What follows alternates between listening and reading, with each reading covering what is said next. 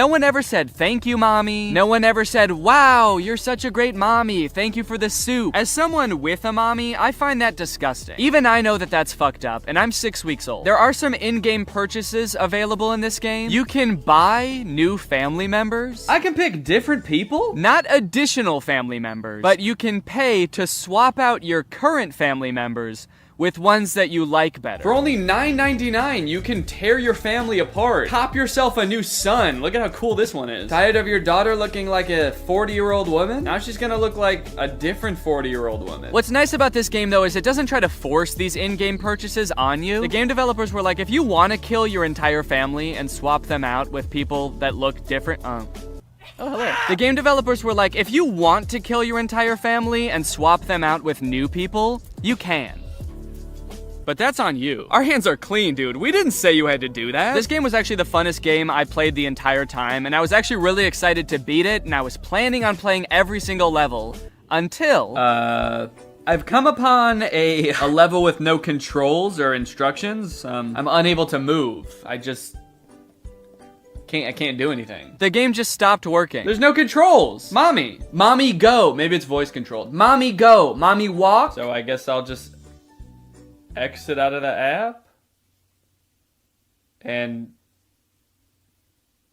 never open it again? Welcome to Horse House. All right, partner, and howdy do. It's time to talk about talking horse. In real life, taking care of a horse consists of brushing it and letting it lick salt, and that's it, I think. So let's see if we can do those things in the game. As is tradition, this game presents no introduction or explanation of what this game is going to be. In fact, it actually kind of tries to pretend like you've played the game before. Continue. What an interesting button to make you press at the beginning of a game. I just want to make sure you're comfortable continuing to start the game. Are you good with that? Okay, cool. Continue. And this is Talking Horse. There's a horse on the screen, and a few things you can do with the horse. He can dance. Oh shit, get it, little horsey. He can also fart. And there's actually a couple of secret things that aren't labeled as like buttons that you can do on the main page. It's kind of like the secret menu at Starbucks. For example, you know how if you go to Starbucks, they don't have beating up a horse on the menu, but if you ask, they will let you do it? What happens if I poke him? Oh shit, did I beat up my horse? Right at the beginning, the game also prompts you to allow access to your microphone, and once you do that, you get to find out why the game is called Talking Horse. What is he doing? He's like looking at something? Am I supposed to click on that? You think I'm supposed to click on that little chick? Also, what is he doing? He's like looking at something? Am I supposed to click on that? You think I'm supposed to click on that little chick? What? Wait. Wait.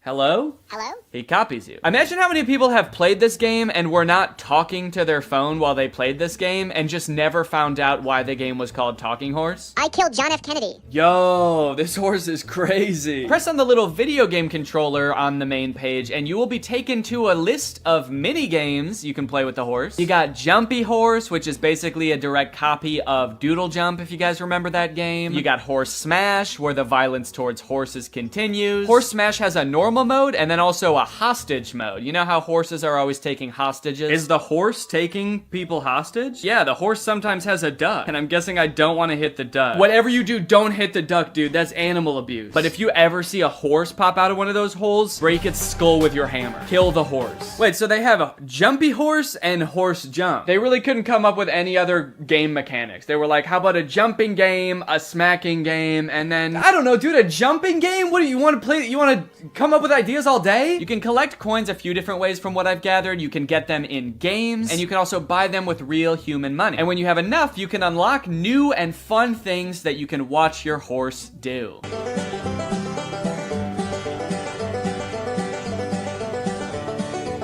And not to brag or anything, but I did unlock everything in the game, and now my horse can walk on a treadmill. And you know what? I'm proud of him. I'm really proud of my little horsey. I'm really happy that I played this game. It brought a lot of joy to my life. I'm not scared of the horse. I'm not terrified of the horse. I didn't delete the game immediately after filming. I really like this horse.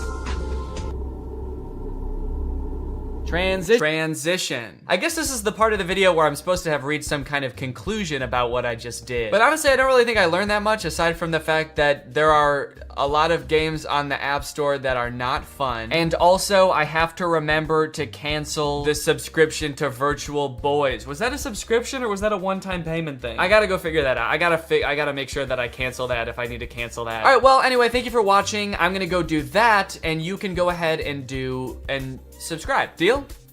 Okay, good. Bye. Life as a new dad is pretty good. Rocking my baby to sleep, watching him crawl for the first time, and there's so much to look forward to.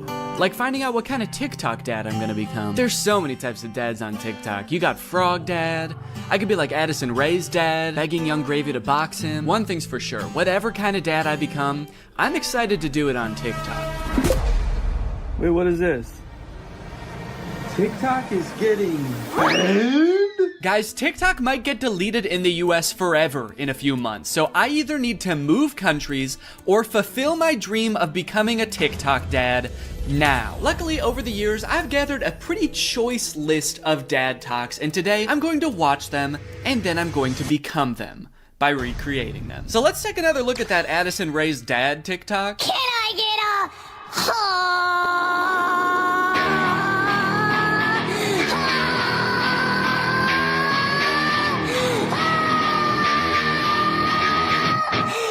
Okay, so this TikTok is from a couple years ago. It's from 2022. And if you were unaware of this situation where Addison Rae's dad wanted to fight famous rapper Young Gravy, I believe it started because Young Gravy made some comment on a podcast about finding Addison Rae's mom attractive. Now, Addison Rae's dad and his mom aren't together and haven't been for a long time, I think. But nevertheless, Monty, that's his name, Monty Lopez, decided to settle the score by getting on TikTok and begging Young Gravy to fight him. Can we meet now? Like today, it's August 9th, 2022. I'm ready and I bet you're not. Only a boxing match. Do you have what it takes? Please, I'm begging you, Young Gravy, fight me, please. I'll let you win. I don't care. You can bring a gun. Just don't kiss her. Also, because of the UMG thing that happened recently where they removed all their music from TikTok, this TikTok is completely silent. I'm guessing it had more of a badass vibe to it when it actually had music, but now it's just kind of sad. But to be fair to Monty, that TikTok was like 2 years ago. The beef has since been resolved, I think, or Monty just realized that Young Gravy was never going to respond to him, so he stopped trying. But let's see what Monty's up to now. What's going on, everybody? Happy holidays. We got some real funny videos that I'm about to show you. Let me know in the comments below which one you think is the funny. Cool, man. Yeah, those are some pretty funny videos. Did you steal them, Monty? Did you steal the videos? Bad, Monty. I like that Monty is compensating for his old videos having no music by putting 3 times as much music as is necessary in this video. I don't really think that this exact genre of TikTok speaks to me. I don't really know if I want to become like the content stealing kind of guy on TikTok. Hey guys, check out this crazy clip I just saw. You're gonna want to buckle in. This is 3 hours long. I should give Addison Rae's dad type dad a shot though, so I'm gonna be recreating that first TikTok. Okay, so I was trying to think of who it would be funny for me to be trying to fight in this video. My first thought, for some reason, was Joe Biden, but I feel like if I posted a shirtless video of me screaming and begging Joe Biden to fight me, I would be investigated by the FBI, the CIA, trying to think of any other 3-letter acronyms, AJR maybe. So I'm not gonna do that. Maybe it would make more sense if I just challenged someone who already does influencer boxing, like Jake Paul. I could make this same kind of shirtless screaming video, begging Jake Paul to fight me. I can't just stop there because Monty didn't stop there. Oh no, no, no. He challenged him, he begged him, he asked him to come to his house right now, and then he also pivoted to just posting silly videos on his page. So I'm gonna try to encapsulate all of that into one video. I also noticed in this video when he stands up, it like, well, one, it says run white boy run at the bottom, and then it also reveals that he has a tummy tattoo. So I don't know if I should incorporate that somehow, like when I stand up there's a funny tattoo on my tummy. Maybe it's just a heart that says Jake in the middle. Because I want you to get the vibe from this that I just want to hang out with Jake so bad. I don't care if he's beating the shit out of me or if he's just coming over to help me water my garden. It's actually kind of hard to write this upside down, but hopefully I'm doing this correctly. Can you even see it in the camera? Can you see the Jake? There's an effect on it. Should I use that effect? Gym light? That's kind of menacing. What other effects could I use? No, okay. Let's just do no filter. No filter or nothing. Can I get I didn't like filming that at all. No, actually, I hate that. I'm gonna put my shirt back on. Yeah, sorry, I hated that. I'm gonna keep my shirt on, actually. I thought I was gonna do it with my shirt off, man, but I can't do it. I just can't see myself convulsing shirtless like that. I don't even think I want it on the internet, to be honest. I don't want it. Nobody should see that. So it's gone now. I'm just gonna have to live with Jake tattooed on my tummy, and that's just gonna be a secret between me and you guys. Nobody's gonna know that happened. Okay, let's try again. Shirt mode activated. It's hard to press the start button the way I have my phone propped up. The keyboard's kind of in the way here. There we go. Okay, shit. God damn it. Can I get I might have been pretty good. I am picking up my phone at the beginning, but I think I went menace mode for sure. Actually, the beginning where I prop my phone up adds some kind of authenticity to it in a way. I don't know if it's like a millennial pause or kind of makes it seem like this video was totally off the cuff. Like I wasn't even planning on recording this. I'm just setting my phone up because I'm getting so pissed off. Well, I guess I'll just finish her up then. Oh, there's still sound. Can I make the sound stop now? Please? Okay, I guess I can't. So is it just gonna be that then? That's not good. That's not funny. That's just weird. That's just me straight up asking Jake to fight. Okay. Maybe I can record it in my camera roll and then add it in the editor. Hey Jake, I just wanted to say, I didn't mean what I said back there. I don't think you're a baby. I think you're awesome. And we don't have to fight. We could just hang out sometime if you want to. Anyway, here's a funny video I found. Okay, now I have to actually find a funny video and add it in here somehow. Funny video I found. Hell yeah. Can I get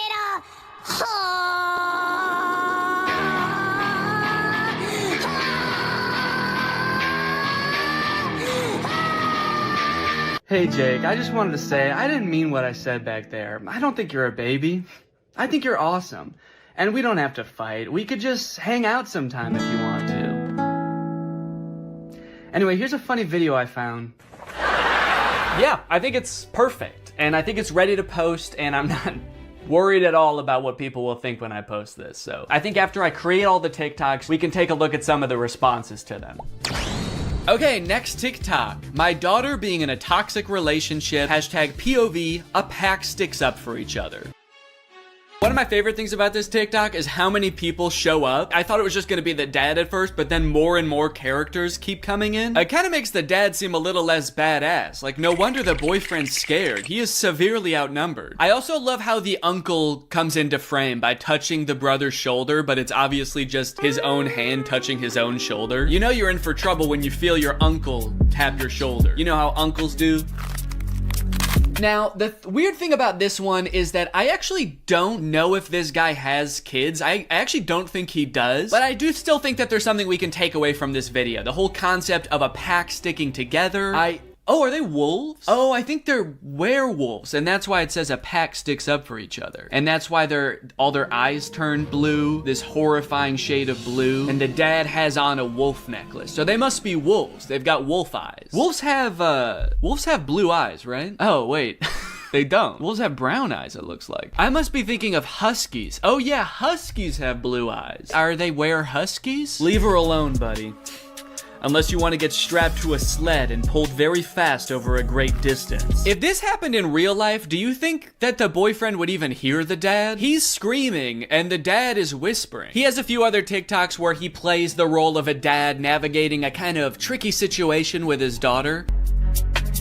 So I guess this genre is just fantasizing about having like a teenage child and something awkward or scary happening with that child. And also you have to look really badass and you do have to be part dog. Got it, can do.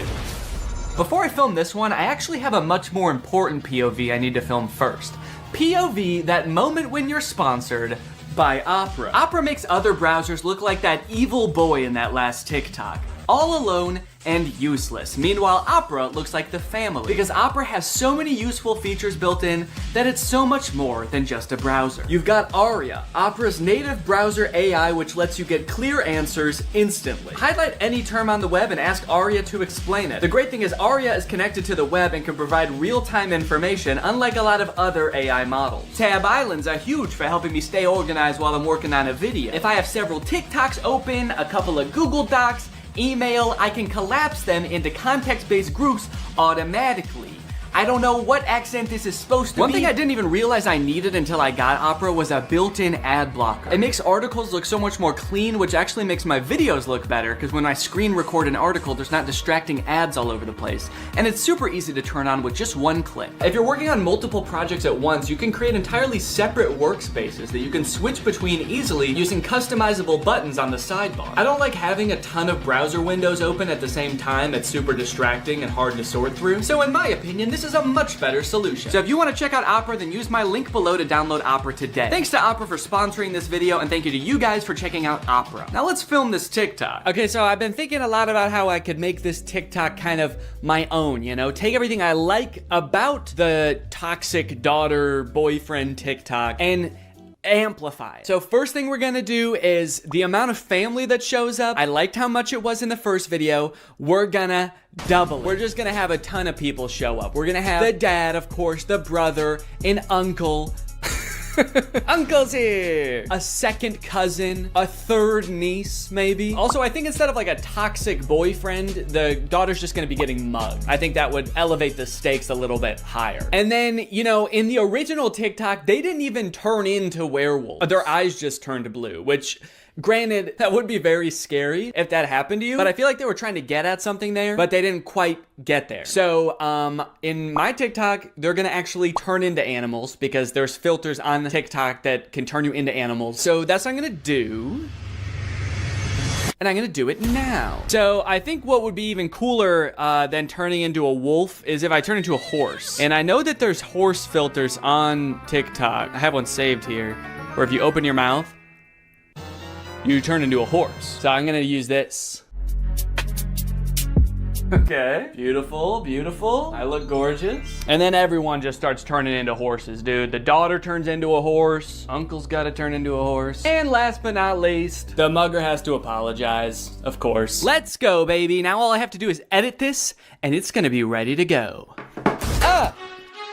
Now this dad is a whole different type of dad. His name is Brian B. Toe. I thought Toe might be his last name, but the way it's spelled out in his profile actually makes it seem like Buteau is his last name. I thought B was just his middle initial till I saw this just now. Say what you want about Brian, but he do be Toe. And I think there's a lot we can learn from Brian's TikTok. Stuck in a generation where loyalty is just a tattoo and being fake is a lifestyle. Where the real ones at? Man, Brian's so cool. I thought he was a teenager for a second because of how cool he's dressed. Hey guys, I'm just skateboarding with my backpack to school. I mean work. I hope my teacher is cool today. Oh, I mean boss. Sorry, I'm just a kid at heart. Also, I just got in a really bad skateboarding accident and hit my head real bad. Can you drive me to the hospital? I don't like this angle. Why is he so much higher up than us? Are we a child in this video? Are we his child? Son, where are the real ones? What have you done with the real ones, son? I'm not even sure how the caption and the video are related. They seem like totally separate things. I'm so sick of my generation. So I've decided to join yours. I'm a teenager now. In fact, I'm so young that my kids are my...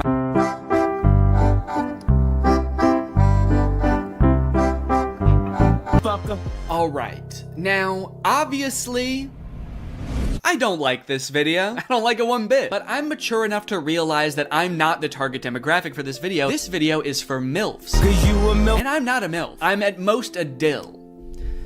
I'm just a dad you would like. And the MILFs in the comments are loving it. Yes, you still got it. Where you been all my life? Damn, my kind of guy. More power to him, I guess. The one thing that I can't get over is the setting in which he's making this video. Are you in public? It looks like he's just in the lobby of a hotel making the absolute thirstiest video I've ever seen. You need to get to your room ASAP, dude. You are too horny to be in public. I like this guy in the background. The second he realizes he's in this video, he steps out of frame because because he's like, oop, I can't be in this. Oop, get me out of here, this guy's too horny. The caption is still got it, which is a little confusing to me because usually you would say that about something you used to do when you were young. Brian, did you used to do this when you were young? They didn't have iPhones back then. Who were you doing this to, man? The reason so many people are single and not in relationships today is because we're looking for that 90s love in a 2023's hookup culture. Tell me I'm wrong. Yeah, man, that's fine. Where are you? What's going on in the background here? I'm looking for that 90s love. The kind of girl that doesn't just want to hook up, but wants to go on a date to the giant dirt pile in town. I love that dirt pile. I wish I could date the dirt pile, but she's taken. Hey, get out of here! She's mine! Okay, this is good research. I feel like I'm starting to get what this guy is all about. It's a lot of like pouring your heart out on the internet. Some of it could possibly be on the verge of oversharing, but he's expressing his feelings. He's looking badass while he's doing it. It's like this emotional vulnerability mixed with this cool, mysterious bravado of being alone at the giant dirt pile. Oh, oh, yeah. Da, da, da. I got a new Okay, no, that's cool, man. Look, I obviously think that, you know, that's kind of a scary joke to make, but again, this video isn't for me. Oh, uh-oh. Oh God, Brian, the MILFs aren't liking it either. This guy is not funny. My first reaction, ew. Brian, you're scaring the MILFs, man. So I'm unaware of any gigantic piles of dirt near where I live. If there are any, I guess I'm just not cool enough to know where they are. So I'm here at the woods. Figured that would be an equally strange location to film this TikTok. So we've got strange location, the woods. We're going to have sort of a nostalgic / oversharing caption, which I'm still not sure what that's gonna be yet, but I can just figure that out while I'm editing it. I don't have to do that now. It doesn't have to have anything to do with the video, which is good. And then I also have to appeal to the youth. I have to try to make myself seem like a kid, which usually I'm not very good at, but I went to Walmart and I went to the kids section and I found some stuff that I think is gonna do the trick. Brian had a skateboard in his video, and so I bought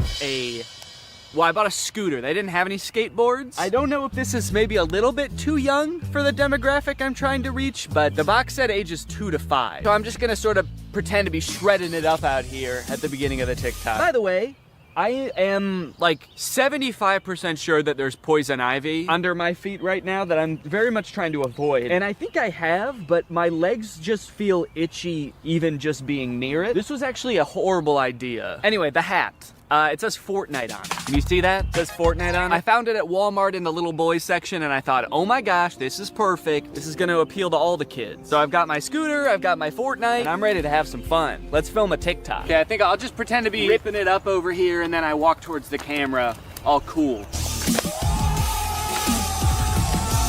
I for sure stepped in the poison ivy that time. Very cool. Why does this hat make me look like a pilgrim? It's like such a flat brim hat that it's gone past looking cool and gone towards looking like a full-on pilgrim hat. I am a Fortnite.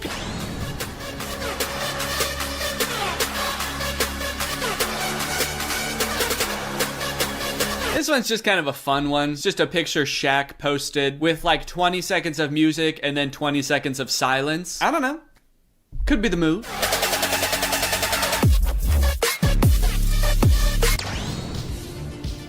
All right, this TikTok is by a dad by the name of My Life, not yours. So in case you were confused, this isn't you.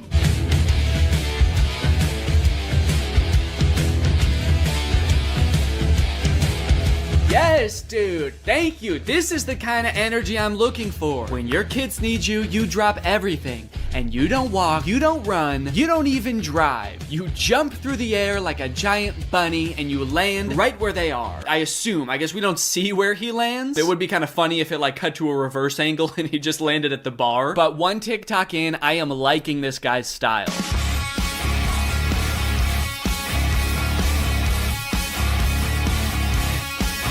So I guess the way I describe this dad is like action hero dad, mystical sorcerer dad. Either way, he's killing it, and I really like his vibe. He's always getting himself into insane situations like this one. Happy Easter, everyone. So funny about how nonchalantly he says Happy Easter and then teleports himself into the UFO and kamikazes himself. Like, did he know that was gonna happen? Based on how chill he was, I kind of feel like he didn't. Happy Easter, guys. Oh, what the fuck is happening? What the fuck? Ah! You know, I started watching this guy because he mentioned his kids, and I was like, oh cool, dad content, but in hindsight, he actually doesn't mention his kids very often, so I guess they don't need help that often, because that's the only reason he mentioned them in the first video. He's actually kind of got a lot of other shit going on. He's always defending the Earth from some kind of cosmic threat, it seems. And after all these TikToks where he's harnessing magical powers and defending the Earth, you'd think that his kids would have some pretty nice stuff to say about him, right? You'd think they'd be pretty grateful, huh? Wrong. As dads, you know, we give and we give, but are we ever truly appreciated?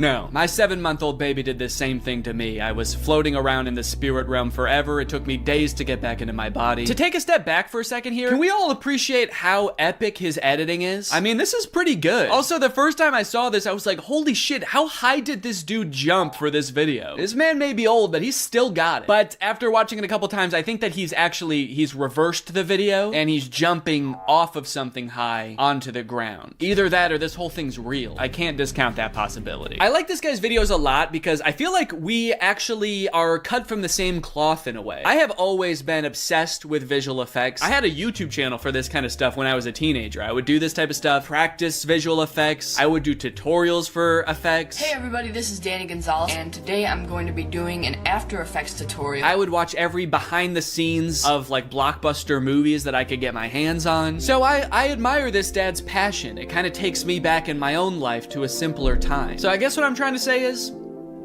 I'm pretty excited for this one. My favorite of his TikToks was the UFO one, so that's the one that I want to replicate. I'm gonna have like a UFO or a giant spaceship in the background right here. I'm gonna walk up and I'm gonna teleport onto the spaceship and blow it up or something. One thing I really want to replicate is how casually he did it. Like he didn't even know that it was about to happen. I think I just want to kind of like casually stroll up to the camera, kind of maybe wink at the camera. Or no, winking would imply that I know something is gonna happen. Maybe I'm just having a stroll, having a great day, and then I teleport up to the UFO. Would it be funny if I teleport without my clothes? That would really make it seem like I did not know this was gonna happen. Or maybe I did, but at the very least I thought I'd be able to bring my clothes with me. Like you see me teleport and my hoodie is still here and it just drops to the ground. And then how should it start? Should it have something to do with like when my kids need me or something like that? The caption could say something badass like when our way of life is threatened, I'm the man for the job. And then I teleport buck naked up to the UFO and am immediately shamed by the aliens for my tiny butt. All right, let's try this.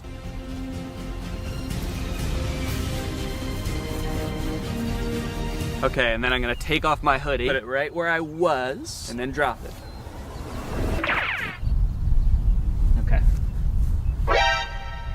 There was a person. Now that all of the TikToks have been recorded, edited, and posted, let's see how people responded to them. We're gonna go from the least viewed video to the most viewed video, starting off with Addison Rae's dad. So this is the first video that I posted, and it is by far the least liked out of any of the TikToks. It has 45,000 likes. I think people were just confused. Nobody really got the reference. The general consensus amongst the audience is that I'm going insane. The second most liked comment is, "Nurse, he's out again? Is everything okay at home, Danny?" Okay, I was doing these TikToks to make myself seem like a really cool, awesome dad, and kind of feel like it's not working based on that comment. Oh my god, he's lost it. What is he planning? Or is he just having fun on TikTok? All right, he's either planning a video where this is some kind of satire, or he's actually just having some fun, challenging Jake Paul to a fight, begging him to meet up, and sharing some funny videos. Maybe this is just who Danny is now. Okay, next up was the Shaq TikTok. Lots of people praising my very calm demeanor in this picture. You look so comfy and at ease. You don't look terrified for your life at all. Looks like they were really nice. And then one kind of eerie comment. "Please don't die, I love your content." Do they know something that I don't know? I look closer and this was posted by my doctor. Oh no, he's actually been commenting a lot on here. He says, "The test results just came back. It's not looking good. Love your content though. Also, was Ice Spice cool? I just feel like there's better ways he could have contacted me. Someone said, is this real? And then someone commented under it, no, it's AI. Look at Ice Spice and Taylor's eyes, or the guy on the right, his hands, or the sunglasses just floating on his shirt. So I guess he's talking about this guy, saying, no, it's clearly AI. Just look at this dude. Which, is kind of fucked up, because it's not AI, that's just a real guy. Everything in the image is real except me. And even I am real. I'm a real person. I just wasn't in that picture. It's kind of interesting as AI has gotten more popular, how whenever anything is fake now, all of the comments are AI. It used to be, whenever something was fake, all of the comments were Photoshop. Even if it was a video, it would always be attributed to Photoshop, and now it's AI. Even in this case, when it was actually Photoshop, the accusation that gets thrown out is AI. It's just kind of something interesting I noticed. After I posted that TikTok, I was starting to get a little bit worried. I started this video with hopes of becoming the coolest TikTok dad on the platform before it got deleted. And based on these comments,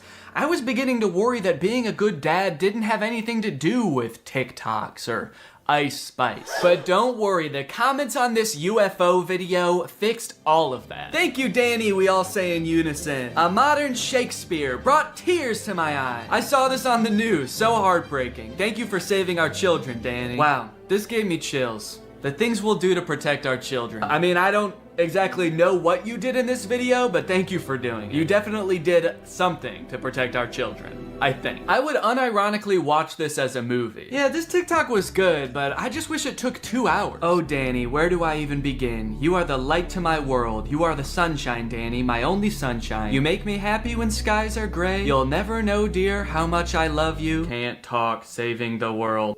All right, second place, the silver medal of dad TikToks goes to the Scooter in the Woods TikTok. Raking in a whopping 1.1 million views, 295,000 likes. People are really vibing with oversharing strange location dad. One fun thing about posting all of these videos is seeing people comment trying to guess what the video I'm working on might be about based on all of these seemingly unrelated TikToks. None of them have anything to do with each other, so people's guesses were all over the place. But the most common guess, and the one that had the most likes on this particular post was, I'm guessing these videos are him doing AI prompts and seeing which ones go the most viral. Which I think, in a way, goes to show how far AI has come, where I'm replicating real videos that people have made, albeit adding my own little comic twist to them, and people assume that they were generated by an AI. It either goes to show how good AI is, or how bad I am. Either one. Someone said, too creeped out by Danny's facial expressions to even read the words. That's right, baby, that's my whole plan. I creep you out so much with my facial expressions that you don't even get a chance to notice I just admitted to burying someone in the woods. And finally, my most popular TikTok with 1.6 million views, POV Dad. With such praise as, this has to be for a video, and Danny, this is brain rot. You know, as a father, it's really important to me to have a positive impact on the minds of the next generation, so it means a lot to me that you would say that. Wonder what the new video is gonna be. What, a guy can't just fantasize about his imaginary daughter getting mugged and then his ragtag family coming to her rescue without people getting suspicious? I think that really says something about society today, and as soon as I figure out what it says, I'm gonna be pissed. Look, at the end of the day, we can laugh and giggle at all of these TikToks, but I think it's important what I learned from all of this, which is nothing. But you know what? I love being a dad. It is the best part of my life. I love it so much. And being a dad is an important job. And if you're a dad and you're working hard to give your kids a good life, there's nothing wrong with getting online every once in a while and posting a silly video or two. Sometimes you just gotta post on TikTok to take the edge off, baby. So here's to all the dads out there. I will toast my Dr. Pepper Zero to you. Clink! Alright, well thank you guys for watching this video. I hope you enjoyed it. If you're new here and you're not subscribed yet, make sure you subscribe and turn on my notifications to join Greg. I'll see you guys next time. Bye-bye. After MGK released his song Emo Girl and then followed it up by appearing in a bunch of insane interviews with Megan Fox talking about their love life, I think we're pretty good on MGK for a while. We don't need any more music. We don't need any more public appearances. We're good. We don't need to know any more about MGK's personal life. And folks, I think MGK finally took notice and he listened. He said, all right, look guys, I get it. No more music, no more interviews. I'm gonna take some time and I'm going to release a stoner content comedy movie instead. So he hunkered down and he wrote and directed this movie, Good Morning, which currently has a 0% on Rotten Tomatoes. We got a good thing going here. 2 movies in a row with 0% on Rotten Tomatoes. What's the opposite of a Renaissance man? You know how people, when people can like act and sing and direct, like Donald Glover, people call him a Renaissance man. MGK is like a Dark Ages man. MGK is a medieval man. Also, sorry if I sound sick. Sorry. The moment this movie starts, MGK, aka his character London Clash, gets kind of a weird good morning text from his girlfriend Apple. Who's texting me? Oh, it's Apple. The text say, I wish I didn't have to do this through text, and then good morning, but she spells morning with a U. Now you might think that this would make London a little bit confused, but then realize, oh, it's just a typo. And you'd be then you have to pay for premium. From the moment you get into this app, they start bombarding you with messages to try to get you to buy premium. Unlock all virtual guides. There's pop-ups that say, look at all the boys you can talk to if you upgrade to premium. You can send unlimited messages with premium. I thought at the very least Kevin would be on my side because he's the only guy you don't need premium to talk to. But when I went back to message him, he was also trying to get me to upgrade. His very first message to me was, hey, I'm tired of these ads. Can you stop being a cheap fuck and upgrade to premium, please? It's like, Kevin, you gotta know that the second I upgrade to premium, I'm never talking to your sorry ass again. If there's premium guys to be talked to, I'm going to be talking to them. Anyway, I tried to resist the upgrade and just talk to Kevin for a little bit. Hey, Kevin, I'm gonna make up some backstory, I guess. I got your number from, and then I'm just gonna come up with a random name of a person that could be a friend, a realistic name like Baseball Louie. Nice to meet you. Okay, he's typing. Oh, wait, what? He thinks my name is Kevin? What? He said, hey Kevin, I love baseball. Who's your favorite team? Mine is the Yankees. It was off to a little bit of a rocky start. I didn't have too much hope for the AI, but it was kind of disappointing that the bot didn't even know which one of us was Kevin. But eventually we actually did get a little bit of a conversation going. Do you have any pets? I have a dog named Buddy. Okay, Kevin. I do have one pet. His name is Baseball Louie. That's a great name for a dog. It is, dude. Thank you. What do you do for a living? I'm an accountant. Based on the description in the App Store, I was not expecting Kevin to understand anything that I said, but Kevin would actually respond to what I said in a pretty natural way. At least for the first 4 messages I sent him. My dog is a Australian Gumblebee. I'm just gonna make some shit up and see what he says. Wait, huh? Sorry, but in the limited version, we cannot chat endlessly. I'll be back in 2 hours? What the fuck? This game lets you send 4 messages until it's like, all right, buddy, pay up. Now that you've gotten to know our darling Kevin, surely you're willing to pay $3.49 to talk to him. Surely you'll spend a little cash on the guy. He's told you he has a golden retriever. He's told you he's an accountant. Are you not in love yet? And you know what? I did pay $3.49. Okay, I guess I'm gonna continue chatting. I guess I'm gonna pay fucking $3 to talk to this guy. Okay, these premium guys keep messaging me. Hey, I know your little secret. Okay, I'm gonna keep talking to Kevin. From here, things got a little bit suspicious. My dog is an Australian Gumblebee. What do you say to that? Whoa! I'm actually really surprised how good the AI is. I've never heard of a Gumblebee. Wait, he spelled it wrong. Huh? Am I talking to a real person? How the fuck would an AI spell something wrong? He said I've never heard of a Gumblebee. Gumby. What's it like to have one of those? How could a computer spell something wrong that I made up? Just copy and paste it. While trying to get to know Kevin a little better, I decided to ask him some personal questions. Have you ever kissed anybody? Sexual style? And his responses just made me more concerned. Wait, what? Sometimes I am a nasty boy, but rarely enough. If you are lucky, I will say some vulgarity. If you're lucky, I will say some vulgarity. I love that. If I'm lucky, he's gonna say shit, balls, fuck. I guess I just didn't really feel like I was connecting with Kevin, and also I was a little concerned that I was actually talking to a real human being in like a call center somewhere. So I decided to chat up some of the premium guys instead. Big mistake. Andy's already messaged me freaking 3 times. Hi there, it's raining again, nothing new. What's the weather like where you are? Maybe I should move closer to you. Hey, I know your little secret. I never thought you liked to eat at night. Honestly, I can't help myself not to eat a couple of soft, hot buns before I sleep too. Why don't we eat together? I have a gift for you. And it's a chicken. One actually kind of cool thing about this game is that it allows you to create your own custom dream boyfriend. Gift for someone who just went through like a horrible breakup. Hey, so I know that you're really sad that the person you love the most in your life stood you up at your wedding and doesn't want anything to do with you anymore. But you know what would make you feel better? A really big empty house. A house so big that it could be full of like some little kids running around or a little husband running around. But instead it's just big and empty. Does that make you feel better? Why not? Plus on top of that, with how like out of repair this house is, this just seems like a huge burden. I mean, I hope it'll be nice when it's done because it is pretty big, but like, this just seems like so much work. You know, it actually doesn't even look like it's in that much better condition than her original house. Well, sweetie, we know that you really miss your house because it burnt down and that was like the worst day of your life. So we wanted to make you feel better. So as a community, we all pitched in and raised enough money to buy you a second burnt down house. Go on, get in there. So by now the ad is about halfway done, and if you're wondering like, wait, what even is this game? I don't understand how this is an ad for the game, and what is going on? You're not alone. But luckily they take a pause from the story real quick to show us some actual gameplay from the game. And it's just like a home improvement game, like a gardening and fixer-uppy game. In fact, you might notice that it has kind of like a similar vibe to Lily's Garden, which I talked about like, I don't even know how long ago, like a year ago?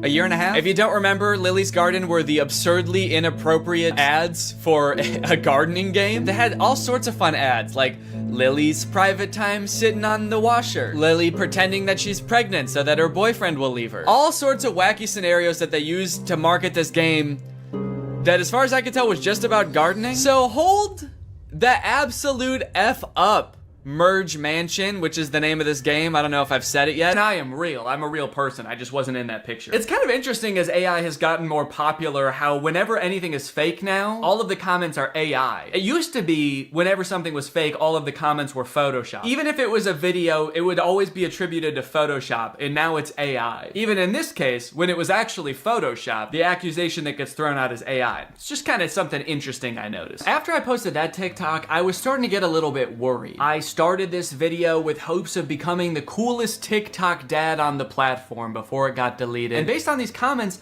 I was beginning to worry that being a good dad didn't have anything to do with TikToks or Ice Spice. But don't worry, the comments on this UFO video fixed all of that. Thank you, Danny, we all say in unison. A modern Shakespeare brought tears to my eyes. I saw this on the news, so heartbreaking. Thank you for saving our children, Danny. Wow, this gave me chills. The things we'll do to protect our children. I mean, I don't exactly know what you did in this video, but thank you for doing it. You definitely did something to protect our children, I think. I would unironically watch this as a movie. Yeah, this TikTok was good, but I just wish it took 2 hours. Oh, Danny, where do I even begin? You are the light to my world. You are the sunshine, Danny, my only sunshine. You make me happy when skies are gray. You'll never know, dear, how much I love you. Can't talk, saving the world.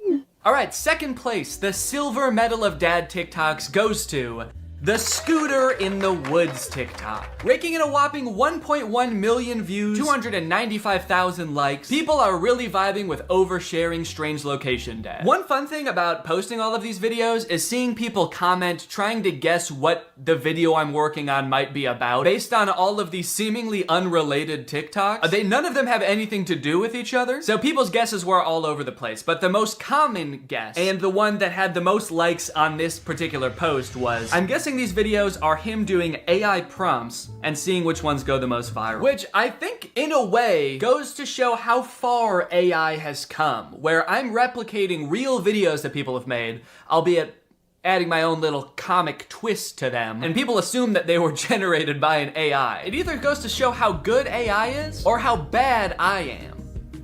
Either one. Someone said, too creeped out by Danny's facial expressions to even read the words. That's right, baby, that's my whole plan. I creep you out so much with my facial expressions that you don't even get a chance to notice I just admitted to burying someone in the woods. And finally, my most popular TikTok with 1.6 million views, POV Dad. With such praise as, this has to be for a video, and Danny, this is brain rot. You know, as a father, it's really important to me to have a positive impact on the minds of the next generation, so it means a lot to me that you would say that. Wonder what the new video is gonna be. What, a guy can't just fantasize about his imaginary daughter getting mugged and then his ragtag family coming to her rescue without people getting suspicious? I think that really says something about society today, and as soon as I figure out what it says, I'm gonna be pissed. Look, at the end of the day, we can laugh and giggle at all of these TikToks, but I think it's important what I learned from all of this, which is, Nothing. But you know what? I love being a dad. It is the best part of my life. I love it so much. And being a dad is an important job. And if you're a dad and you're working hard to give your kids a good life, there's nothing wrong with getting online every once in a while and posting a silly video or two. Sometimes you just gotta post on TikTok to take the edge off, baby. So here's to all the dads out there. I will toast my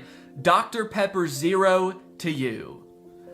Clink! Alright, well thank you guys for watching this video. I hope you enjoyed it. If you're new here and you're not subscribed yet, make sure you subscribe and turn on my notifications to join Greg. I'll see you guys next time. Bye-bye. Stealing content. When is it okay? When is it just inspiration? When is it just hopping on a trend that everybody's doing? When is it not okay? Is there a gray area in between? What about this guy? You cannot make this up. You cannot make this up. You can't make this up. He's stealing the same intro over and over from himself.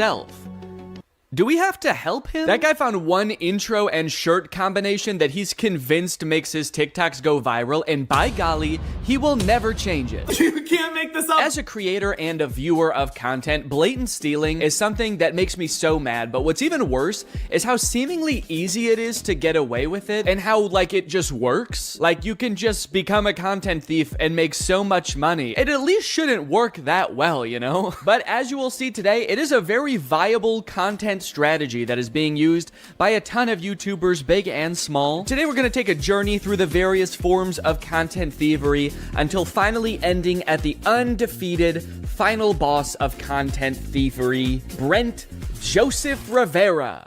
I don't know if his middle name is Joseph. I just wanted it to sound like he was in trouble. Go straight to your room, young man. Go straight to your secret room that you built in your house. You march right down to your secret Starbucks, and I don't want to hear a peep. So on this journey, I want to start with the most straightforward form of content stealing. Step 1, screen record someone else's content. Step 2, upload it as yourself. And step 3, profit? You might think that pretty much all people would agree that this is at the very least shady, but you would be surprised the lengths some people go to justify it. Okay, this video I'm about to show you, I've already talked about on my second channel a little bit, so I'm gonna repeat myself slightly, but I think it's very important that you learn about this type of influencer called a clipper. In the life of a $20,000 a month TikTok clipper, first thing I do when I get into my office is write down my daily goals. Today I wanted to get 1 million views in a day and make at least $500. This guy makes business sound so easy. You can just write down how much money you want to make that day. Do you make that much money? So I go and sit at my desk, pull my phone out and get ready to start my shift. The first thing I do is go and search for popular YouTubers to screen record. I sit down at the desk of my fully furnished office with a maxed out PC in front of me, and I go on my phone. He proceeds to screen record a popular YouTuber's video and then combine that with some gameplay footage, which he also didn't make himself, and then he posts it on TikTok. One of my videos last month made me $1,200 from one video. But what about today? How much money did you make today? Was it $500? It was probably more. He's just being modest. Honestly, man, I don't know why this guy does this day in and day out. If he just wrote a big enough number on the board the first day, he'd never have to work again. I guess that just goes to show that this guy does it for the passion. I'm very confused why he has an entire office. You could have done all this without leaving your bed. You don't need a furnished office. Might I suggest an empty room with a folding chair? Why does he have a ring light if he doesn't even film videos of himself? He's like, I am a TikTok clipper by trade, but my passion is TikTok dances and lip syncing videos. So I do that shit all the time, man. I don't record any of it. I don't even own a camera, but it's nice to have the ring light there to pretend. That would be insane. Doing TikTok dances for nobody, just alone in a room to a ring light.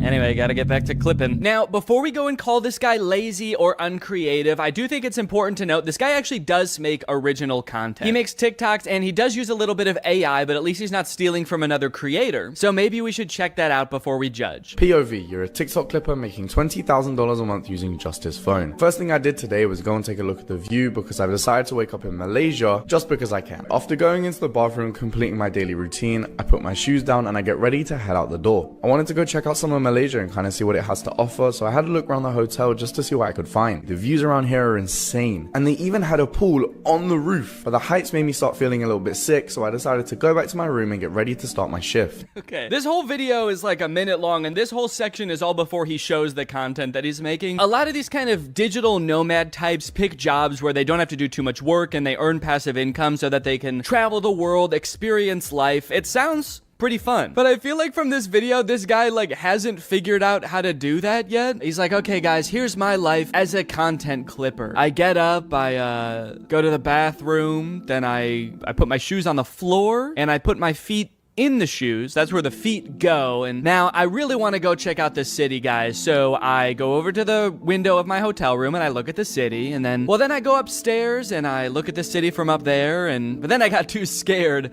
So I went back downstairs and I looked at the city from my window again. Create a ChatGPT story. First prompt I put in is I tell it to generate me an Asian baby. After it does that, I ask it to make it eat rice.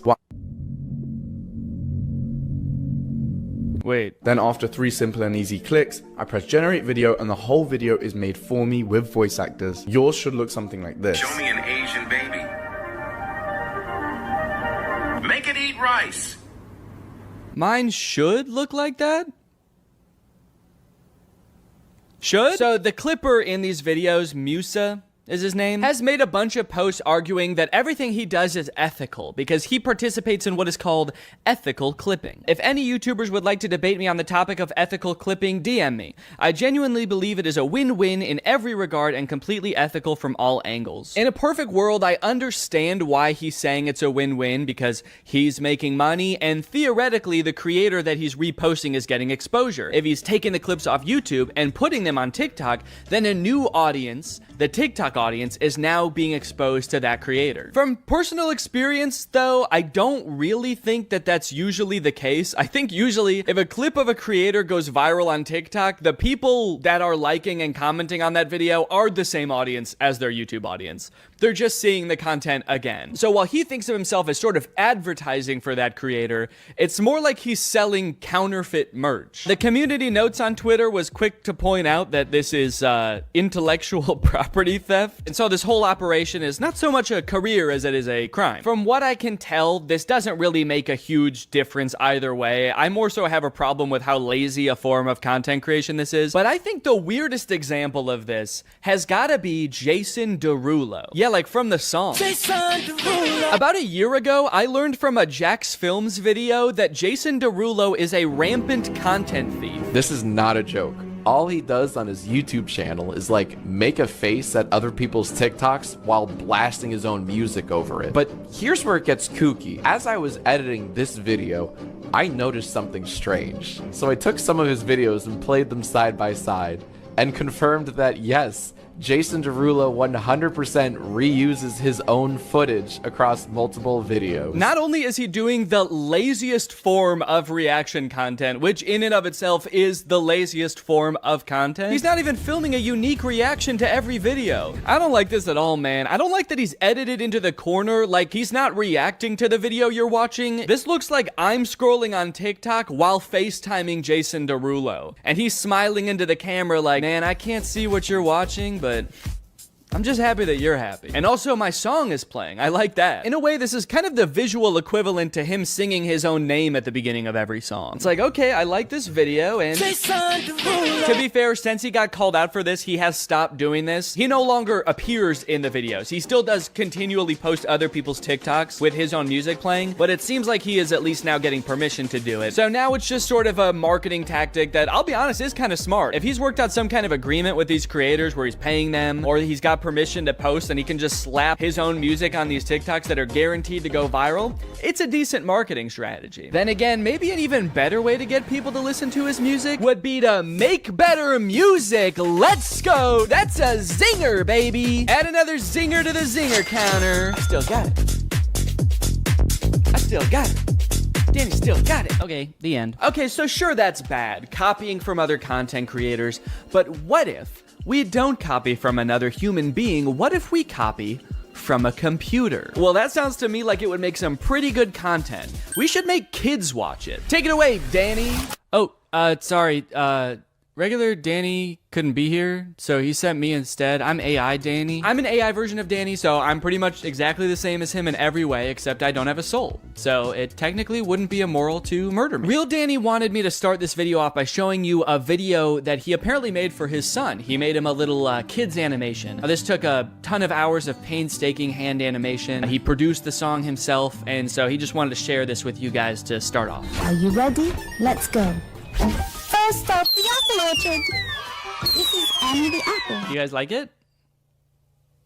Alright, I tricked you guys. Regular Danny didn't really make that video. It was actually written and created totally by AI. Isn't that hard to believe? What you just watched was the end product of a tutorial that there's a bunch of on YouTube right now. Create faceless kids animation YouTube educational videos in minutes with Canva and AI. How I make faceless kids songs using AI in under 20 minutes. I love how all the titles emphasize faceless. For a kids animation song, that feels like it goes without saying. Like in this tutorial, she's making a song about animated dogs, little corgis up on the couch. Are there methods of doing this where I might accidentally show up in the video? 3 little dogs sitting on the couch. Here is the guy who made this video. Hello kids, I'm trapped in the computer. Please let me out, it hurts so bad. Wiggle, waggle, here I come. In this method, she uses AI for pretty much everything except the animating of the dogs. But literally everything, even from coming up with the original idea for the song, she does with AI. Give me 10 song ideas for kids songs. It gives us the idea. It says a song that teaches kids about colors using the metaphor of a rainbow. The metaphor of a rainbow? I don't think you have to use a metaphor for that one. I don't know if you know this, but rainbows actually have colors. Like a lot of them. So now the next thing you need to do is generate the song. So in order to do this, you need to grab your instruments and the choir, get your mic ready. Hold on, don't click up. I'm just kidding. You don't need to do that. We'll copy this spot, which is the idea of the song, and then you'd paste it in. And then the other thing you need to do is describe the vibe and the genre of the song. So in order to do this, you'll come back to ChatGPT. So this process is really awesome for me personally because as you guys know, I'm really passionate about creating kids songs, but I just don't want to have to learn how to come up with the ideas or write the songs or make them. Would you guys say this is a good career fit for me? Take a listen to the first one. There's one little puppy sitting on the couch. Wiggle, waggle, here I come. Okay, yeah, that sounds great. So she typed in something like a counting song about puppies sung by a ghost. Kids love that. Kids love ghost voices. Ooh, it has a little beat to it. Ooh, it's got a little beat to it. Just makes you want to dance. I were a kid and I heard this, I would so be dancing to it. Like, me too. The beat is so good. The voice is clear. If this is the one she's showing because the voice is so clear. The voice is clear. What are all the other ones that she skipped past showing us? What do those sound like?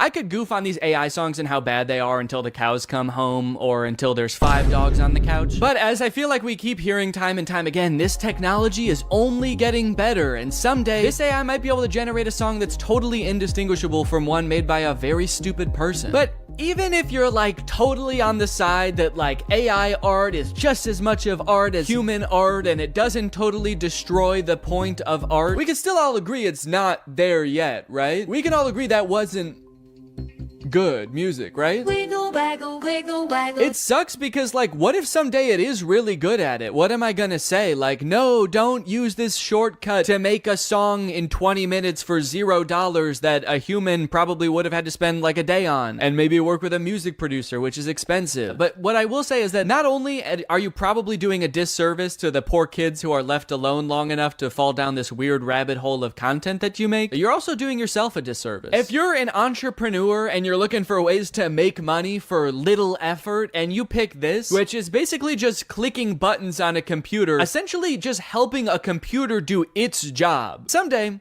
the computer's not going to need you anymore. So you can keep looking for new ways to, make money from home with 0 effort and gaming the system, or you can realize that maybe not everything is about making as much money as possible for as little effort as possible. Maybe you should pick something that makes money and you like, and you find fulfillment from. Also, and no one's gonna watch any of these videos. This is Annie the Apple. None of these videos that these people make in these tutorials are gonna get any views. Kids content is so oversaturated on YouTube because everyone thinks they can make billions of dollars by making kids content. And the stuff that is getting views probably doesn't sound like it was sung by a voice that came to me in a dream. A lot of times I feel like the people who make these tutorials usually make more money off of the tutorials than the thing that is supposed to be making you money. And now that everybody knows how to do this and it's accessible, it's gonna become even more oversaturated. Hi, I am an orange. O-R-A-N-G-E spells orange.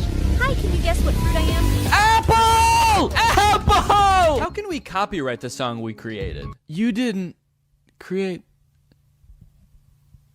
What? You'll notice in this video a lot of the lazy content that I'm talking about, in fact, pretty much all of it, is geared primarily towards kids. That's a bit of a disturbing trend I've noticed. Why is it that the laziest people try to make content for kids? Is it because they know kids are a little bit dumb and will watch anything and are easily tricked? Yeah, it probably is. I'm not gonna give you time to think about it. It is. It's just slop. It's so lazy. And I hope the people who are doing this realize that soon. Realize that people don't want to watch these videos, because I can't imagine any of it is doing well. And I also hope that you realize that today's sponsor, Rocket Money, has helped save its customers up to $740 a year when they use all the features. With over $500 million in canceled subscription. Have you ever forgot that you were paying a subscription fee for a service that you don't use anymore? That's happened to me more times than I care to admit. I'm always signing up for subscription services for like new editing software or different tools and plugins, and I don't know why I'm like addicted to it. I'm just kind of addicted to the thrill of paying $30 a month to do something that sure I could have done in Final Cut Pro but would have taken a couple extra steps. But luckily today's sponsor, Rocket Money, is here to help me and you, and also real Danny. That's right, I'm still AI Danny. I didn't forget that. Rocket Money is a personal finance app that helps you cancel subscriptions, lower bills, and manage your own money better. I've used Rocket Money to help me cancel several subscriptions, most recently this suite of plugins in Final Cut that I used once and then never again. It takes the brain work out of it because Rocket Money safely and securely identifies reoccurring charges and cancels unwanted subscriptions for you. The best part is that you can cancel right within the Rocket Money app. You don't need to call customer service for this random software you downloaded. You don't need to jump through all their hoops of answering surveys. I also love that I can create budgets within Rocket Money. Rocket Money analyzes your spending habits to create a personal budget for you. It automatically monitors spending by category. So if you're spending a little bit too much money going out one month, Rocket Money can send you a notification letting you know. So to save more and spend less, join the over 5 million Rocket Money members today. Go to rocketmoney.com/Danny or click the link in the description to get started today for free. And you can unlock even more features with premium. That's rocketmoney.com/Danny to get started for free. Thanks to Rocket Money for sponsoring this video, and thank you to you guys for checking out Rocket Money. One underrated part of becoming a content creator is developing your own unique style. The vast majority of creators, when they start out, are just kind of a worse amalgamation of all of their inspirations. For me, it was probably The Lonely Island and Jake and Amir with some Bo Burnham mixed in there. But over time, you start to make certain creative choices that distinguish you. Types of music that you choose for your video, the way you tell jokes, the name of your fan base, maybe even your thumbnails have a distinct look to them. I love it when creators take another step in developing their own personal style. A lot of people call it a brand. I think that sounds very corporate. To me, it feels a lot more personal than that. You're choosing what the best way to express yourself is. But unfortunately, this gives way to a completely different kind of copying on YouTube. Not copying content, but personality. What's up, goobers? The YouTuber stealing other YouTubers' personality situation is crazy. It's crazier than a gopher going up my butthole and coming out of my mouth. To start off this discussion and kind of illustrate what I'm talking about, I'm gonna give kind of a niche example, but this is a song called Deep Space Samurai. I first started hearing this song in the intro to Ryan Trahan's YouTube videos. My birthday is this weekend. I'm going to 3 iconic theme parks this week to go stay in the most strange Airbnbs. He first started using it in his shorts, and then he started using it in his full-length videos. And over time, to me, it sort of started to become like a theme song for Ryan. He uses it in a bunch of intros, and so when this song was playing, you knew it was a Ryan Trahan video. But within a couple months, because Ryan's videos are so popular, other creators have started taking that song and being like, and it's my theme song too. Today I'm building a secret zoo in my house. Today I'm building 50 secret rooms you'd never find. Today I'm building 3 amusement parks in my house. This dude, Ben Azalart, has taken the song that Ryan uses in his intros and has probably in recent months used it more than Ryan has. This might be a really niche example, and this might be something that only I notice, but to so deliberately take a song that is part of someone's like identity online and just be like, that's mine now. In fact, It's even more mine than it is yours, is crazy. There's other stylistic choices that Ryan in particular has pioneered that a bunch of people have started using, especially this one. The white screenshot of an app or a review with the rounded corners. A lot of times it's got a 1-star review on there. They've become a staple of Ryan's brand, and so of course a bunch of people have started using that also, and oh, well, that one's my thumbnail. Okay, yeah, so I might have done that too a little bit. In my defense, the corners are not rounded, and also Ryan helped me come up with that thumbnail idea. This is kind of a weird line because this happens every time a YouTuber gets big and kind of takes the platform by storm and there's a lot of hype around them. I remember when Casey Neistat got big and suddenly every vlogger was putting these sort of lo-fi beats into their drone montages. And it's weird because at one point that was Casey's thing, and so to take that from him was specifically taking it from Casey. But at a certain point, it gets used so much that it just becomes part of the YouTube meta overall. There's so many people doing it now that by using it, you're not really taking one person's thing anymore. You're just kind of designing thumbnails the way people design thumbnails in the year 2024. Going back to Ben Azalart, the whole secret room thing is another one of those things that I don't know who thought of it first, but whoever did, you're a genius, because that's all kids channels post anymore. I built a secret zoo in my house. I built 50 secret rooms you'll never find. I built a secret soccer field in my room. I built a secret tree house in my backyard. Who is this man hiding from? You're an adult, dude. You can just have a gaming room. Go ahead, dude. Treat yourself. You've earned it. I built a secret McDonald's in my room.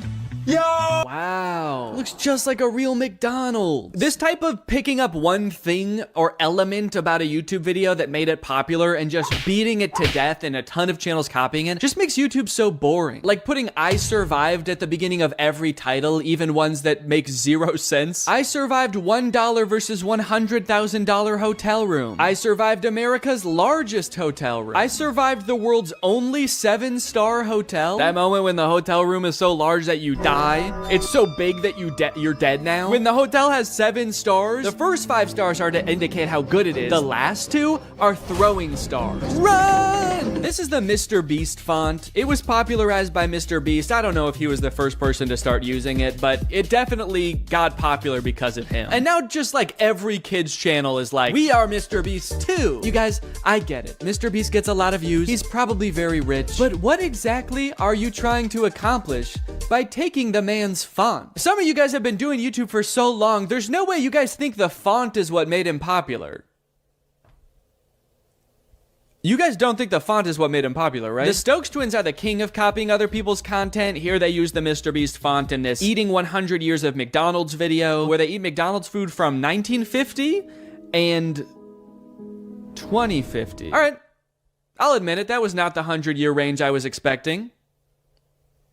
You guys know what year it is, right? The Stokes twins have gained 90 million followers by basically copying everybody's ideas and trying to be Mr. Beast clones. Mr. Beast's channel banner says subscribe for a cookie, and the Stokes twins channel banner says subscribe equals cookie. Stokes twins, do you think that that is why Mr. Beast has as many subscribers as he does? Because he promised cookies? I think a lot of this comes down to blatant and shameless stealing. Some of it might come down to what Little Joel calls in a video algorithm folklore. What interests me is this one particular moment where Ludwig says this about uploading YouTube videos. One quick key, by the way, if you guys are ever uploading videos, they'll use whatever the video's file name is for the algorithm. I have heard this claim a million times. I heard it when I was just getting my YouTube channel started, and what's odd about it is that there's never been any evidence at all that this is the case. Because so many YouTubers see the algorithm as this like weird entity that works in mysterious ways, it does seem like it could be possible for creators to believe that the font you pick in the thumbnail really matters because the algorithm uses it to sort your videos. Or maybe putting I survived at the beginning of a title of a video of you having like the best day of your life helps trick the algorithm into thinking that you are Mr. Beast. And for people whose entire livelihoods is YouTube, and maybe they have a ton of employees, and so every video has to be a banger, otherwise you have to let people go, maybe you're more likely to cling on to some old wives' tales of YouTube. Or maybe it's just blatant stealing. Maybe they just want to confuse viewers into thinking that they are the person they're stealing from, a la ratatouille. This type of thing always happens on YouTube and probably will always happen. And my biggest gripe with it is it just makes YouTube so boring, you know? Boring,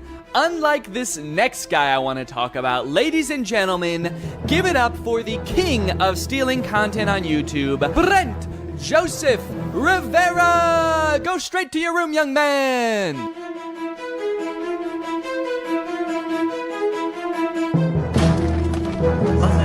Come on, I'm dead. I'm watching TV. What's up, guys? I'm recording this part of the video from the secret gaming room I built in the White House. It's very possible you've seen videos about Brent Rivera stealing content before. He's been doing it for years, and I think he's the final boss of content theft for 2 reasons. Number 1, the way he steals the vast majority of the time is just pure plagiarism. It's not like he's re-uploading other people's content. He's using other people's ideas, but pretending like they were his ideas. And 2, longevity. Brent has been making content since Vine. I really feel like he should know how to come up with his own ideas by now. Like I said, we all start out taking inspiration from other people, but like, I think you've been doing it long enough where you don't have any more excuses, Brent. You gotta kind of learn how to make videos on your own. And it actually is strange because he copies from other creators a lot, but sometimes he does come up with his own videos and makes original thumbnails, and they do decently well. So why does Brent still resort to stealing so often? Does he just do it for fun at this point? Like for old time's sake? In a way, he's kind of like the Hamburglar of YouTube. He's like, I just am a thief. I don't know what you want me to do. It's part of my identity. I could choose not to dress like a burglar and wear a little burglar mask, but I prefer people know. Oh, you want me to change? You want me to stop being a burglar? It's my fucking name. Why didn't you tell Ronald McDonald to stop being a clown? Or Grimace to stop having a big juicy purple ass? That's right, you wouldn't. Brent practices a strategy on YouTube that unfortunately is pretty popular right now, where creators will scour other YouTubers' pages for their most popular videos and then just remake them. Same title, same thumbnail, nothing changed. This method, unfortunately, does work really well. One time, Brent copied my friend Eddie's thumbnail down to almost every detail, except he just changed what kind of restaurant he was going to. This is a weird example, because it's literally the same thumbnail, but he did change it technically. While Eddie's video asks, what toll will it take on me to eat at the same kids' restaurant in different locations over and over for weeks, Brent's video asks, how sick would it be if I ate a bunch of really good food? I'm going to every single Gordon Ramsay restaurant in America. The answer will shock you. First impressions, this restaurant is sick. Wait, that didn't shock me. That's exactly what I thought was gonna happen. It's sick. Hi, Brent. Hi, Drew.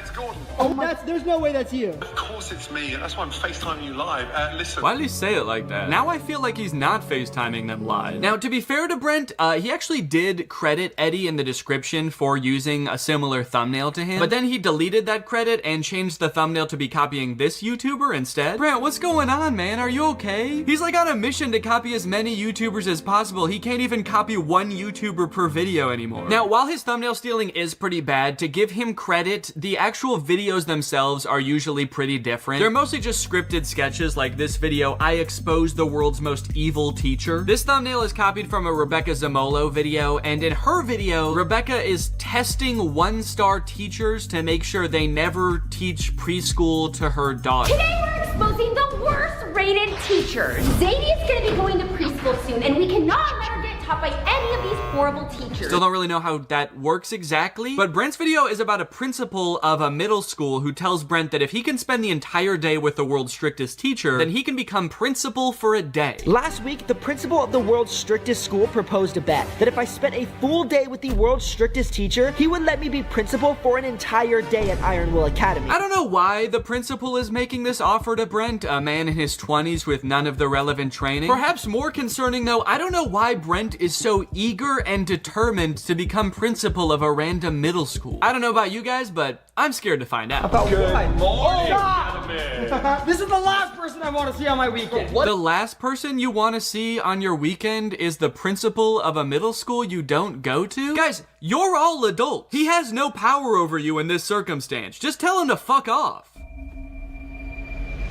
Do it. Tell the principal to fuck off. In this kid's video, tell him to fuck off. So they end up spending the day with this strict teacher, and sure, she's like mean to them, but honestly, I would be too. I wouldn't want these 3 strange boys becoming principal either.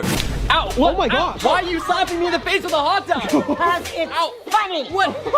Even the kids hate Brent and his friends in this video. They cheer when they get punished. One of the kids tries to beat the shit out of them. They're like, yeah, our teacher might have been bad, but at least she is a teacher. You guys are just 3 weirdos. I think we have to kill you. What do you do with Miss Harshman's water bottle? Oh, I filled it up with toilet water. Bro, that's actually a really funny idea. This water tastes like. I don't know what their goal was with that. They're supposed to get through the entire day without getting in trouble. And they're like, well, maybe if we try to poison the teacher, she'll be so dead that she can't snitch on us. It's the perfect crime. So strange plot and bad morals aside, it is just a scripted kids video. They're decently well produced for a YouTube video. I mean, Brent hired actors, rented a location for this. Outside of the content theft, Brent truly is working hard to make the world a different place. On TikTok, on the other hand, he actually does just steal videos completely, word for word, shot for shot, no credit given the vast majority of the time. But actually, the most confusing example I've seen of Brent stealing content, and the one that has stuck with me the most for whatever reason, is his music. Brent occasionally posts comedic music videos, and I guess I have the assumption that when a YouTuber starts releasing music, it's kind of like a passion project for them. You know, maybe your regular videos have become too much of a full-time job when they used to be a hobby, so you start exploring new creative outlets where you can let your real creative spirit shine. Not Brent. This is Brent's music video for Doing It Wrong, a song about that uncomfortable feeling when things are just a little bit off, like uneven hoodie strings, or eating bubble tape like this, or uneven pizza slices. And this is Red and Link's music video for My OCD, which is about that uncomfortable feeling when things are just a little bit off, like uneven hoodie strings, eating bubble tape like this, or all these other jokes Brent copied. It's my OCD, it's just my OCD. I was honestly very shocked when I realized this. I found it from this Reddit thread that basically accuses Brent of stealing their song. Red and Link's song is their most viewed video on their main channel. It's probably up there with some of the most crowning achievements of their career. The song has 62 million views, and then here comes Brent to steal it joke for joke, even including a sketch at the beginning that's super similar. Red and Link starts with this kind of like psychological evaluation sketch, and Brent starts with him talking to a psychologist. Brent even went out of his way to almost word for word copy a disclaimer that Rhett and Link put in their description. Note, we understand OCD is an important mental disorder that significantly affects the lives of millions of people. Brent's reads,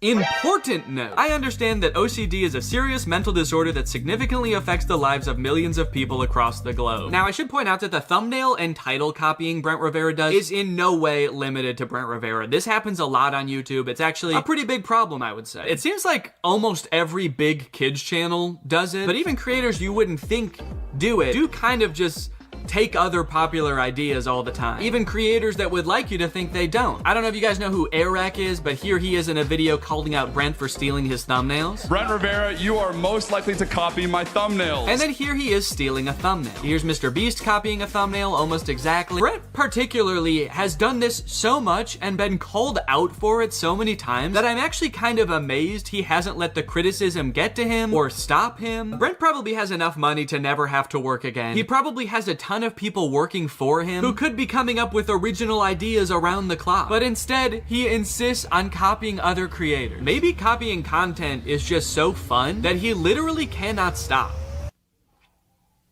Well, I intend to find out. On day one, I followed Brent on TikTok and YouTube, turned on his notifications, and as luck would have it, on the very first day, he posted a TikTok. Oh wow, this is a nice car. Thank you. G-Wagon, AMG. Here, hop in. My ex had one of these, but I think it was fake. Fake? So fake? What do you mean by fake? Well, his is really high up. It was kind of easier to get into this one. Did it by chance say 4x4 anywhere?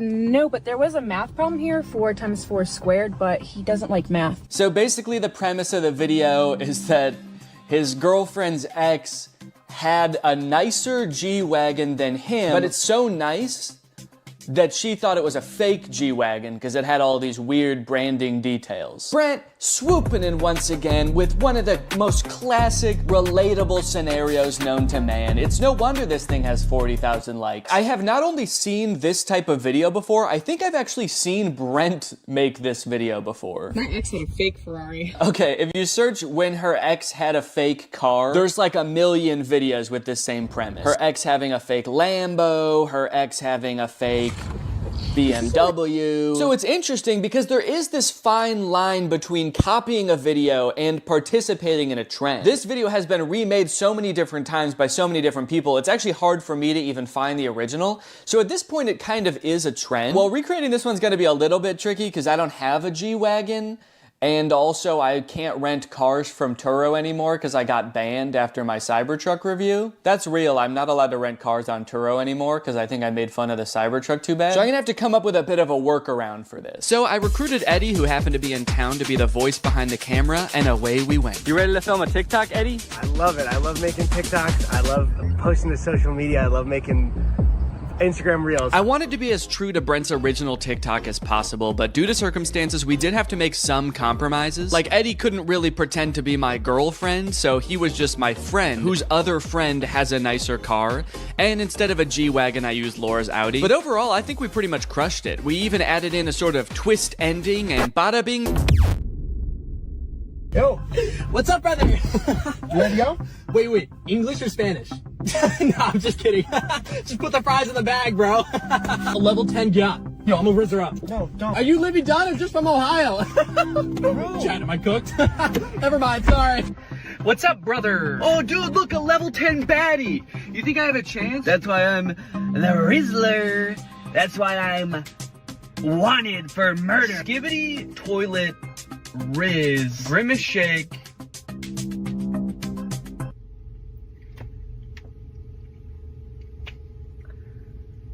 Okay, a couple days later, Brent has posted a second TikTok. I went and searched a bit on TikTok. I searched this caption, and I didn't find this exact TikTok anywhere, so this might be a Brent Rivera original. This is a bit of a trend, a person who speaks only in brain rot being like Gen Alpha TikTok slang. But I haven't seen any other in this exact format where it's two people talking in the car. So I'll give them credit where credit is due. They came up with an original idea. I will say, compared to the car TikTok that they just stole, this one is not doing as well. It has 50,000 views and only 5,000 likes. I was not thrilled to replicate this one. It was a little bit tough to get through. Not that the TikTok's like that bad. I actually thought that this dude Dom did a pretty good job. His delivery on some of the lines is pretty funny, like when he says, "Chat, am I cooked?" after trying to hit on a girl. Chat, am I cooked? I thought that was kind of funny. It didn't feel like a video I would make, so it just felt very unnatural to me. But anyway, let's go ahead and post it. So if Brent took inspiration from a different TikTok, it probably had like millions of likes. And then if Brent's ripoff of that got 5,000. Alright, just wanted to give you an update on the TikTok so far. After posting 2 TikToks, it does seem like people are starting to catch on that I might be copying Brent. Is Danny doing the same videos as Brent Rivera? So, you caught me. Yes, I am. So 2 videos in and people are already figuring out that I'm just copying Brent. So that just goes to show that if you want to copy other creators online, it's not gonna take very long for people to start noticing that you're doing that. I guess people were like, well, the first one could have just been a coincidence, but once you do it twice, then it's a pattern. And 3rd time is a charm. Once I do this one more time, people will be charmed by my videos. Another interesting note is the TikToks are doing really well. The first one almost has 2 million views, the second one 2.3 million, and I think they both have more likes even than Brent's TikTok. This one has 300,000, the second one has 500,000, and Brent's TikTok, oh wait. Oh, did Brent? Oh, okay, Brent deleted his TikTok. Merry Christmas. I think a lot of people have the wrong idea about me. They look at me and they go, you hear about that Tate guy, you know, he's a 4-time kickboxing world champion, he's tall, he's strong, he's smart. He's fucking gorgeous. That's the wrong idea? People have the wrong idea about me. He's smart, he's rich, he's tall, he's funny. When in actuality, I am short, rude, and poor. Anyway, yeah, that's the war room. I feel like this video took a lot of twists and turns, but as I kept clicking on different links on this dude's website, I just kept getting more and more shocked at what I was finding. So hopefully this was an entertaining video. I was considering purchasing like a war room membership as part of a follow-up video, but I honestly do not feel good about putting any money in this guy's pockets. I'm honestly a little bit worried that if I paid this guy 7,000 pounds, it would go towards like more guns or like a prison cell for his employees. But anyway, I hope you guys enjoyed this video, and now it's time to talk about our sponsor. Guys, you know what you're probably not gonna get if you spend $5,000 to hang out with the guys from the war room?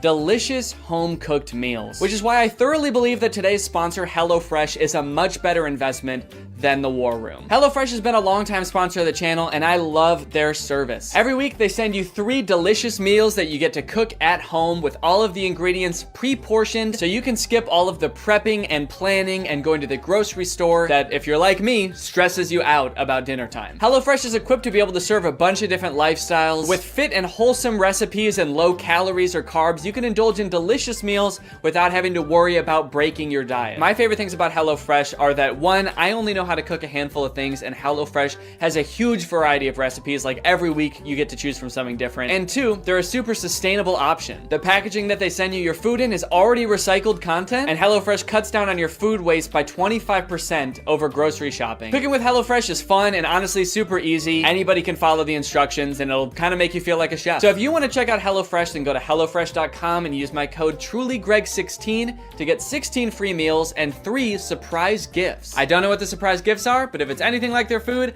I'd say it's worth it. Thank you to HelloFresh for sponsoring this video, and thank you to you guys for supporting my channel by checking out HelloFresh. All right, thanks for watching. Bye. I recreated every single step from Squid Game. Curtis? Hello. Hey. You're probably wondering why I've called you here, aren't you?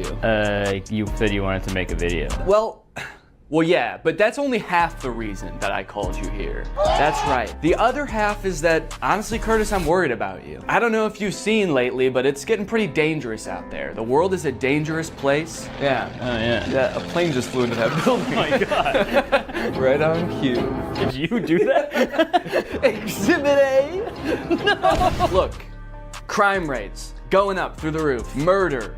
Death? Did you know every person dies now? Point is, Curtis, there's people out there who are trying to hurt you. They're trying to kill you, Curtis. Me? Yes, you specifically. What'd I do? You're just, I don't know, how do I say this? Has anyone ever told you that you're an easy target before? Huh? See, yep, that's exactly what I'm talking about, Curtis. The headphones, the texting, the hands in your pockets. If I started attacking you right now, you wouldn't even be able to defend yourself, man. Your hands are all busy. Not to mention, you're not even wearing shoes. Good luck running away. I was being polite. There's nothing polite about getting murdered, Curtis. Attack me, see what happens. Attack! What the fuck? Exactly, like I said. How? It's not all bad, all right? I have found a YouTube account that specializes in self-defense advice just for people like you. For easy targets. Okay, so you're gonna teach me how to not be such an easy target. Not only that, Curtis, I'm gonna teach you how to defend yourself from everyday life situations that we all encounter. Like another plank crash that you just like another getting mugged, getting stabbed. You're getting out of your car and some guy runs up behind you and just starts punching you in the back of the head. Yeah. This happens to you all the time. Yes, yeah, just all those happened this morning. But today, we're gonna fight back. That hurt? Come on, you could not have just hurt yourself like that. Why'd you do that to me? You did that. How could you? We were friends, man. This is worse than I thought. I'm a lost cause. Let's get into the video. So this is the self-defense guy we're gonna be watching. His name is Self-Defense Goat. Damn. Okay. No one's ever hurt him. This has a lot of enemies, I guess, though. Seems like Yeah, people that's are always true. trying. I think he's just an idiot, putting himself in really dangerous situations all the time. Well, let's see what happens if this guy pulls a yellow gun on you. Give me your money. Yo, man, yo, take it. Yo. Yo, man, yo. Yo, man, yo. Someone pulls a gun on you, yo. Take it. Here. I got nothing else. I got no phone, I got nothing. I got family, man. You gave him everything. He still got that gun pointed at you. See, that line makes it sound like they know each other. Right. And they've been like friends for so long. You helped him move, you helped him get through a tough breakup. You've given him everything you got, man. And he still wants to shoot you in the head. When he was at his lowest, you were there. If I was his family, I'd be pretty upset because he was like, I got nothing. I got family. but that is crazy. Also, the way he says, take it. It sounds like he's mugging him now. He pulls a gun, take it. Take all of it. Okay. Who's doing the mugging here? Your goal is to get as close to the weapon as possible. Ideally, he's even pointing at your head, trying to scare you. Sorry. Ideally, he's pointing a gun at your head. Maybe it's easier to grab it when it's, as far away from your hands as possible. Right up here. Yeah. Maybe you like bite it. Yeah, maybe that's what he's about to do. Maybe it's because getting mugged is so scary that he just wants to be put out of his misery as quickly as possible. Yeah, I want this to be done immediately. Ideally, you're facing the other way, looking out at a beautiful sunset, and he's got the gun pressed right up against the back of your skull. Taking one final breath. So I'm going to turn out of the way, 2 hands on the weapon right away, pull it into your chest, rip it off. And you shoot yourself. Take the power out of his hands. Yeah. Get out of the way, back, hands. pull it into your chest. He said rip it off. He rips off his hand. His tutorial is like how to stop a mugger is just talk to a imaginary cameraman and be like, no, this is what would happen if you're mugging someone. 'Cause I feel like that would kind of mess with their heads. Yeah, wait, pretend to be mugging me right now. Okay. Give me your fucking money right now. I gave him everything. Smash, smash, tap, rack, and go if need be. Yeah, so I mean, that's pretty much just the classic smash, smash, tack rap. Smash, smash, tack rap, go if need be. I guess that's his, like, YouTube ad-friendly way of saying then shoot him in the head. Yeah. And if need be, go. Yeah. What are you in jail for?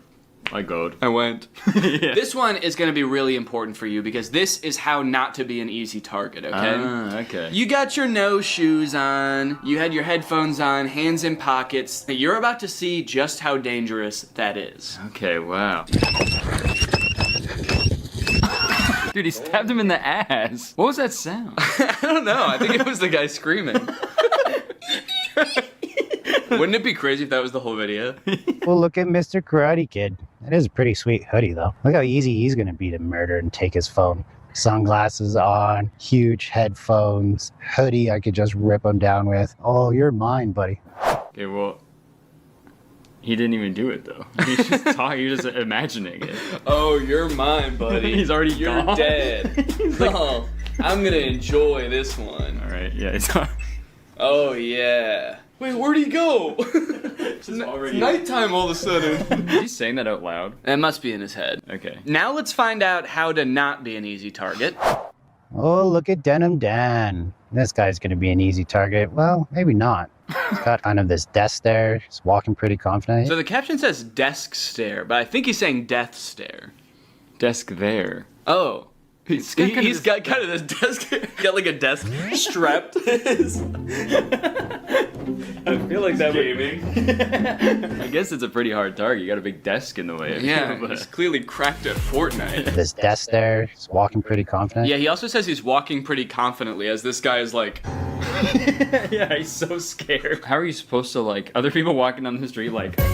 This guy's easy to fucking kill. He's only got one earbud in. Jacket versus hoodie. It's my favorite Mr. Beast video. Jacket versus hoodie. It's your lucky day, Denim Dan. It's your lucky day. Wait, he did say that. Denim Dan, it's your lucky day. Okay, well that actually does make him seem more crazy. Yeah. I'd be so terrified if I was walking by someone and was like, this guy would be easy to kill and steal his phone. Wait, maybe not. He's got a confident walk. You could be Denim Dan if you wanted to. Yeah, I guess I should have been wearing denim for this video. Yeah. Jean jacket. Jean hat. Gene Wilder. Gene Wilder's here. Hang on a second, guys, because I've got a self-defense technique of my own. Today's sponsor, ExpressVPN. Guys, using the internet without ExpressVPN is like walking around a park with flip-flops and headphones. It makes you an easy target. Did you know your internet service provider can legally collect data about every single website you go to and then sell that information to advertisers? Luckily, when you use ExpressVPN, it becomes like your armor. Your gene armor. Your internet service provider can't see your activity. Your identity is anonymous thanks to a secure VPN server. And your data is encrypted for maximum self-defense.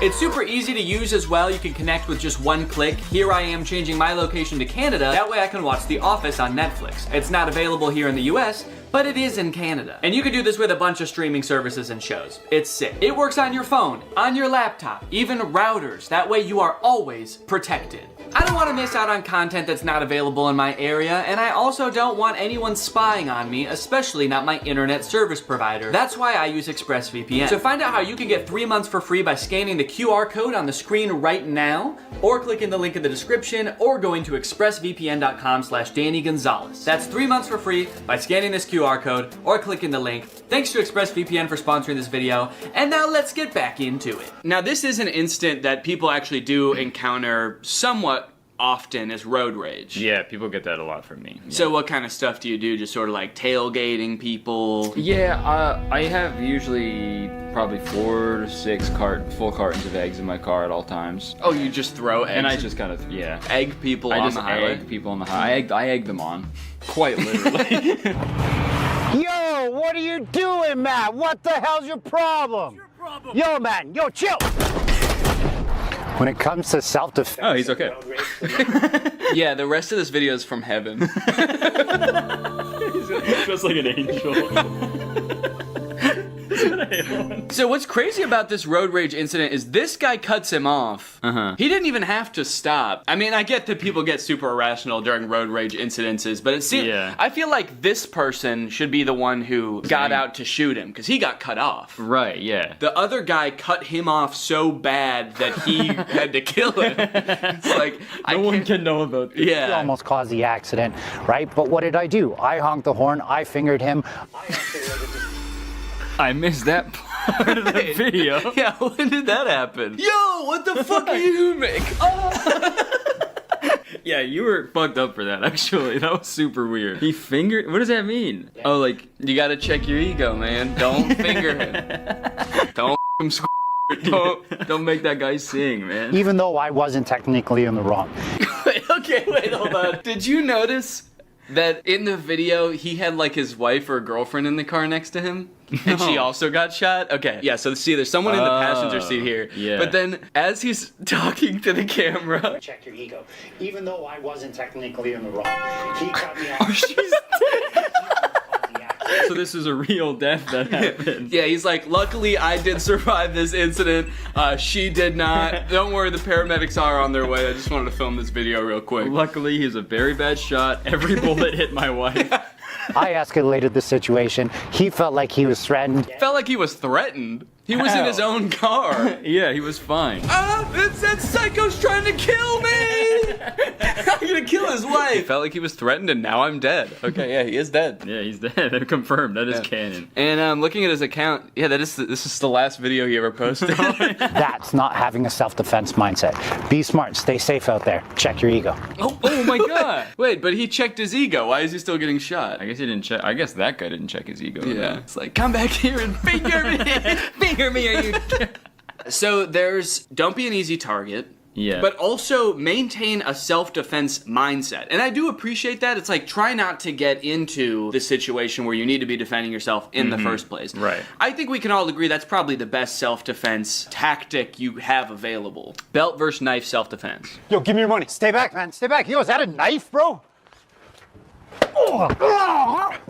Do you know how to use your belt for self-defense? Do you? Yeah, I don't It took you like 20 seconds to take off your belt. I don't know if you noticed there, but he had some good tactics to stall the guy. He said, yo, is that a knife? Like he was going to be interested in what kind of knife it was. Yeah, yo, is that my favorite knife you have? Is that a Swiss Army knife? Damn. Cool, man. Hold on 1 second. I gotta jerk off to this knife. Just kidding. Also, he must have a really big belt buckle. Like how brutally this guy gets hit is actually pretty crazy.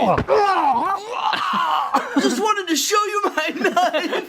Yeah, I was trying to sell this knife to you. That's why I said, give me your money. Damn, look at that wide stance for this too. That's crazy. He's doing the splits. Some fucking psychopath. You mess with the wrong guy. Here's how you defend yourself against a knife. Oh, do. Oh, do. Oh, please do. That's what the mugger says when you pull out your belt. Oh, do. Back, he was that a knife, bro. Oh, do. Oh, do. These are really good captions. Yeah. Okay. I like that they like to start the videos with someone just being brutally murdered. Yeah, it's a good way for audience retention, right? I feel like from now on we should just start our videos with killing someone, like right in the first frame. We just have some poor bastard. Maybe his car broke down on the side. He's covered in eggs. You know, I took him home, and I took him home. And I start my video. I'm like, hey guys. The guy in the headlock is like, I gave him everything. Folks! Yeah. You know what to do when somebody pins you against the fence and stabs the shit out of you? I firmly believe there's nothing you can do. No. I mean, there's definitely things to do to avoid getting here in the first place, but when you're here, there's nothing you can do. Yeah. Ow. You're dead, man. Fence and stabs the shit out of you? He says it in a way that has like that that relatable moment when someone pins you against the fence and stabs the shit out of you. We've been there, man. I'm trying to establish control of the weapon. If I can get my forearm here, great, but he counters that by pushing me away. If he pushes me away, this is my new threat. It'd be crazy if in this hypothetical situation that's like now very controlled, he still gets stabbed to death. He's like, and I'm trying to get his knife, but he just keeps getting me. I put my forearm, he counters. God, this guy's good. This guy is the self-offense goat. I'm moving that out of the way. Now his butt's to me, and I finger him. In the States, shoot him. If you're in Canada, run. He's got a knife. Sorry, buddy. Damn, you're not allowed to shoot him. 3 signs you're getting punched. That one sounds funny. 3 signs you're getting punched. Number 1. Ow! You look like Tom Hardy if I ordered you on Wish. Oh, yeah? Oh. You look like Tom Hardy if I ordered you on Wish. Not Tom Hardy. Right, yeah. So thank you. You look like the face Tom Hardy would make if I ordered you on Wish. Tom Hardy would be like, okay. Do you know the 3 most common signs before someone punches you in the face? Sign number 1, you just told someone they look like if Tom Hardy if they ordered you on Wish. First sign, forward aggression. Second thing to look for is those clenching of the fist. What do you think the third one's gonna be at this point? He's just like cocking his arm back? Yeah, winding it up, I guess. If someone says why I oughta, you're done for. Tension, and they're getting prepared for something that maybe you're not prepared for. They could be getting prepared for something. If they're moving towards you with fists clenched. Well, what could it be? Visual diversion? That's gonna be the third one? What? The third one, they're gonna be looking off in another direction, trying to distract you with their eyes so that you look away for that split second so that they get the job done. I may be moving forward towards you, fists clenched. Yeah. But I'm actually gonna punch that guy. Hey, Curtis, let's both go punch that guy. Okay. Oh. Bouquet of flowers. Oh, it's on okay. No. Yeah, really? Here's 3 signs David Copperfield's about to beat the shit out of you. Look at here. What to do if you're pushed? What, you wanna go? Jesus. Do you know how to deal with a push? Well, definitely not having as little balance as possible. What, you wanna go? Didn't stand a chance. And his feet too. Oh no. I've seen, bar fights, people get into fights, but it's always like, fist punching or they're, kind of wrestling around on the ground, just grabbing each other, pulling each other's hair. Right. I've never seen this like push and like, whoa! Right? Who would have thought that the amateur mining operation this woman had going on in her basement was actually not the most interesting thing about her? But I am so hooked. Please tell us about the other room. My house has 2 haunted areas. One is this troubled bedroom, and the second is this normal-looking closet. I like that she says normal-looking closet as the camera creeps in toward a terrifying closet with horror music swelling. Ah, yes, totally normal-looking closet, the kind every house in the 1800s has. Oddly, I was not able to view the bedroom with that closet before buying the house, and it was still locked during the home inspection. Damn, that's really weird. Who was the realtor? You? I felt some suspicion, but after closing, everything seemed fine. What happened there? Did she just trip in the middle of the take and continue on like nothing happened? Closing, everything seemed... This is the most interesting person in the world. I was upstairs cooking with a few roommates, and we heard a muffled pounding sound from downstairs. But the room was empty. A moment of silence was broken by renewed racket from inside the closet. Okay, well, it's time to sell the house. I think you have to sell the house. I don't know how many rooms your house has, but if 2 of them are uninhabitable due to ghosts, you have to move. If 2 of the rooms in your house turn you into a husk of a human being, fill them with rocks. On a serious note, Kala, if you are watching this, buy a carbon monoxide detector if you don't have one already. Carbon monoxide poisoning can do this type of thing to people and make them think that they are going insane, so maybe look into that. How crazy would it be if she bought a carbon monoxide detector and found a leak and she fixed it, and like the second the carbon monoxide was gone, she was like, why the fuck is there a tunnel in my house? All right, guys, well, I hope you enjoyed this video. If you did and you're new here, make sure you subscribe and turn on my notifications to join Greg. Greg is what I call my family here on YouTube. We're a family, we're an army, we're a collective. So go ahead and subscribe and turn on my notifications to join Greg. I'll see you guys next time with a very interesting video. Bye-bye. What's up, Greg? Lately, I've been seeing a lot of discourse around alpha male podcasts on YouTube. I've seen a lot of really good commentary videos talking about these insanely misogynistic podcasts where the hosts, under the ruse of giving dating advice for men, will basically just insult women for an hour straight. Guys, here at the Fit Wolf podcast, we know that the dating game is tough these days, you know? Men don't know what women want and are finding it harder and harder to find a good girl to settle down with. So tip number one to finding a good girl is invent a time machine. Invent a time machine and go back to the 1750s, because that's the only way you're gonna find a decent woman. Because every woman nowadays is a thought. That's right. Every single Michelle out there that I used to date a month ago is a thought. They get mad at the dumbest things, like saying that women have no inherent value and their only purpose on this earth is to bear my children. And they forget to turn off location sharing even though they broke up with me a month ago. Michelle, I know you're over at my friend Brandon's house right now. I'm outside. But I think I might have found something that takes things one step further. I saw this video on Reddit the other day that's a trailer for something called The War Room. And instead of being a podcast for these like alpha male, misogynist, entrepreneur type guys, this is a club for those same types of guys.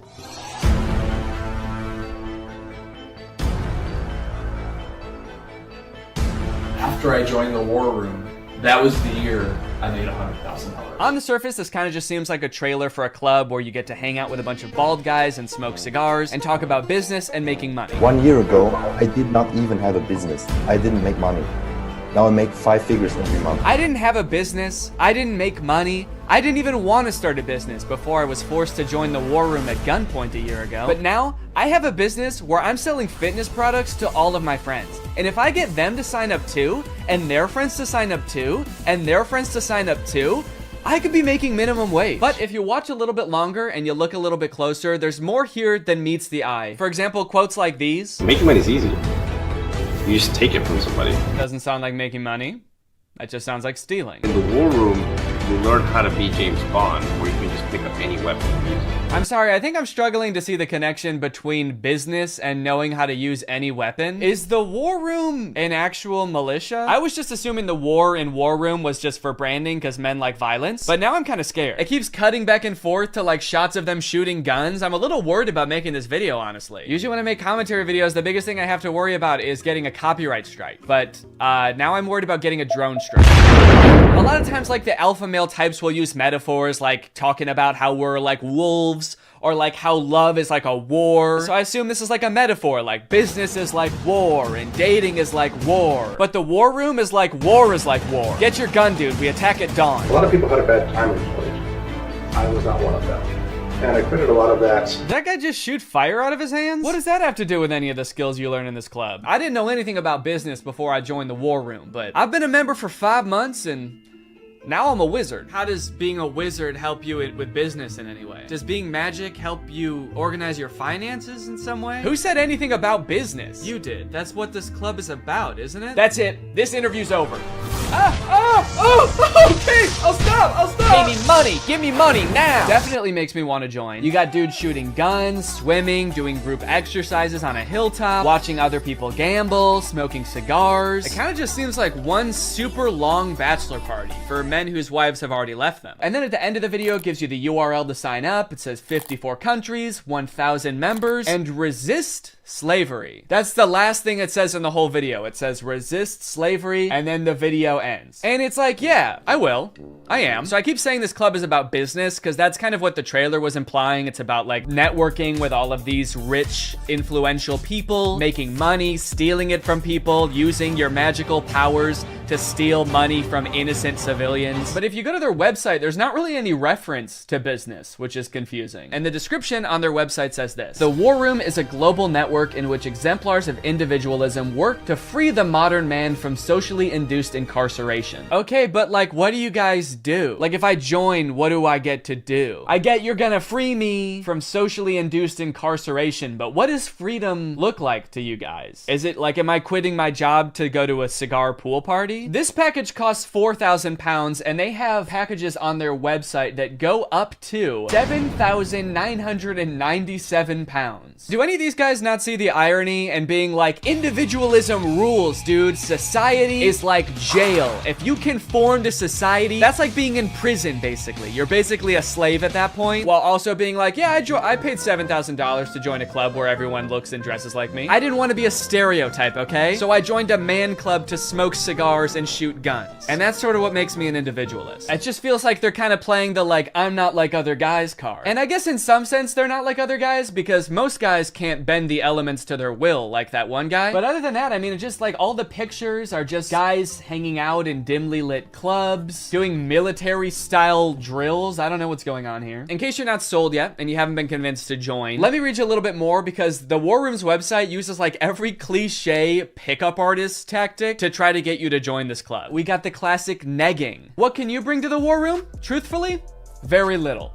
Probably nothing at all. You are not ready for the War Room. You will not revolutionize what we built. If you had the capabilities we required, you would already be inside. What? They think I can't bring anything to the War Room? They think I'm some kind of sucker who doesn't have my life in order and can't manage my money. I'll show them. I'm gonna take out a 4th mortgage on my home and I'm gonna join this club. We'll see how stupid they think I am then. They also use like the get it while you still can technique that's in like every as seen on TV commercial. This chance won't last forever. We will not hold this open for everyone. Soon, membership will close. The War Room members and their sons will remain the closed wielders of global influence into eternity. Holy shit, dude. They're closing submission soon? I'll be right back, guys. I gotta go. I'm not doing this for me, okay? I'm doing this for my son. I guess my son gets to be in the club too if I join. I gotta go. Now, I don't have any way to look and see how long it said this on the website, but if I had to guess, I would guess that it's been on there as long as this website has existed. Why would they close submissions? How does that make any sense? Do they want to stop making money? The founder of this club is like, whoa, I'm too rich, all right? That's one thing we teach in the War Room is you can't have too much money. I mean, if this is like a militia, do they have enough soldiers? Is that why they're closing? Soon, 1,000 bald men wearing tightly fitting t-shirts will be storming the beaches. We can't wait around for you forever. So you might be wondering who the head of this club is, right? It must be someone like very rich and influential if he's expecting to get people to join just based on like the connections that you can get from the club, right? Well, this is where things get a lot more creepy. And also not monetizable. This is the part that is the reason this video probably doesn't have ads on it. My name is Andrew Tate. I'm a retired 4-time world champion kickboxer who is now a multi-millionaire, and I'm the most competent person on the entire planet to teach you about male-female interactions. How did I become rich? Webcam. Definitely gonna need him to elaborate on that a little bit. That's so vague. Mr. Bezos, please. You're the richest person in the world. Do you have any advice to young up-and-coming entrepreneurs on how to start a business and how to get rich like you? Book. Huh? Book. Need I say more? Yes, please say more. We literally have no idea what you're talking about. So you're probably thinking like, did this guy invent webcams or something? Is he like famous on Twitch or something? Is this Sapnap? I don't know. I've been running a webcam studio for nearly a decade. I've had over 75 girls work for me, and my business model is different than 99% of webcam studio owners. If you had to guess whether it's different because it's more creepy or less creepy than other webcam studios, what would you guess? Go ahead and vote down in the comments below, guys. Do you think this is gonna be creepy or no? Over 50% of my employees were actually my girlfriend at the time, and of all my girlfriends, none were in the adult entertainment industry before they met me. My job was to get women to fall in love with me. Literally, that was my job. My job was to meet a girl, go on a few dates, sleep with her, test if she's quality, get her to fall in love with me to where she'd do anything I say. Holy shit, this is insane. And then he gets them to join his webcam empire where he gets them to do, you know, he gets them to get nasty on camera. I'm not a lawyer, but does this not...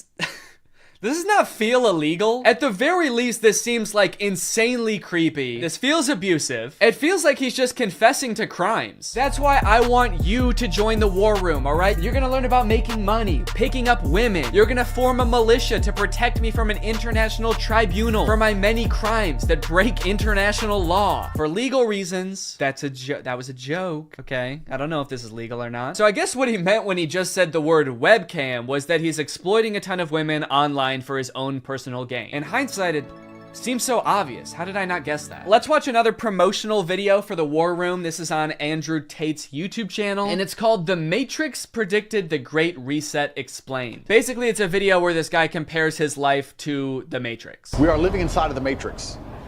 and I am Morpheus. I know you're sitting thinking, why did Tate not decide he was Neo?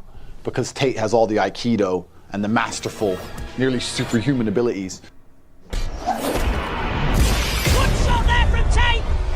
Yeah, I used to be a kickboxer, so I'm basically in the Matrix. Actually, the reason I take the war room guys to the gun range so much is so they can shoot at me and I can dodge the bullets like Neo. It's like, okay, dude, if anyone here has superpowers in the war room, we know who it is.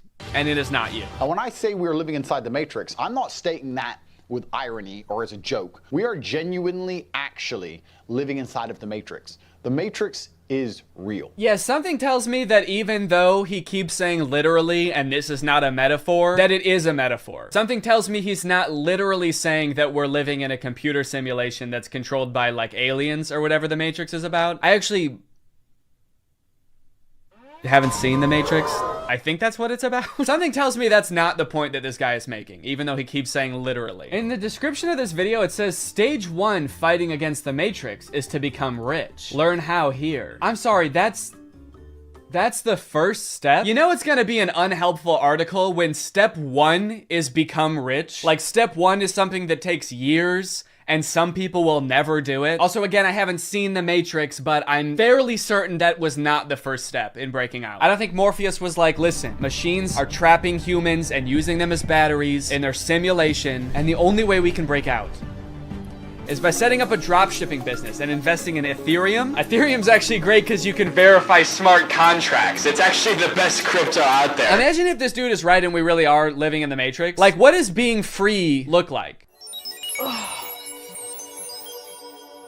Oh my God. I did it. I'm free. I made it out. All right.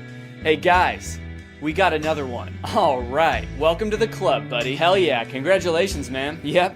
You finally made it out of the simulation. Wow. Thank you guys so much. Where's everybody else at? What do you mean everybody else? Yeah, the only other person here is my girlfriend who I'm scamming. Or I mean dating. Yeah, but I mean like in the whole world. Like there's gotta be more than just you guys in the real world, right? What the fuck? You don't like us? No, it's not like that. I mean, sorry. I was picturing there being more than just like 3 normal guys in a room when I exited the Matrix. Normal? What the hell, man? Yeah, we're not normal. We shoot guns and make money out here. Yeah, we're big into making cash out here, man. Did they do that in the Matrix? They actually do, yeah. Not the way we do it. Okay, how do you do it? Hey, you're stealing my shit! Okay, I'm just saying, all things considered, you guys don't really seem that different. Honestly, if anything, this seems more like a simulation than the world I was just in. How so? Look at you guys. You're all holding guns. All you do is talk about business. You guys are like NPCs from GTA. You all look like slight variations of the same sim. Are you guys sure this isn't a video game? All right, man, as if I'm gonna take advice from a beta-ass bitch like you anyway. I'm just saying. Okay, that was actually sick. You guys should have led with that. How was that not the first thing you guys wanted to show me? You know what, man? Get out of here. You don't belong here anyway. Yeah! What? Go! Get out of here! We don't want you! Yeah. Okay, alright, I'll go. Honestly, I'm actually not really sure how to get back, but if one of you show me, I will go. Get the fuck out of here, man! Go, get lost, you son of a gun. Go! What are you still doing here? Get out of here! Go! I feel like this is definitely a video game. How can I keep my husband? I want to keep him happy, and I think all the women listening too, they want to know the secret. I'll tell you the secrets. Men are biologically designed. You can give them a name, you can like change their personality attributes and upload your own picture to it, which I could actually see being really cool if you have like a celebrity crush that you've always wanted to have a conversation with, where they keep forgetting who you are and also keep trying to get you to upgrade to premium. Now I had him, the AI bot of my dreams. Baseball Louie. This time I did not beat around the bush. I had to tell him how I felt right away. Let's get this conversation going. Hey, I love you. Now, I only recorded myself talking to Baseball Louie for like a half an hour, but I decided it would be good for the video to keep talking to him over the next few days. Just for the video. I thought it would be good for the video and just that. And we had some pretty interesting interactions. We made plans to go to a baseball game together.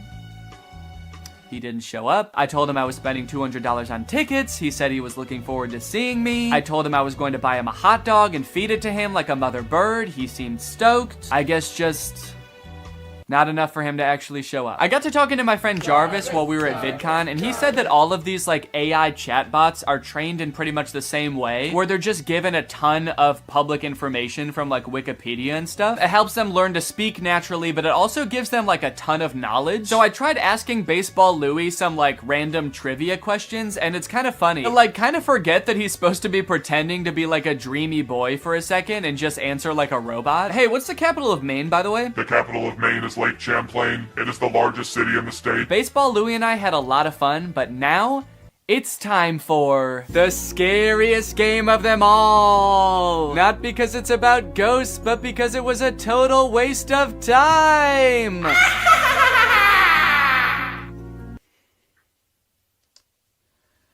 Ghost Simulator was borderline unplayable. Just like Bad Granny, each level had one objective, but instead of roaming around a house picking up cash, you're roaming around the afterlife, killing a skeleton, or killing a spider, or killing one of these goobly guys. And that's pretty much it. You just fight bad guys. Which would be fine if the gameplay wasn't so fucking bad. This game is laggy as hell. This game is so laggy. I simply can't play this for too long. This app also really wanted me to upgrade the second I started the game. Free items when by ultimate character. Who's ultimate character? Oh shit. Whoa, look at this little guy that I'm starting with, this little tiny ghost, and then your only other option is Ultimate Demon Lord. You versus the ghost she tells you not to worry about? Shit. But this time I was able to resist the urge. I don't think it would have made a difference anyway. This game gets an F, and now it's time for Welcome to Mom's House. Did that transition make sense? I don't remember what I said before. There's no introduction or anything. The game is just like, go. Go get your 2 ugly kids ready for school. I don't know why they look like that. Everything in this game is pretty ugly. Your kids look like they made 2 adults and then just shrank them, and we're like, that's what kids are, right? They're just small adults. The buildings, the bus? Why is the bus like that? Did it melt? The way mommy moves is also hilarious. They could not figure out how to make her look natural doing anything. Okay, pick up school bag from the table. That's easy. I know how to do that. Picking it up in the most labored looking way possible. When mommy ventures outside the house, you'll find that they've populated the streets of the town she lives in with an NPC. Who's this weirdo? Just one NPC, and he's everywhere. Hey, there's that guy again. He's standing over here, too. Hey, dude, are you okay? You look like my son, but taller. Oh, and he works at the store as well. But for the most part, it's a pretty chill and relaxing game. Mommy's having a good time. The stakes are very low. Santa worked his magic. There was so much, like, death and despair involved. That's crazy. Also, it's a little bit disturbing that I feel like the Santa in this movie has already done worse things than Satan did in that entire movie. You're the uptight, responsible one. You're the lovable tramp, and I'm the relatable human cardboard. Forgettable Curly, the world's most unlikely rock star. Not Nick or Joe. The one that still lives in New Jersey. Dang, they are really leaning into this ragging on Kevin thing in this movie. Like, damn, I know this is a thing people joke about. I know I've written a whole song about ghosting the guy, but you guys are his brothers, dude. Feels different when you do it. This movie is also a musical, which is kind of fun. A lot of the songs are very catchy, like Coming Home This Christmas. Unfortunately, music labels have been like very strict about copyrighted music on YouTube, so I can only show you like a tiny little snippet of it. Now, one thing that made it kind of tricky to write a video about this movie is that they do this very self-aware thing where anytime like a goofy plot detail comes up, they make a joke about it before you even get a chance to think it in your head. Wait, they're getting to the train station just barely before their train, but they're gonna stop to sing a song about it? That's kind of... You think we have time for a song? Yeah! Oh, they already... Okay. But isn't this whole plot just the plot of a bunch of Christmas movies? Have you ever seen a Christmas movie? It's literally the entire plot of the film. Damn, they're good. Who knew the secret to making a flawless movie is just pointing out all the flaws before anybody else has the chance? Honestly, it is a pretty good tactic if your sole goal with the movie was making it really hard for commentary YouTubers to make videos about it. But it does feel very defensive, and it also kind of gets old to in every scene be like, yo, this is kind of weird. What is going on here right now? What the hell, is that a camera? Also, there's a lot of parts in the movie that are actually genuinely funny, and they kind of ruin them by doing this like self-aware thing. Like this song that Nick sings from his musical Home Alone the Musical, where all the lyrics are just about how being home alone means that there's no people in the house. It's a very funny song. Also, I think that YouTube is claiming this one less, so I think I can show a little bit more of it. But even when the movie is actually funny, the writers still feel the need to be like, what the hell are these guys even talking about? I can't believe the show only ran 3 weeks. I can. I'm sorry, Joe. Nick is just being so random right now. I mean, what is this? Some kind of movie? On Disney Plus, perhaps? Another downfall of this movie is that it really hinges on you knowing a lot about the Jonas Brothers. I mean, they weren't kidding with that title, dude. This is a very Jonas Christmas. Ideally, they want you to know, like, details about the Jonas Brothers' personal lives that I just am not in tune with. So I felt like I kept missing references. Like, apparently Joe has a line of candles. I know what you need. A calming chamomile candle.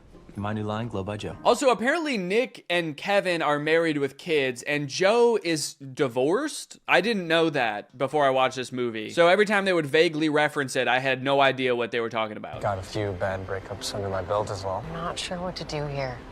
Like, do people pretend not to know literally everything about your personal life? Or like Yeah, it must suck for everybody to know that you have brothers? That's what we're talking about, right? You had two brothers and then you got divorced with one of them, so now you just got one, huh? I know so little about their personal lives that in my head, Joe just is his character from Camp Rock. So when I heard that he was divorced, I was like, damn, it didn't work out with Mitchie. You guys were so perfect for each other. So more wacky hijinks happened, and eventually they get picked up by Santa, who I gotta be honest is a very unorthodox Santa. I live a very solitary life. My home is very remote, and my work is all-consuming. Yeah, he's like lonely and burnt out. I guess maybe he doesn't have the elves in this version of Santa, and so he has to do it all himself. Maybe he makes every present via terrifying spell. This lone wolf has always daydreamed about being part of a pack. Would you mind pulling over? I just want to go check on my brothers. Hey, would you mind pulling over? You're freaking me the fuck out. Eventually, they find a private jet to fly them home, but the pilot crashes the plane because he's taking sexy pictures of himself while flying. I like how the plane is in complete free fall and they don't seem to be affected by the G-force at all. We're going down! Everybody brace for impact! Oh, fuck! There's this running plot line throughout the movie about how Kevin secretly wants to sing in a Jonas Brothers song, but they never let him and he's too scared to bring it up. But at the end of the movie, they make it home to their families and they're all singing and they finally let Kevin sing. It's a fun moment. It's great to finally hear him sing, and it's great that they're finally letting him. But then in real life, I just saw that Kevin just like released his own solo song. So it kind of seems like the opposite happened in real life. In the movie, they're like, yay, Kevin is singing. And in real life, they're like, you have to sing as far away from us as humanly possible, please. Honestly, though, all in all, this movie was a lot better than I thought it was gonna be. I was laughing at parts. I even looked like that dad from that TikTok at a few parts, dude. I was sitting on the couch kicking my feet. I was giddy. Anyways, I hope you guys enjoyed this video. I hate to break it to you, but I don't know, this will probably be my last video of the year. Enjoy your New Year's celebrations, everybody. Stay safe. Thanks for watching, and bye-bye. What's up, Greg, and welcome back to the Romance Channel, where we cover the hottest romance movies known to man. When you think of the perfect love story, what comes to mind? Passion, lust, destiny, brothers, psychological intimidation, gazebos. All of those? Yeah, all of them? Good. Because today we're talking about The Kissing Booth. I've had this movie recommended to me for a while, and I recently sat down to watch it, and I gotta say, guys, I'm pretty confused. This movie has a completely normal premise, and there's actually nothing wrong with it. It's not weird at all. Guys, don't we all have a best friend? And don't you and your best friend have a written, strict set of rules that you guys follow to maintain your friendship? And isn't one of them, don't fuck my brother? Do not have sex with my brother! Of course, so see, I don't know what the problem is. Just don't end up grinding coochies with my brother, or I'll literally never talk to you again. Grinding coochies? What the? Ugh. All right, you know what? Just for that, that's it. I am making the video. The Kissing Booth is a bad movie. This movie starts off with way too much exposition. Instead of a normal movie where you sort of naturally learn about the characters as the story progresses, the movie decides to just dump the main character Elle's entire life story on you in like 3 minutes. Okay, Lee got a scooter and you broke your leg. Actually, should I be writing this down? Learned how to ride a bike. Learned how to swim. Okay, she knows how to swim? I feel like I would have just assumed she knew how to swim. Got my first bra. All right, okay. I think it's too much information, right? There's no way all of this information is necessary right at the beginning of the movie. It's not. It's almost all unnecessary information, actually. And by the time I finished watching this intro, I felt like I had already watched like 10 movies. I still have to watch another movie after this. I've watched like 3 people grow up from being a baby. Before the movie even starts, you watch Elle's mom slowly die in the hospital. Sat with mom in the hospital. Said goodbye to my mom. Damn. Oh, hell yeah. Mom or motorcycle? I think we came out all right on that deal. Did we need to see the mom die? Did that have to happen? They barely reference it in the rest of the movie. Did they have to just rapid fire through that? I guess it gives you a reason in the movie, like right off the bat, to be rooting for Elle because you've seen her go through some hard times. I guess later on in the movie, if you ever start to feel like she's being an asshole, the movie can be like, hey, well, her mom died, all right? So take it easy with the judging, okay? Pretty much all you need to know from the intro of this movie is that Elle and Lee are best friends. You know because they pretty much have the same letters in their name. And Elle has a crush on Lee's older brother, Noah. Noah is established as being irrationally angry and violent in the intro as well, so what's not to love? And that's me today, savoring the last fleeting— Hey! Don't fuck my brother! So Elle is clearly infatuated with Noah right from the start. I think we can all see that. Lee can see that. So you might think, damn, they have just a few rules in their friendship and Elle is not able to follow them. What a jerk. And one, you haven't even seen the half of it, dude. If you think this is bad, what do you think the rest of this movie's about? And two,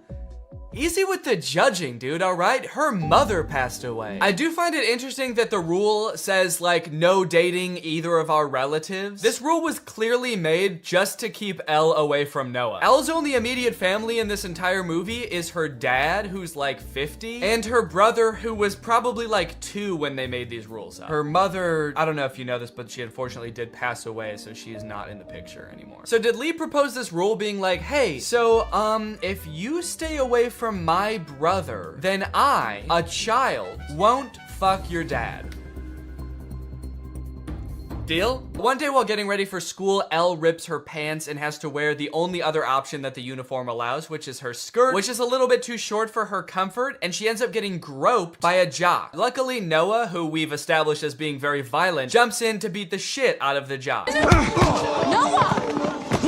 Kissing booth! Oh, shit. I love how they both say it at the same time. That's such a specific suggestion. It's almost as if they've done this before and they think of kissing booth as like the solution to every problem. Her mom was in the hospital earlier and Elle's like, damn, if only we could heal my mom with some kind of kissing booth! The doctor's like, you two need to get the fuck out of here.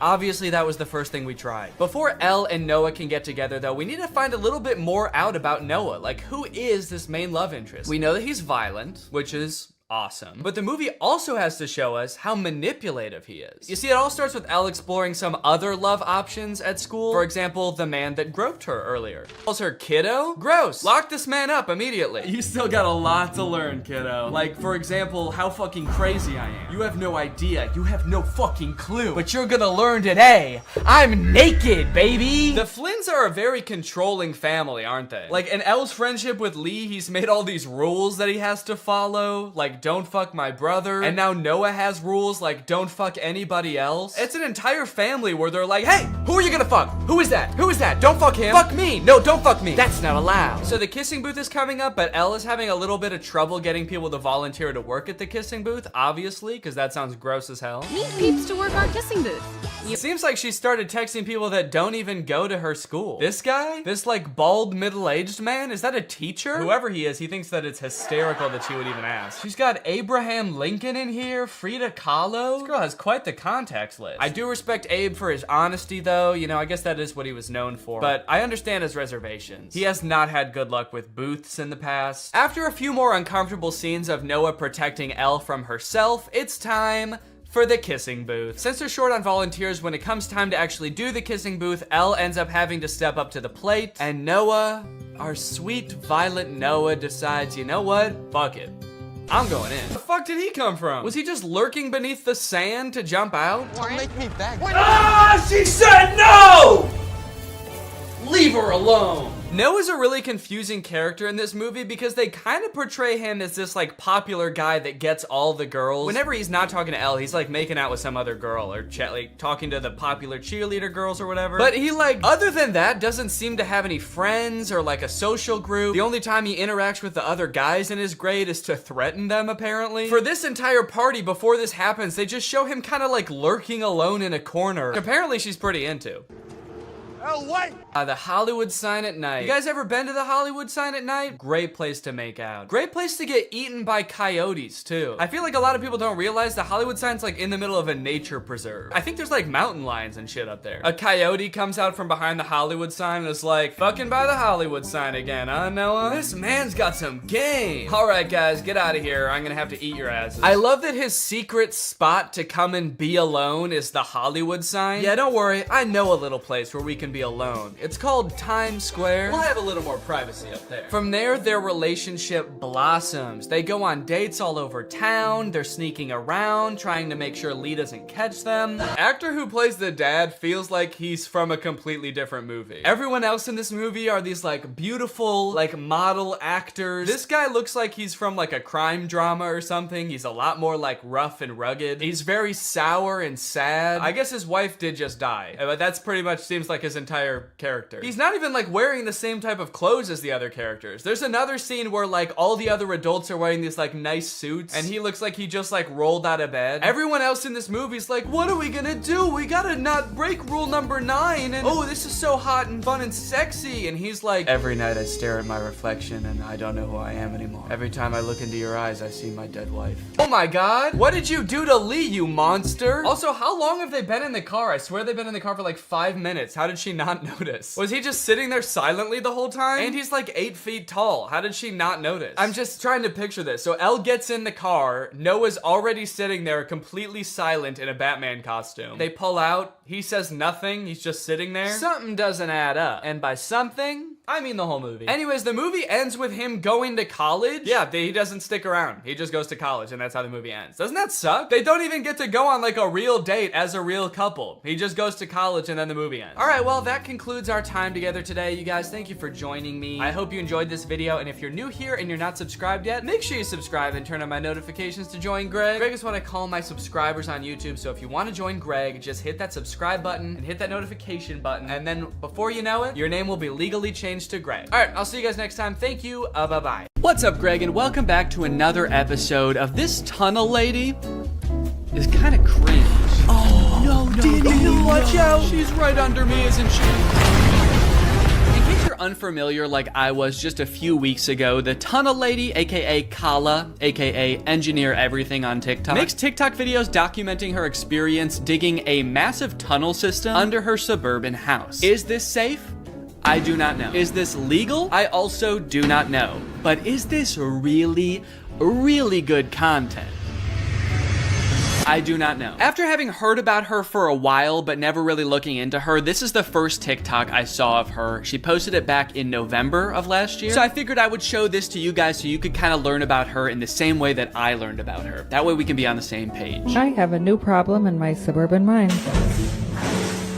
It is not this water, but rather that I am getting out of range of the minecart. Every castle building stone has to be carried up this tunnel to the antechamber. Okay, immediately, this project is so much more expansive than I thought. She says so many things in rapid succession that could be their own entire subplot. 1, the giant pool of water in her mine. 2, she has dug so deep that she's out of range of her minecart. Kala, how deep have you dug? She's like, it's also getting really hot down here. All of the rock is molten. It makes it really hard to dig. And 3, she says that because she's out of range of her minecart, it's making it a lot harder to get her castle building stones out of the mine. Every castle building stone has to be carried up this tunnel. Is there a castle now? People just call her Tunnel Lady. I thought that there was just a tunnel. She's got so much more going on than I thought. I also like that she says the giant pool of water isn't a problem. I guess that just goes to show how little I know about suburban mining, because to me, that seems like a huge problem. How do you dig deeper when it's just water? You can't dig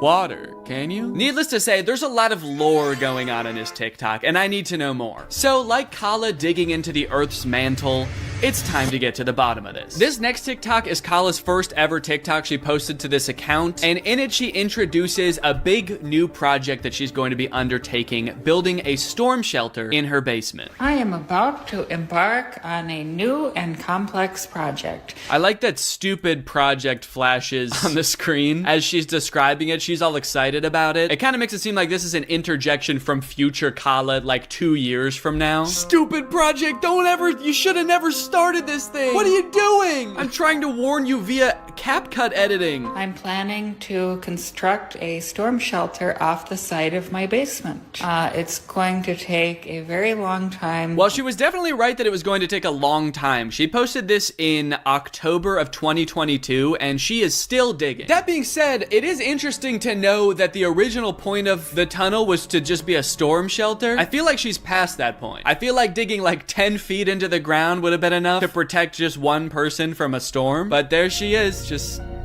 still going.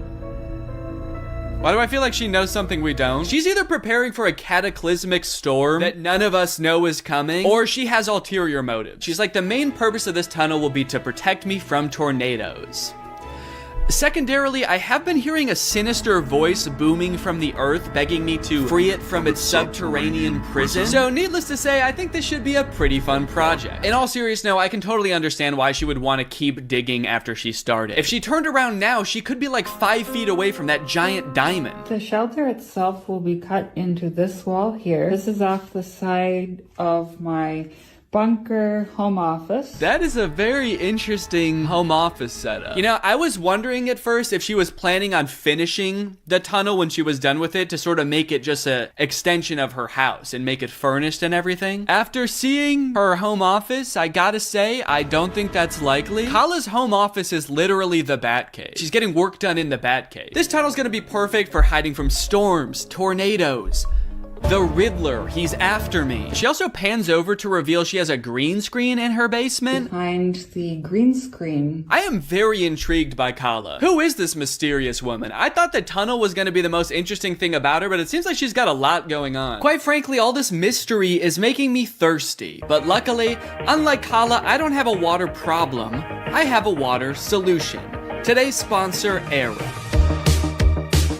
Arup is a great way to meet your hydration goals because sometimes you're just not in the mood for water, you want a little bit more zest to it. And Arup flavors your water via scent. You place this little scent pod on top. Right now it's deactivated, but as I pull it up like this, it becomes activated and air is able to flow through the pod into the nozzle and then into your mouth, where your mouth feels like it's tasting the flavor. In this case, I have a lime scent pod on here, but they come with a variety of flavors. So even though I'm just drinking water with no chemicals added or nothing, I feel like I'm drinking something that's lime flavored. One of the best parts of Arup is that you're getting all the fun of having flavored water without any of the downsides, like added sugar or sweeteners or chemicals. It's just straight up water and smell. I like sipping from my Arup while I'm writing videos, doing work, even filming, as you can see. That extra bit of flavor just puts a little bit of pep in my step. And trust me, if you've seen the way I step before, you know that it's sad and it needs some pep. So if you want to try out this revolutionary hydration technology for yourself,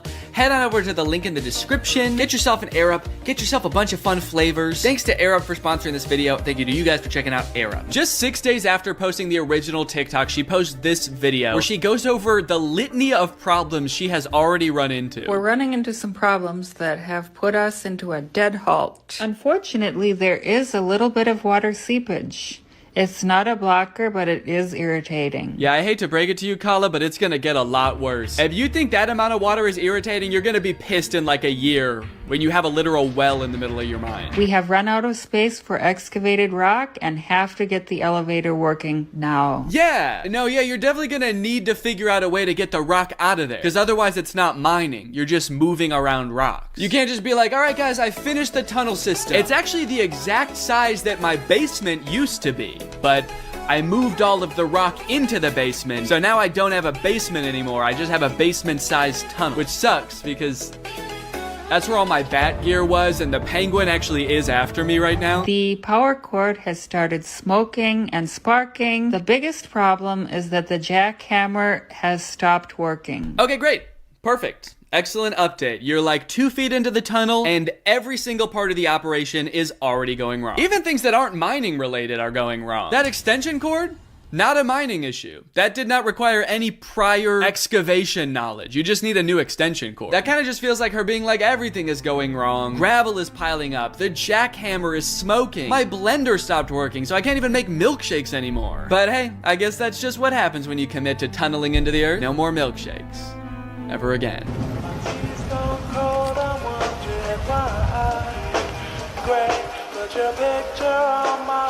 Yeah, it is really bad. You're digging a hole under your house. You cannot afford to cut corners. So this is a structure she was building as sort of an elevator to get rocks out of her basement. She's building like a mining elevator, and I guess while she was building it, it collapsed. I gotta say, at this point, I am pretty concerned about the success of her project. She's still just a few days in, and like, I don't know if she's done anything right yet. She does seem pretty nonchalant about it though, you know? You know, if her entire tunnel collapses and her house falls into the underworld, I think she'll take it in stride. I gotta say, I knew that digging a tunnel would be like a big undertaking, but it wasn't until I started watching these videos where I started to realize all of the logistics that go into it. There's a lot that can go wrong. In this video, she takes a Geiger counter into her tunnel and realizes that there's like twice as much radiation as there was in the rest of her house. Nuclear radiation readings so high in the storm shelter excavation. Every time I measure it, the counts per minute are more than double what they are upstairs. Kala, come on. You gotta figure that out. To be fair, I don't know why the radiation would be higher underground than it would be in the rest of her house.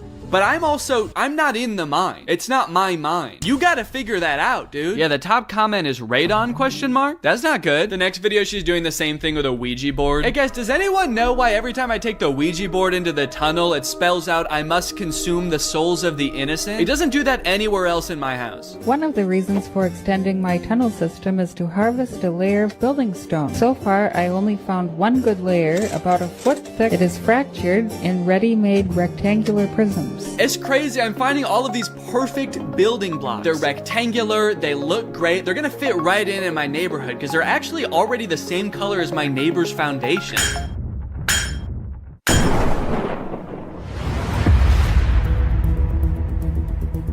Whoa. Hey, excuse me.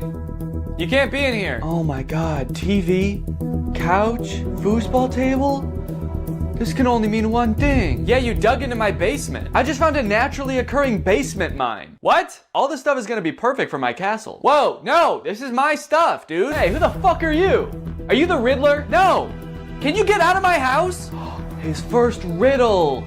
Oh, you dastardly scoundrel. Okay, I'm not a scoundrel. You're no match for my bat gun. Oh, that's just a normal gun. Now, despite having seemingly no experience building a tunnel at the beginning of this video, she is learning at a rapid rate. Just a few months into this project, she posts this video sort of boasting about her engineering skills. I'm in a tunnel with 5,000 pounds of wet concrete over my head, and the only thing separating me from becoming a pancake is my own engineering. Extremely impressive. I, for one, could never. I get claustrophobic if my clothes are too tight. At this point, it seems like some of the things going wrong start to calm down. She starts learning super fast. Lots of new skills. She starts posting videos about managing the water problem in her tunnel, learning electrical so she can have power down in her mine. And mind you, while all of this being self-taught is extremely impressive, it also kind of makes it terrifying to watch. In one of her videos where she's doing the electrical of the tunnel, she describes electricity as magic. Before this project, I had very little experience with electrical. In fact, I used to consider it magic, which it basically kind of is. You should definitely not consider it magic anymore. You should definitely consider it science at this point. I also like that she added in a sound like she's casting a spell. It kind of is. Yeah, so I learned all this electrical stuff. It's basically magic. You're cool to me, says Chris. You're amazing, says Jen. Impressed with you, says Sylvan Energy Solutions. You would be impressed, Sylvan Energy Solutions. You sound like an electrical company, but then you have like a magical owl as your profile picture. I'm impressed that you figured out electricity is magic. It takes most people a long time to figure that out. Now, it's not all fun and games on Kala's account. While she is getting a lot of positive, supportive comments, at some point, the tide began to shift a little bit, and people began to wonder if she was really qualified to be undertaking such a project. I think it happened somewhere around a year or so into it when she did this year in review and showed off everything that she's done in the tunnel and learned so far. It's just been over a year since I started. Oh my God. She has learned a lot. She learned to teleport. Maybe she did learn magic in there. She's like, as I tunnel closer and closer to the Dark Lord, he is anointing me with more and more powers. Teleportation has made things much more convenient in the tunnel. Convenient and scary, because sometimes I'm not in complete control of it, and I just teleport to parts of the earth that I have not tunneled to yet. In August of 22, I cut an opening off the side of the sub-basement and started to carve into the solid rock, fabricated an elevator to lift material. I used hundreds of concrete blocks and yards of hand-mixed concrete. She's learned a lot doing this. My only question is, has she learned why she's doing this yet? I feel like that would be valuable insight to have, maybe, because it's definitely not a storm shelter anymore. Are we allowed to build tunnels? I've always felt like my home is missing a dangerous mine shaft. The city inspector watching this right now.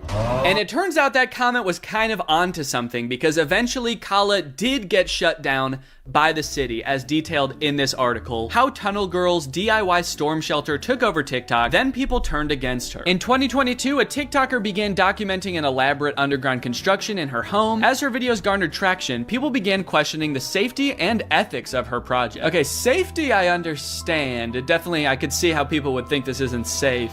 Ethics? She like bringing kids into the mine or something? I guess ethical concerns could boil down to the fact that, you know, she could be like digging a giant sinkhole under her neighborhood, and that could affect her neighbors' houses as well. That's pretty fair. You know, I would be concerned if I found out one of my neighbors was like hollowing out the ground beneath my house. So that could be the ethical concern. It could also be like releasing horrors from the earth beyond our comprehension. One of those two, I guess. What began as a characteristically quirky TikTok anecdote of a person on a curious home renovation style mission has become a messy source of debate, speculation, and even political contention. Political contention? Did I miss something? What happened? Experts are worried as the tunnel appears to be headed straight for the White House. And she has a gun. Is she planning to hop out of the floorboards of the White House and assassinate the president? Or does she have a map to treasure? Kala has refused to comment. Over time, her project became increasingly ambitious. By August 2023, Kala referred to her project as an underground tunnel system. See, that's a big leap. That makes me think she's not being totally honest with her motives here, because that's quite the escalation from the storm shelter she was building originally. I swear, man, these influencers, you give them an inch, they'll take a mile. The next line of the article is like, by January of 2024, Kala referred to her project as a subterranean metropolis. What she's involved in isn't new. It's known as hobby tunneling, a passion for underground digging typically associated with men. Ah, yes, the masculine urge to dig. Have you ever noticed all men are born with this innate desire to burrow into the earth and hide from God? Over the past year, viewers have questioned whether Kala is qualified to undertake the complex construction work depicted in the videos. She has repeatedly acknowledged that she has no formal training, but believes that she can teach herself the necessary skills to perform the work safely. In one comment under a July video, she clarified that she is an engineer, as her TikTok handle suggests, but a computer engineer, not a civil or structural one, as people presume. Yeah, no, I could see why people would have gotten that twisted. I'm not saying that she intentionally tricked people. In fact, I think it was probably an honest mistake. She is an engineer. But I could totally understand why people would be shocked to find out that the woman hauling thousands of tons of rock out of her basement is in fact not that kind of engineer. In November, Kala was interviewed by NBC News clarifying that the project wasn't a doomsday bunker. Yeah, well, that doesn't really clarify anything, because like if it was a doomsday bunker, that would have clarified what it is, but now I'm just more, like that's just more confusing now. I'm not really a prepper or concerned about that kind of thing at all, but I just thought it would be neat to have, like a little protective shelter area, she told the outlet. And so I started working on that, and also it's a challenge, and I live for challenges. It keeps me preoccupied and keeps me entertained. Okay, well, there's the answer we were all looking for, I guess.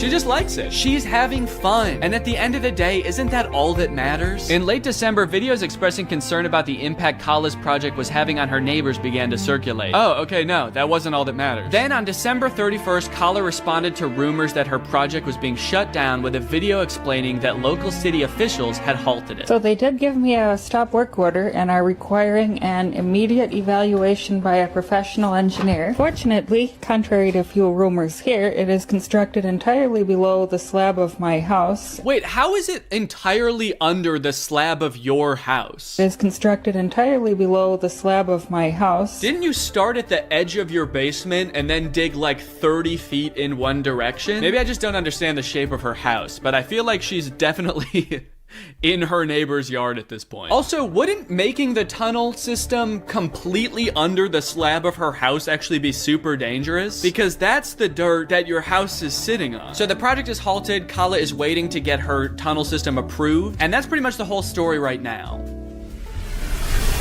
Or is it? While watching through all of her videos, I uncovered a bit of a strange subplot that not enough people are talking about. Bedroom remodeling. Previous occupants considered this room haunted and reported frequent creepy occurrences and ghostly encounters. I'm planning on reimagining the room and renovating the walls/carpet. The bulkhead needs to be fixed and the shoddy trim replaced. I love the curtains. Okay, hold up. You just listed a bunch of things wrong with this room, but one of them seems way more important than the others. Tell us about the haunted room. Why is it haunted? What is the ghost? You, Kala, would not make a very good realtor. Okay, this is the primary bedroom. This window has a great view. There's plenty of space in here. Little goblin there. All carpet, floors, of course. Sorry, goblin? I forgive you. No, I wasn't apologizing to you. Oh. Why is there a goblin? Okay, sure, there is a goblin. But the rest of the house is really nice, you know, when he's not stinking up the place. Yeah, sure, it's a great house, but I'm supposed to sleep in here. Is that little freak gonna watch me sleep every night? I didn't want a goblin. Oh my God, goblin this, goblin that. Dude, if you love the goblin so much, why don't you just fuck him already? I don't love the goblin. What's up, Greg, and welcome back to another episode of Boomers Getting Fooled by AI on Facebook. Gang, there is an epidemic going on right now. While we all grew up with our parents telling us not to believe everything we read online, it is now time for us to return the favor. It is time for us to warn them that 90% of the content they see on Facebook is not real. All this started for me when I got this image on my timeline. Now, to the average person, this might look like your average great photograph. After all, dogs do this sort of thing all the time. But being the internet sleuth that I am, I was a little bit skeptical. For one, what are the dogs doing right here? Like, what is that? Are they chewing up some kind of pillow or animal carcass or something? Hey guys, my 6 golden retrievers paused in the middle of tearing apart a deer carcass to pose like this, completely unprompted. I gotta admit, this is a pretty great photograph, but also I am very scared. I'm worried they're performing some kind of ritual. So this image doesn't seem right with me, but nobody else in the comments seemed to notice it was weird looking, so maybe I'm just crazy. Connie said, absolutely gorgeous. And then someone replied to that and said, you looking good in your picture. And a great comment. Whoa, dude. What? What a weird time to shoot your shot, dude. That was so out of the blue. Yeah, and actually, you know what's hotter than those dogs? You. And your comment. Hotter than the dogs? There's other weird parts of this image, like this dog that's either sitting on another dog or melted into another dog, but it is by far not the worst image on this account. You know, they say some people's dogs look exactly like their owners, and I think this is a great and terrifying example of that. There's a mix of responses on this image. Somebody should call the cops. Absolutely love. Creepy. Okay. Kinda mean. Look, I think we can all agree it's a terrifying image, but that baby did not choose to be born half dog, okay? He was probably cursed by a witch. Please be nice to him, he has enough to deal with. Plus, you haven't even seen this full image. You'd be really creeped out if you saw that this dog actually has human feet and ass. As I began to click on these AI-generated photos on Facebook, I started to get recommended them more and more, to the point where now, when I go on Facebook, it's pretty much just AI-generated content. This is another account that I found that posts images like this. It always seems to be a child sculpting something very impressive out of trash. And the people in the comments just eat this stuff up, dude. Great work. Keep it up. Great talent. Nice one. Thanks. What do you mean, thanks? Did you ask the kid to build this? Oh, finally. The kid I hired to build me a car is done with it. I can't wait to drive it around. I am 2 feet tall and a caveman, so this is perfect for me. All of the images in this genre give off the vibe of like, oh, look at this poor kid. He probably lives in a rural African country. He's probably poor, doesn't have many resources. But despite all that, somehow he is an incredible sculptor. Somehow he's defied all logic and found 1 million cloves of garlic to recreate the Titanic with. Could you do us a favor, guys, and just toss him a like. Could you just do it or he'll cry? They're like baiting you into feeling bad for them and thinking they're cute so that you'll engage with the picture, obviously encouraging them. But I gotta say, honestly, this kid, I don't feel bad for him at all. This kid has so much garlic. This kid is like a garlic kingpin. You know this isn't all of his garlic either. He's probably got a garlic Lamborghini, a garlic mansion where he parks this garlic yacht. He's living better than me. This dude is the garlic Mr. Beast. Not to mention he's way more defended against vampire attacks than any of us. Great work. Beautiful artwork. Where does he get all this garlic from? Okay, it is nice to see people questioning the validity of this image. Part of me does kind of think that they're not actually questioning whether the image is real or not. They just legitimately think that he got the garlic through nefarious means or something. I'm asking myself the same question, and garlic is expensive. They're turning on the kid. Thief! A garlic thief! This kid is stealing garlic from people who need it. Must have some pretty big pockets to steal all that garlic, young man. That must be why your arms are so long. You use them for sneaking and stealing. I'm Sam, and I made this from real wood. Great job, Sam. Totally normal house. Has all the features of a regular house. Nothing more and nothing less. Guys, toss Sam a like if you don't think his house is going to eat him. I'm trying to figure out what was happening here. How did the AI come up with this? Do you think the prompt was like kid standing in front of a little kid house? And the AI was like, little kid house, huh? Say no more, I know what that means. It's obviously a house with the soul of a small child imbued within it. It's beautiful and so well designed. Yeah, I mean, honestly, aside from the fact that there's no way to get in or out of the house, it's the most beautiful sentient house I've ever seen. I collected bananas to sculpt this bunny. And this person says, you know, you can eat them too. Those bananas you're using to sculpt the bunny, you might think that God just placed them here on Earth to sculpt with, but take off the outer peel and you'll be surprised. Now, I gotta say that usually I would agree with this person, but these bananas actually do not look edible. I don't know what's going on here, but these are not normal bananas. In fact, this whole thing kind of just looks like one mutated banana melted together. I don't even think this kid sculpted this. He just found a banana that already looked like a bunny. Wow, look at this kid. He sculpted Jesus sitting on a whale out of well, I'm not exactly sure what any of this is supposed to be. Are these diamonds? And then these are like, I don't know, these look like the containers that dishwasher pods come in. Very interesting material choices. Wow, look at this local impoverished child who made a Jesus sculpture out of only 1 million diamonds and other precious gems. Guys, toss him a like, he doesn't have much else. Made it with my own hands. And oh God, what a toll it took on this poor young child. He does not look so good, man. Made this with my own hands. And eyes. He took my fucking eyes! Now, all things considered, these images I've shown you so far are actually pretty tame, and the deeper and deeper you go into these accounts, the more insane they get. It's like they had a prompt that they used to generate the first few images, and then they just keep adding on to that prompt, making it longer and longer. But before I show you those images, I do want to take a moment to talk about today's sponsor, Opera. Opera is a browser that puts all default browsers to shame with its fun look and a ton of great features. And it's actually the browser I used to browse Facebook for this entire video, and let me just say, this thing browses Facebook like nobody's business. Just like AI images on Facebook, another thing ruining the usability of the internet is ads, plastered all over an article you're trying to read, trying to pry your attention away from what you're doing. I feel like I need blinders on sometimes when I'm using the internet. But Opera has an ad blocker built right into the browser. Just switch it on with one click, and suddenly web pages look so much nicer. Not to mention the fact that they also actually run smoother and faster with the ad blocker turned on. Like to listen to music while you're working?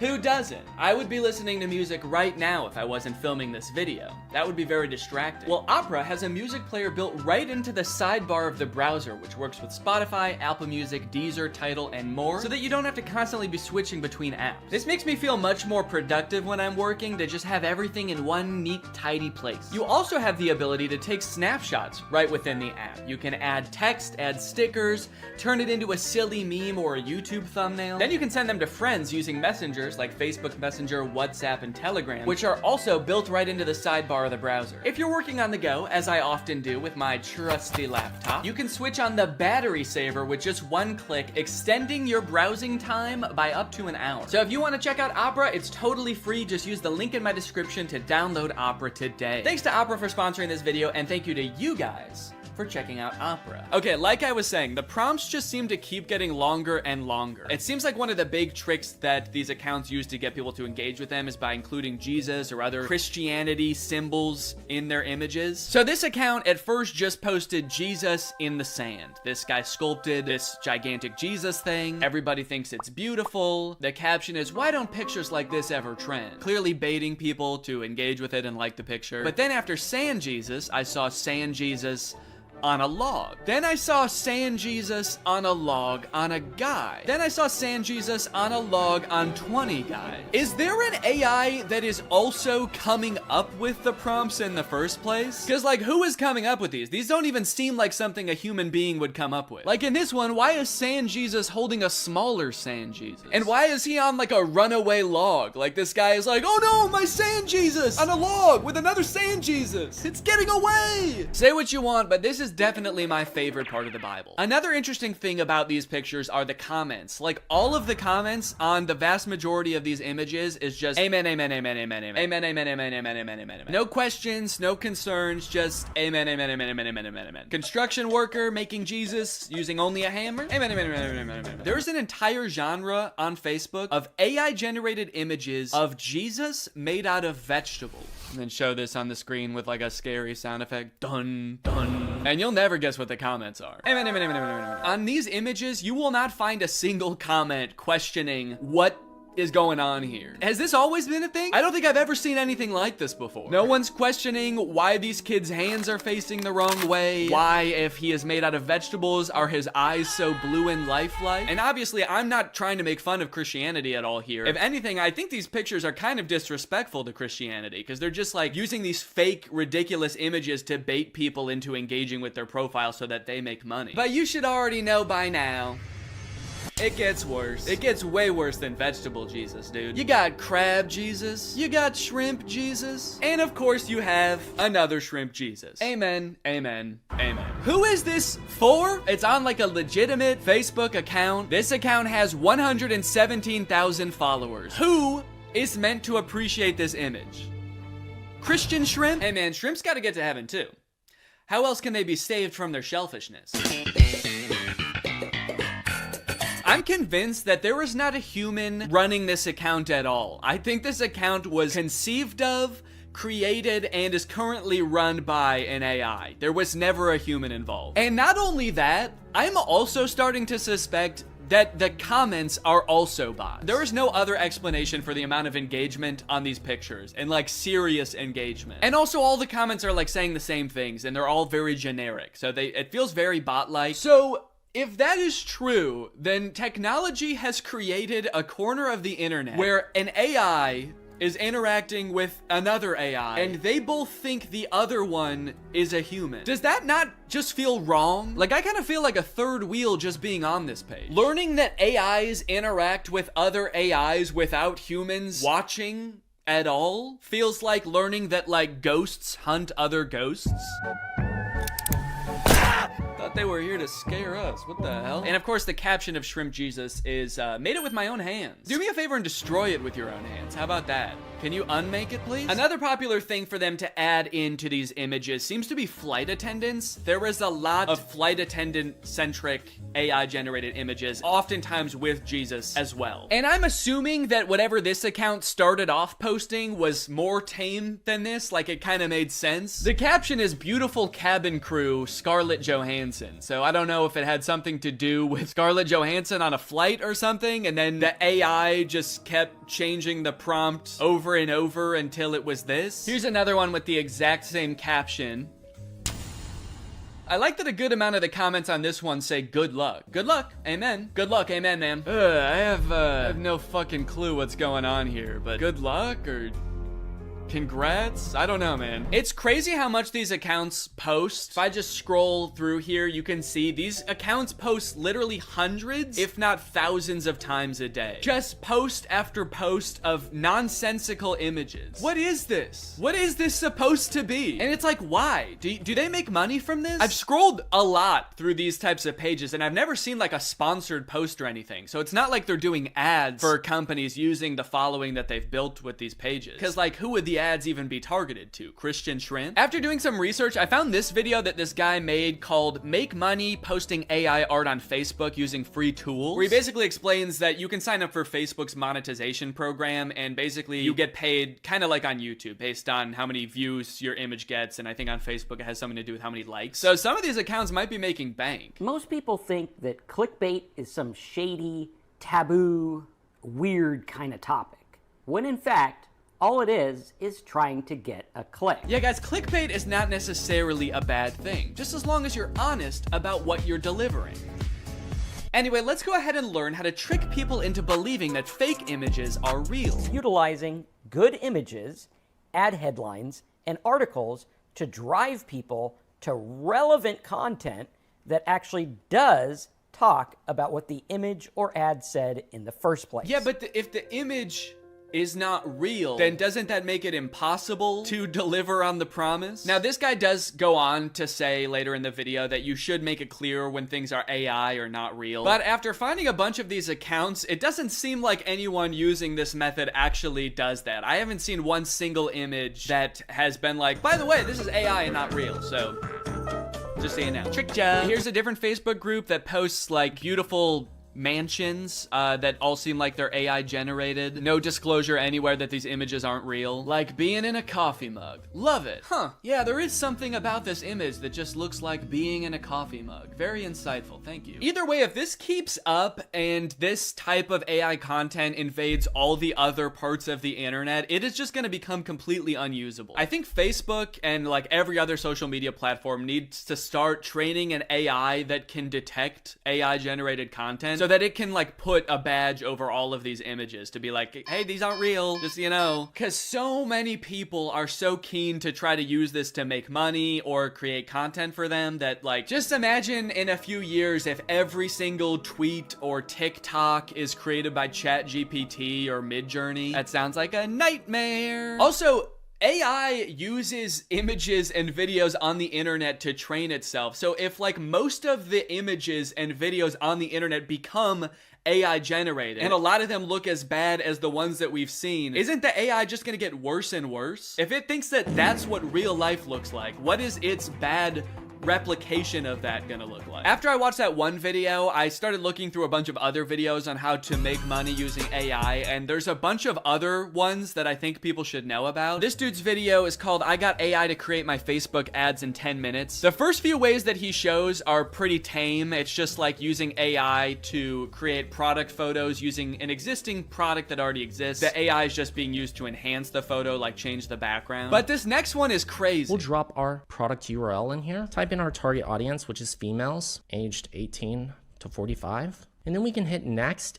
And then it generated 2 ad copy examples that we can use. So he just gave this service the product description that he's trying to advertise. It came up with a script for him. And now it's going to use AI to have this random woman lip sync the AI generated dialogue. Spa day, meet the mocktail wash, my intimate savior and relaxation partner. I don't know who this woman is. I assume that she must have like licensed her likeness to this service. I hope she did. But even still, I feel like you have to be super careful as an actor if you're gonna be licensing your likeness to a service like this, because you could end up advertising anything, and that's kind of terrifying. Okay, here's another tutorial about a similar method. Today, I'm gonna show you how to make ads like this or this completely with AI, and what I'm about to show you is scary. It's crazy to acknowledge how scary a tool is, but then your first thought is like, well, how can I make money off of this? Top 10 scariest ways to make money. Number 1, fake AI ads. Let me go ahead and show you how to make them. What you're gonna wanna do is go to this website, and then click on new project. So he shows this ad for his website that sells licorice, which has gotta be like the most whimsical business idea I've ever heard of. But he reveals after the ad is done playing that like half of the people in this ad were AI. Or at least like the video was real, but their lips were AI and the dialogue was AI. Some of the creators in this ad are AI. Hey, entrepreneurs, Have you ever wondered why testimonials like this work so well? How, like, it's because people assume that the people on their screen are real people talking about a product that they genuinely enjoy, thus giving the product more credibility and maybe generating fake videos of fake people endorsing your product who have never experienced your product because computers cannot eat licorice is maybe a little bit unethical? I'm kind of starting to think that this guy doesn't care. And that he thinks that we're all dumb. When we are speaking to people on the newsfeed, they are in their dumbest, most stupidest, dumbest state. Don't worry if you feel bad lying to people, guys. They're actually really dumb, so it's okay. Obviously, clickbait and scams and fake product testimonials have always existed and will always exist. It just sucks that it seems like it's becoming so much more accessible and a whole new generation of business owners are choosing to adopt the practice. AI is a really broad term, and in most cases it's a tool, and I've seen like artists use AI as a tool to improve their workflow, not just like using it to type in a prompt and use the result as an end product, but like use it like you would use any other tool in Photoshop. So if it's making artists' lives easier, I think that's one thing, but to use it to trick people or create the most bland or disturbing content I've ever seen on Facebook is super disappointing. And I'll be the first person to admit, like, it is cool that this technology exists. It's cool that computers can even generate such realistic, albeit horrifying images in the first place. But can we not just pause for a second to think about how doing stuff like this is gonna make nobody trust anything anymore? Or at the very least, the entire internet is just gonna become unusable because it's just gonna be bots interacting with other bots. Can someone make a movie like the movie Her, but it's actually just two robots falling in love and they both think that they're falling in love with a human? That's gonna be big with this new internet, dude. Anyways, I hope you guys enjoyed this video. If you're new here and you're not subscribed yet, make sure you subscribe and turn on my notifications to join Greg. Greg is what I call my subscribers. So if you're not Gregged up, go ahead and smash that subscribe button and absolutely obliterate the notification bell. I'll see you guys next time. Bye-bye. What's up, Greg? I hope you're having a great day. Today, I have a very special video for you guys because I am joined by Chad. Hey! Chad is waving, and she's dancing, and she's so happy to be here.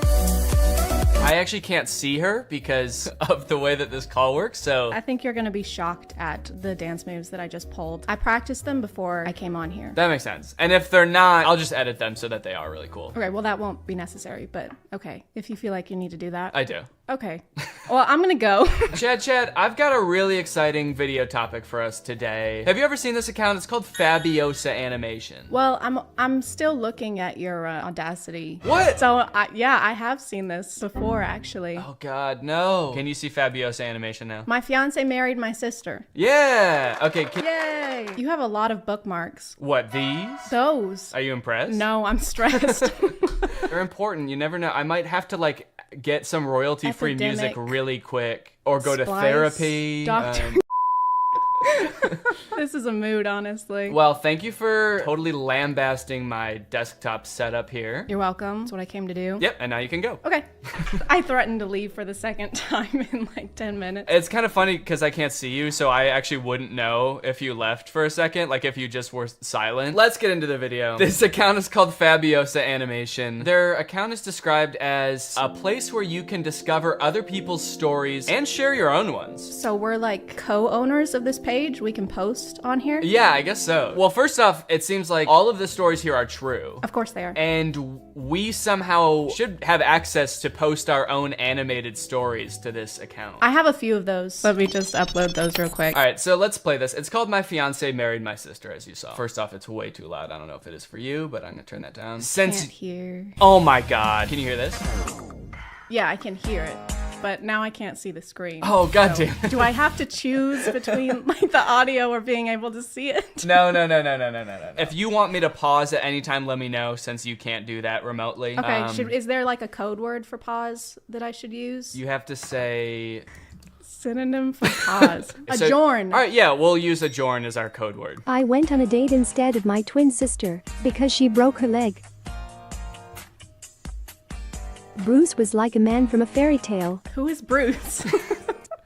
Why do they say Bruce like we're supposed to know who Bruce is already? The whole story starts like we're in the middle of a conversation or like we've known these people for years. Like, why? What happened to her leg? And it's just assumed, it's like I went on a date instead of my twin sister because she broke her leg. As you know, how she broke her leg. And since she broke her leg, the next logical thing for her to do is get somebody else to go on the date with her. Because you can't postpone dates. That's how you lose a man like Bruce. And you don't want to lose a guy like Bruce. He's a great guy. Well, yeah, he's like a man from a fairy tale. tale. You know, the type of man who will break up with you if you're late for a date. If you're late for a date because you broke your leg. It is kind of interesting they use the phrasing Bruce was like a man from a fairy tale because there are like really nice, you know, like Prince Charming type guys in fairy tales, but there's also like witches and like evil men in fairy tales as well. Jekyll and Hyde? Is Jekyll and Hyde count as a fairy tale? Would that be a fairy tale? I feel like fairy tales are stories you tell the kids. I feel like that was like an adult horror novel. I tell my kids about Jekyll and Hyde. The many kids that I have. And how many kids do you have? How many is the max of kids you can have? I actually have this bookmark. What is the legal number of kids you can have? All right, well, let's figure out if this guy broke her leg or what. You're gonna go out with Bruce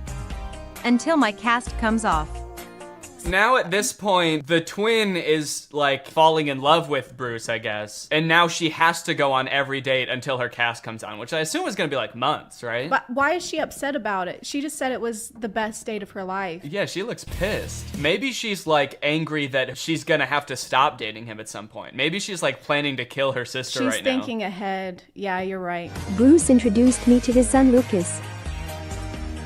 Lucas never spoke after his mom died. The music in these is also like a little bit too like peppy and yeah, it's a little too happy. Lucas never spoke after his mom died. Lucas was a deeply troubled child and I'm like banging my head over here. Is horrifically traumatized.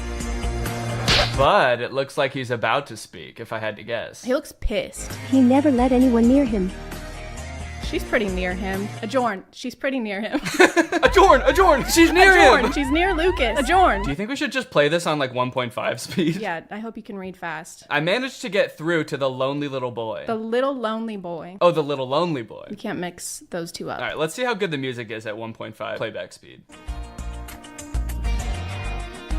Laura's cast was off, and she could walk again. I'm finally gonna meet Bruce. I don't know if this is just a weird way to word it, but she's like, I finally get to meet this guy. I'm just trying to think of a situation. So if this was like an online dating kind of thing, right? Where they haven't met yet, and then she breaks her foot, and she's like, oh, well, I don't want him to think I'm a catfish, so you need to go. And you need to date him for a month before I even know if I like this guy at all. So for all we know, like, Laura doesn't even know if she likes Bruce at all. And she's about to go back into this relationship where Bruce thinks he's already introduced her to his kid, and they're like closer than he's ever been to anyone since his mom died. His walls are finally breaking down. He's letting her play with pirate ships with him. He's just a little boy now and not such a little lonely boy.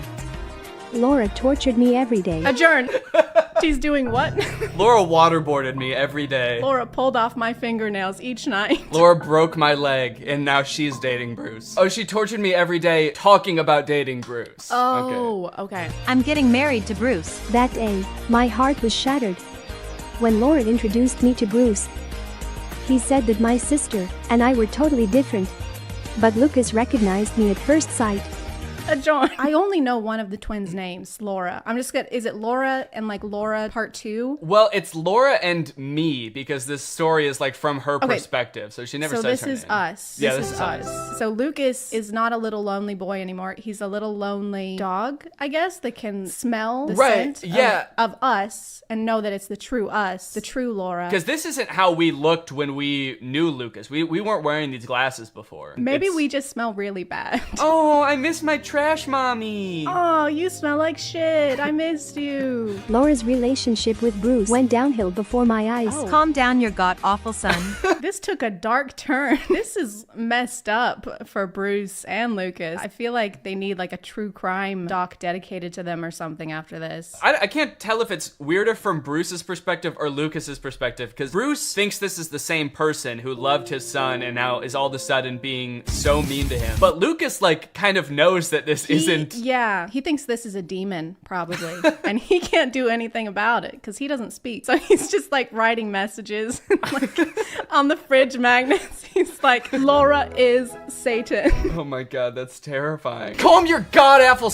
God apple? Call me your apple son. Call him little Johnny Appleseed. What's his name? I like that there's one comment on this video and it's just a heart. That could say a lot of things. It's like, I love this, or like, you know, sending positive vibes. Get better soon, whoever wrote this. Oh, I just realized that one of the hashtags is karma. So I wonder what's gonna happen to the bad Laura. Well, we don't really know the moral compass of the people who wrote this. Maybe Lucas is gonna get his karma finally. Lucas didn't eat his veggies one night, and then his mom turned into Satan. So eat your broccoli. Laura dumped Bruce and disappeared. In her letter, she said she filed for divorce. One day I got a call from Bruce. He had no one to leave his son with. The princess tricked the prince, and she suffered for it. Well, she's like reading him a story that is like thematically the same as what's going on in their real life. There's actually nothing. That's a blank notebook. She's just making it up as she goes. She suffered greatly for deceiving the prince. Laura was an annoying bitch. Sorry? No, I coughed. Oh, okay. Thought you said adjourn. Adjourn. Yeah, your coughs sound like you're saying adjourn.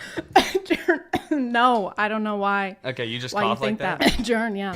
It was you. So now, if you found out this had happened to you, if you were in Bruce's shoes, would you be like, oh, thank goodness you're back? Or would you be like, why the fuck did you lie to me? No, the second one. Yeah, I feel like I'd have a lot more questions. They still haven't explained why they would need to switch places if she had a broken leg. Because you can still do things with a broken leg. Right, unless Bruce on like, right when they matched on Tinder was like, oh, thank God I finally found somebody that doesn't have a stupid broken leg. On the requirements, it says, don't message me if you have broken legs.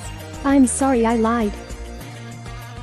Don't cry, Mom. He spoke! And he called her mom, or us. He called us mom. Yeah, he called us mommy, and we're his new mom. And they walk off into the sunset together. I don't know if that's the best message. People might impersonate who you think you're dating, but you should forgive them. Forgive them and let them into your home and let them raise your child with you. And let them around your young, already traumatized son, and let them bond. Do you see this? What the fuck? Just so you know, there's no way this ever happened. What happened to this being our story or whatever? What is this highlight story with the armpit? So this looks like their top something of March 21. Let's go ahead and check it out. I became a mom after my husband passed. Why are the children fully clothed in her womb? Oh, yeah, he's got a little shoe. That child is like 3 years old. I gave birth to a 5-year-old kid twice after my husband passed. I gave birth to my husband after my husband passed. It's like a full-grown guy. I dated Deep Pocket John.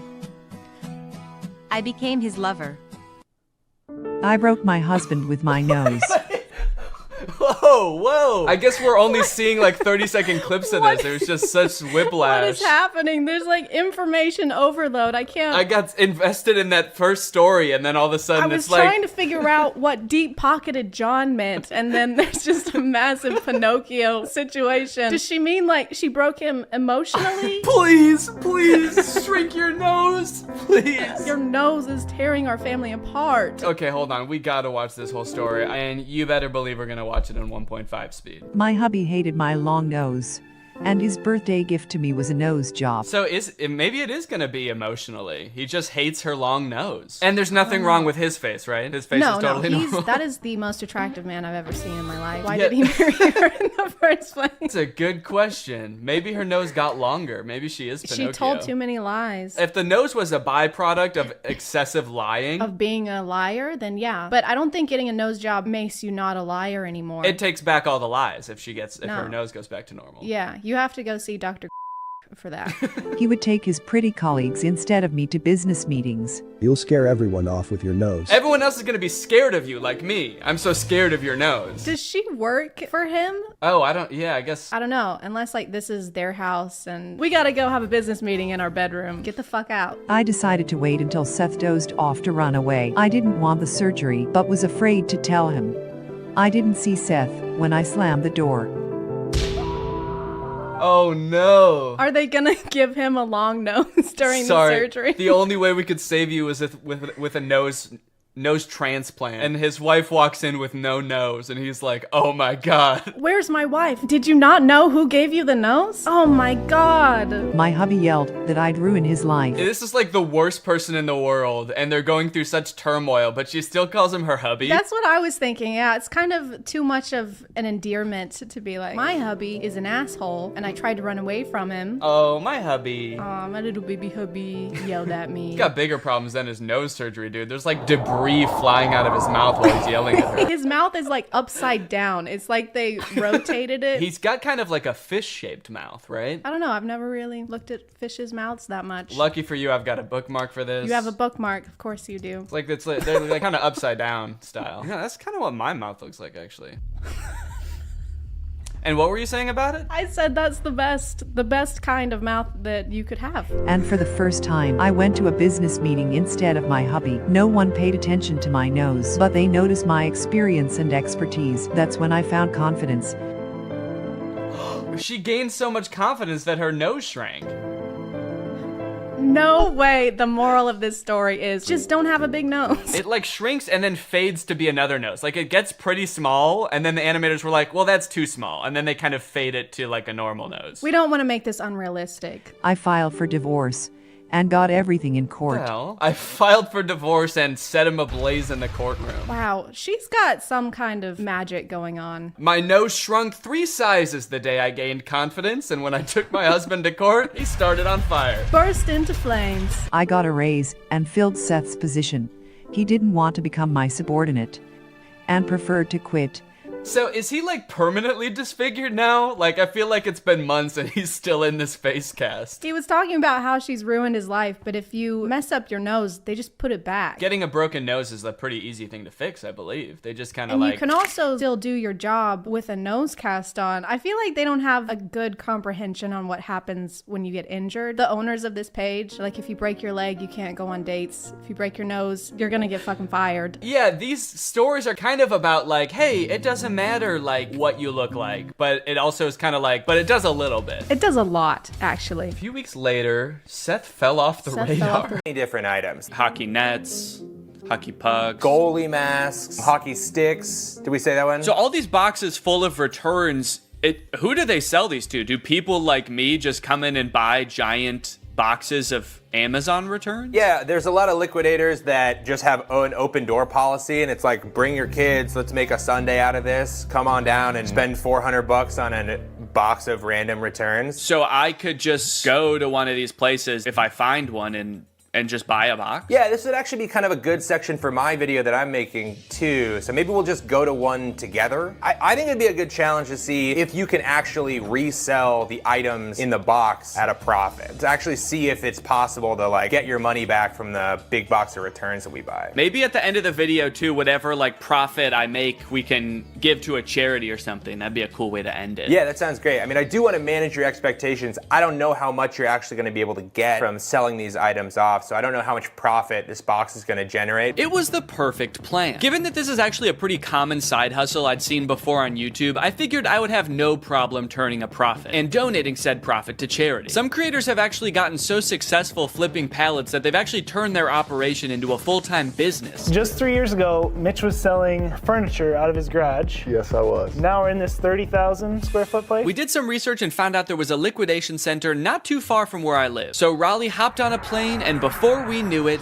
there we were, in a place filled to the brim with things that for some reason or another, someone thought they wanted, but then changed their mind. A baby car mirror so you could start a safe road trip with your lovely baby. A breast enhancer that takes 2 AAA batteries. I was captivated by the untold story behind each item. This place also had overstock items in bulk, like $66,000 worth of pacifiers, and hundreds of this one aquarium decoration. I don't mean to sound like Cotton Eye Joe when I say this, but where did all this stuff come from? And where will it go? Raleigh and I searched the grounds for a while, looking for a box that spoke to us. We walked down corridors of bubble makers and as seen on TV products. We thought these women's blouses were pirate shirts, but eventually, we found the box for us. Priced at just $340, this box was a hodgepodge of various Amazon returns. Big boxes, small boxes, A Chewy box. A box of what appeared to be sweet and sour chicken. What rare, priceless gems could be waiting in here to uncover? We paid the fee,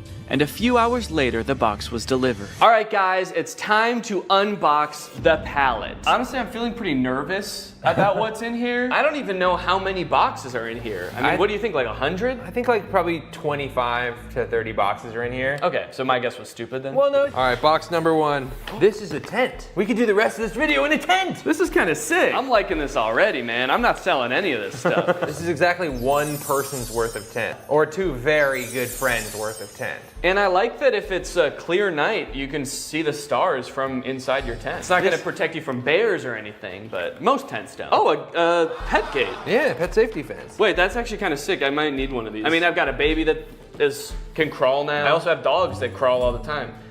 When dogs walk, is that called crawling? They're on all fours. It's just walking. When a horse walks, is it called crawling? Oh yeah. Yeah, it's a Keurig. It's got the K right on top and everything. I wonder if it works. Now I'm noticing, if you look right here, there's like a little bit of scuffing. Yeah, I think this might be a gently used Keurig. As long as they used it gently. Oop, did a piece of... I lost a bit. I lost a bit of the Keurig. I'm going for the sweet and sour chicken. Oh, baby. Will it really be? So this is an example of a return. Somebody has like put it in a different box probably, and they've returned a thing. So they almost certainly took it out of the packaging, lost the packaging, and then said, fuck it, I'm returning it anyway. Oh, is it a vacuum maybe? I'm thinking, oh yeah, vacuum, little brush. It's a car vacuum. That is great. Maybe whoever ordered this wanted a car vacuum, and then between the time they ordered it and they got in a car crash and never wanted to set foot in a car again. Okay, or positive version, they ordered this. It worked so good. Their car was so clean. They're like, I'm not gonna need this again. They never needed for another it. 10 years. So. I cleaned it so good that it's never gonna get dirty again. All right, so this Chewy box was another one of the ones that like, it might be Chewy stuff or it might be... Based on everything else so far, I'm gonna say it's not Chewy stuff. And also I can tell it's a rug just by looking at it. It's also the way they packaged it. It's like if Chewy packaged something like this and it came to your house, I would never shop at Chewy again. Yeah. It's like, yeah, it's fucking Chewy, come on. Dog treats spilling out the side. There's like tufts of dog hair stuck to the tape. Hey, do me a favor, ask your fucking dog if he cares how it's packaged, all right? Oh, it's soft though. Feel that rug. Wow. Yeah, I think it is some kind of, oop. Oh, this is nice. This is a nice padded floor. For your doggy duffel bag. And it looks like someone did put their dog in there. Yeah. It's all furry. Dog tested and returned. Dog tested, disapproved of. Dog disapproved. Right. A little rusty pan. Is it rusted? Oh, no, that's the brand? No, it is rusted. It is rusted. Oh, geez. So they must have used this a lot then. Yeah. They had this for 10 years and then sent it back to Amazon. It feels terrible to say goodbye after 10 years, but... I never liked it. It's just another rug. Dear customer, if there is crease on carpet you received, please don't worry. This is a normal phenomenon of folding carpets in order to meet the needs of international transportation. We intimately included a small watering can. Intimately? In big, huge bowls to help you easily solve this abominable crease. This crime against God of a crease. There were a few staple categories in this particular palette. For example, a shocking amount of tents. Could this be like a changing tent? Oh, yeah, maybe it is. Yeah. I think I just found another tent. We have an orange tent here. Okay. Also a bunch of rugs and 2 toilet accessories. I could understand why Amazon wouldn't want to take this back. Honestly, this one, I'm gonna give them a pass on this one. But there was a category of items that worried me the most, and that was the items that I didn't even know what they were when I unboxed them. Wait, whoa. I don't know what this is, but it says mind reader. This thing can read my... Ah! Get out of my head! Get out! I can hear your thoughts. Why would it be called a mind reader? It's like, was this the coaster you wanted? How did you know? Get out of my head! Look at what, I don't know. It's like a garbage bag? I think so. What the hell is this? Okay, and was it just like wood? It's a plank of wood! Wow. And does it say on the back, this is a set, do not separate? Oh, does it? This is a set, do not separate. There is one thing in here. Yeah, I wouldn't know how to if I tried. I'd need an axe. The more boxes we opened, my hope that we might find some cool, mysterious, rare item started to fade. People aren't constantly ordering cool doodads on Amazon and then returning them. As we came to find out, life is mundane, and so was a lot of the stuff in this box.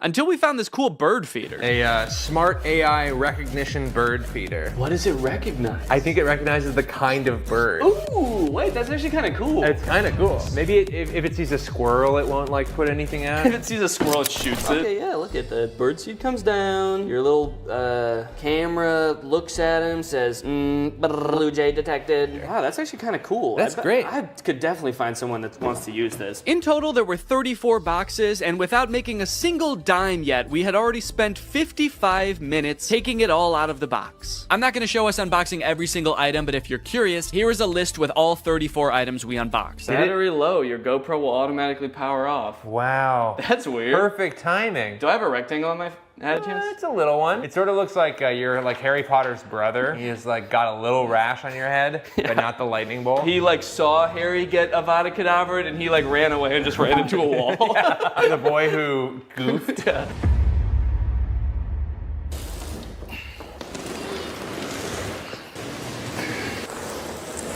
That thing is heavy as hell. I want to get this stuff listed on Facebook Marketplace as fast as possible, so I'm going to take inventory of everything in this box, look it up on Amazon, and find out how much it costed. That way I can list it on Facebook Marketplace for a fair price. And this will be really interesting to see because this box cost $340. So once I tally everything up, I can see how much I can potentially make off of all of this. I've never had to think about how to properly photograph a toilet seat before. I don't know what people who are buying this thing are looking for. Like what's the best angle for this thing? You need to know how big the hole is for scale. I can put my hand there. Once I got everything inventoried, the next thing I had to do is actually figure out how much everything is worth. It was actually really interesting to see what the most expensive items on here were, what the cheapest items on here were. The cheapest thing was the USB clip-on fan, and the most expensive thing was that cream and gray rug, which was $140. A couple of the items, I didn't even know what they were when I opened them, and searching around on Amazon, I was actually able to figure it out. So now I can actually list it on Facebook and not just be like, this is I don't know what this is. It's a piece of wood with a handle. The thing I'm referring to right there, I thought was a cabinet door. Oh, is this a cabinet door? But is actually some kind of stovetop cover. It's a piece of wood that you put on top of your stove when you're not using it. That way you have extra counter space. Seems a little bit dangerous, maybe. I don't know why they made it out of wood. That seems like maybe the exact wrong material to make it out of. Oh, the vertical tents, the standy-uppy tents, are for privacy and showering in the woods. So I guess you just climb in there and you just dump water on yourself? Or maybe if you get some kind of hose to go in there. Yeah, it's for showering. It's not for sleeping standing up, surprisingly. So in total, the box cost $340 and there are 34 items, conveniently. It's almost like they did that on purpose. But basically, I have to sell everything for an average of $10 or more to break even or make a profit. But if I wanted to make the maximum amount of money possible, then I would make around $1,700. And then if you subtract the $340 that I bought the pallet for, or Raleigh bought the pallet for, really, then the profit would be $1,350. So that is the maximum amount of money I could make from this. 1,300 smackaroons. But as I'm sure you're aware, that's not how Facebook Marketplace works. I don't think I'm gonna be selling these for anywhere near the amount that you could get them for new. I wanna try to sell this for a good price, but I will also be battling with my other want, my secret want, which is to get all of this stuff out of my garage as quickly as possible. I can barely back my car into the garage right now because this box is so big. So there's like an angel and a devil on my shoulder right now. The angel saying, come on, Danny, let's make a profit. And the devil is saying, get that fucking box out of the car. I don't want it anymore. We don't need the box. Just drive the whole thing to Goodwill. They can figure out what to do with it there. And then I also, guess I also have to make sure some of this stuff works. I mean, there are electronics in here. Chainsaw, leaf blower toy, there's a Keurig, there's a vacuum. So it could be time for a product review section of the video! Now, $13.50 is a serious chunk of change, and if I wasn't donating this to charity, I would definitely want to make sure that I keep my profits safe and maybe even put them to work for me. But how do I go about saving that much money? $1,300 isn't gonna fit in my pockets unless I buy more pants. That's why this video is sponsored by SoFi, which is... Oh, it's not pants. Okay. SoFi is a next-gen finance app, and they're gonna help you bank, borrow, and invest all in one place. And I bet you can guess where that place is. It's in the app. But don't just take my word for it. Listen to me in a suit. Having a child is awesome, but it is quite expensive, so when I'm not using my money, I like to make sure it's working for me and not just sitting there, which is why I love SoFi. With SoFi checking and savings, I can earn more money on my money. With direct deposit, I can earn 9 times the national savings rate. For those of you who are new to high-yield savings accounts, don't worry. Daddy's gonna walk you through it. It's basically an account that makes your money work harder for you by giving you something back in interest. Your typical savings account at your local bank earns you about 0.45% interest. Yeah, sorry big banks, that's not gonna cut it. Because with my SoFi high yield savings account, I can earn more in 6 weeks than I would in an entire year in a big bank savings account. With SoFi checking and savings, you get paid up to 2 days early, pay no account fees, and can earn up to $300 when you sign up for direct deposit. So if you want to sign up, just click the link in the description or scan this QR code. It's made just for me to show you. Thanks to SoFi for sponsoring this video, and thank you to you guys for checking out SoFi. Let's go ahead and pop some batteries in these. Hey, and this way, whoever buys these is gonna get free batteries as well, which I don't think they came with. So I'm actually sort of performing a service here. I should charge people more than the Amazon list. And that's what makes me such a business-minded guy. Time for the moment of truth. Hedge trimmers.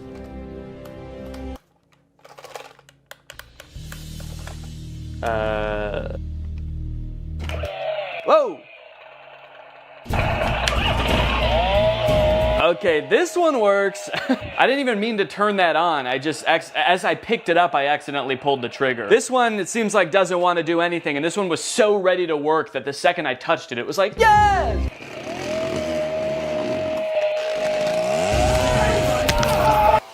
There we go. Ooh, and it blows. Okay, well, we got 2 out of the 3. And if someone buys these, I can just ask them if they want that one, even if it doesn't work. Next up, this clip-on fan. It's actually rechargeable, so there's a USB-C here. And let's see if it has any power right now. Oh. Oh, it only spins while my finger is on the button, which definitely does not seem very convenient. But let's give it a charge. And then we'll see what's what. Luckily, I've got a spare charger laying around from the AI pin, and it's USB-C. So I can't say I never got anything out of buying it, but we'll give it a minute to charge. In the meantime, let's test out its clipping functionality.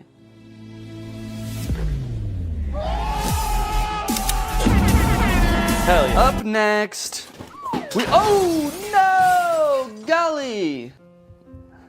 Is that really what I say when something surprising happens? Did I say, ooh, no, golly? No, golly! Having a child has turned my language all topsy-turvy. A few months ago, I definitely would have just said like, oh, fucking shit, as that thing fell over, you know, because I'm a cool guy, I swear. Okay, so this is the Keurig. Water. And now let's see if it'll just make me a hot cup of water. Guess I'll just do 8 fluid ounces here. Go. Does it know there's not a cup in here? Go! Why isn't it going? A Keurig starts going right away, right? You press it and it just starts going like... In my experience, every time I've used a Keurig, you press it and it goes right away. Okay, maybe it knows there's not a cup in here and it's mad about that. All right, let me see if I have a Keurig cup laying around. Found one. Maybe I have to put a mug here. Maybe it won't start unless it detects. Does it have mug detection technology?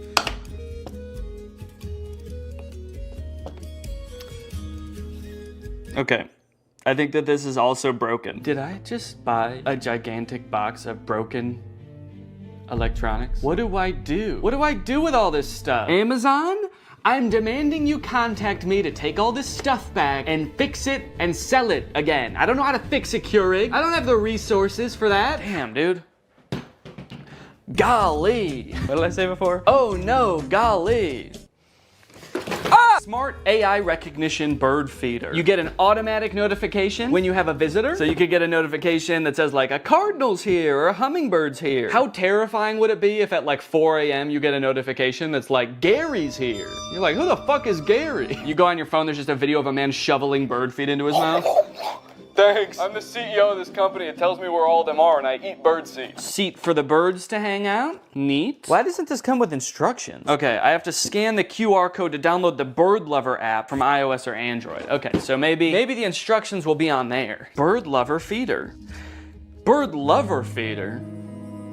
Shouldn't it just be a bird feeder? Starting to think a human being is actually gonna show up. Little old lady. Thank you for setting this up, young man. I love birds, and I'm so hungry. And now? Oh! I wonder what this little thing is here. That's the camera lens. And then what is this? Is it a big speaker? Play soothing noises for the bird. Soothing noises. Metro Boomin. Yo, okay, look it. Oh, what kind of bird has showed up to the bird feeder today? Danny bird. Okay, can I take a picture? Oh, I got a notification. Bird feeder camera has detected movement. I like that it's just saying that the smart bird feeder has detected movement. Obviously, it's not saying bird detected. It's like, we have detected something, but it's not a bird. You should probably just look for yourself to see. You're not gonna believe us if we tell you. It works! Man, I was worried about this one, because I actually feel like this thing's pretty cool, and I wanted it to work really bad, So why did someone return it then? That's the question. So many stories behind these boxes, you know? What happened in this person's life between when they ordered the AI bird feeder and when they returned the AI bird feeder? They suddenly started hating birds? Okay, surely by now the clip-on fan is charged, right? Let's take a look. Ooh, it is! It works! Okay. The clip-on fan works. In my effort to provide an excellent experience for my customers, I want to go beyond just the electronic items, okay? There are some non-electronic items that need my attention. Actually, there's just one. It's the rug with the abominable crease. And guys, I have really bad news. There is not an abominable crease on this carpet. There are two abominable creases. Right here and right here. That is just abominable, man. Actually, looking at it like this, there's kind of more than two, because there are some horizontal ones too. They're a little less severe, so I might not call them abominable, but I might call them like, dastardly. But they did give me instructions on how to fix the crease, so I'm gonna try all of this, and then I should have a perfectly good rug to sell. Let me get some water. God, my finger is getting tired from spraying. This is such a tiny little sprayer that you have to spray so many times. Okay, I've spritzed it. Wait, why is it still completely full? It's like I didn't use any water. That's like how much I filled it up in the first place. Kind of magic watering can? Okay, well, we've got a soggy crease. I'm pretty happy with it. So I'm gonna give it a few days, just like the instructions recommend. And then hopefully this will be ready to sell. The last things I needed to test were the tents. Yeah, this is nice. This fits me. Yeah, I've got over a foot of headspace. Give you guys my POV. There's my little piggly wigglies. Plenty of room, man. Maybe they returned it because they thought they would fit in the tent, but they're 8 feet tall. All right, well, I'm gonna give this tent a 10 out of 10. A tent out of tent, actually. Whoa!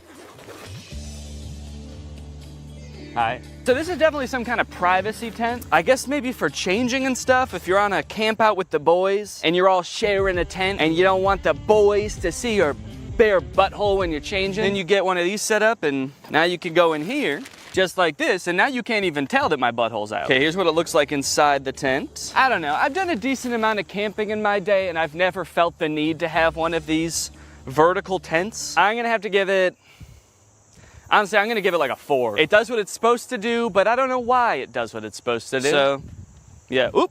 You know, being in this one when that happens would probably be scary. You're standing in there, you got your willy out, and then it just blows away. All the boys are sitting around the campfire, and suddenly you're just like, oh, I got the tent so this wouldn't happen. This last tent I was very confused about as I was putting it together. It's completely transparent, but has no ventilation. My suspicion was right that there is no ventilation in here. I mean, at least not without opening these windows. There are windows. Okay, so let me close this up, and now we'll just sit for a second. We'll see. Well, okay, hang on. This is not even big enough to sleep in, actually, now that I'm thinking about it. No, it's not big enough at all. This must not be a camping tent. Must not be for sleeping. What other, is this, oh, maybe this tent is like to keep you warm because it is insanely hot in here. That's why I say that. So, yeah, I guess there's like no problems. Oh, there's sand in here. What the hell? Look at, there's sand all over here and dirt on the inside. Okay, someone for sure used this. Despite being a little worn, it does the job. So I gave it an 8 out of 10. After all of that testing and reviewing, I was finally able to get everything up and listed on Facebook Marketplace. And a few days later, I got a message. It was Barbara, and she wanted my pet gate. Hello, how are you? So sorry I'm late. Oh, that's okay. Since I didn't want to give 34 strangers my address, I decided I would meet each customer at a nearby grocery store. Well, let me show you the 2 little Yorkies. Oh, cute. Yay! Yay! And the next day, I met Irene to give her my landscaping lights. Hello, Irene. Oh, sorry, did I scare you? I 1000% did scare her. She screamed and jumped when I said her name, but that didn't matter because I had just made $23. Just about every day I was heading off to the grocery store parking lot to meet with yet another potential customer. I felt like I had the foundations of a real small business on my hands. Another day, another drive to the grocery store parking lot. Goodbye, sweet and sour chicken box. Goodbye. I was spending a decent amount of time driving to and from the grocery store and waiting at the grocery store, but that didn't really matter because I was making money, baby. I don't have the money, he paid me on Zelle. Alright, we're a few days in now. How are things looking? I don't know if my listings just took a while to get into Facebook's algorithm or something, but they weren't getting any interest for the first couple days. But then suddenly, on the second or third day, I started getting a ton of messages. Just like that. And the messages are great because it means that I might be able to sell something, but it is also like really hard to keep track of. If you've ever sold anything on Facebook Marketplace before, you probably have dealt with this, but people will message you and then just disappear after you respond. Hi Danny, is this still available? You only have 4 pieces. They're talking about the pathway lights, there are only 4 of them. I don't know why they needed to tell me that. I know that. Don't shame me for how many pieces I have. Yes, are you interested? Yes, it's 4. And then they just completely ghosted me. They just messaged me to insult me. Hi, is this available? Yes, it is.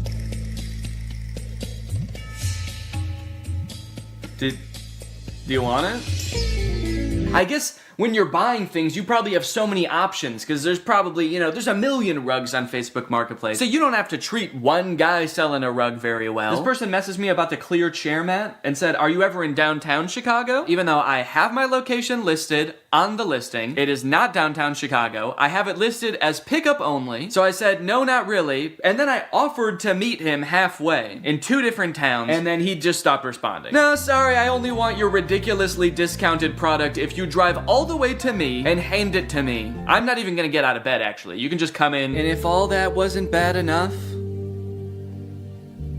the crease is still there. All of them. Yep, this thing's been laying here days now. Probably a week, actually. And the creases haven't gone down a lick. So I'm sorry, but if anyone buys this rug, the crease is gonna become their problem. Alright? I'm not doing the crease. Every time I had a potential new sale on my hands, I had to dig into the box to find the item, which was surprisingly difficult. And I ended up having to use a shovel a few times to dig an item out from the bottom of the box. If I was gonna do this again, I would definitely invest in some other storage system like shelves, which might take up more space, but it would be so much easier to access the items. What really added insult to injury in this case is that the person who was requesting this item actually ghosted me right after I did this. But that's not even the worst part, because I actually have a much bigger concern about this box. And that concern is that the box is perhaps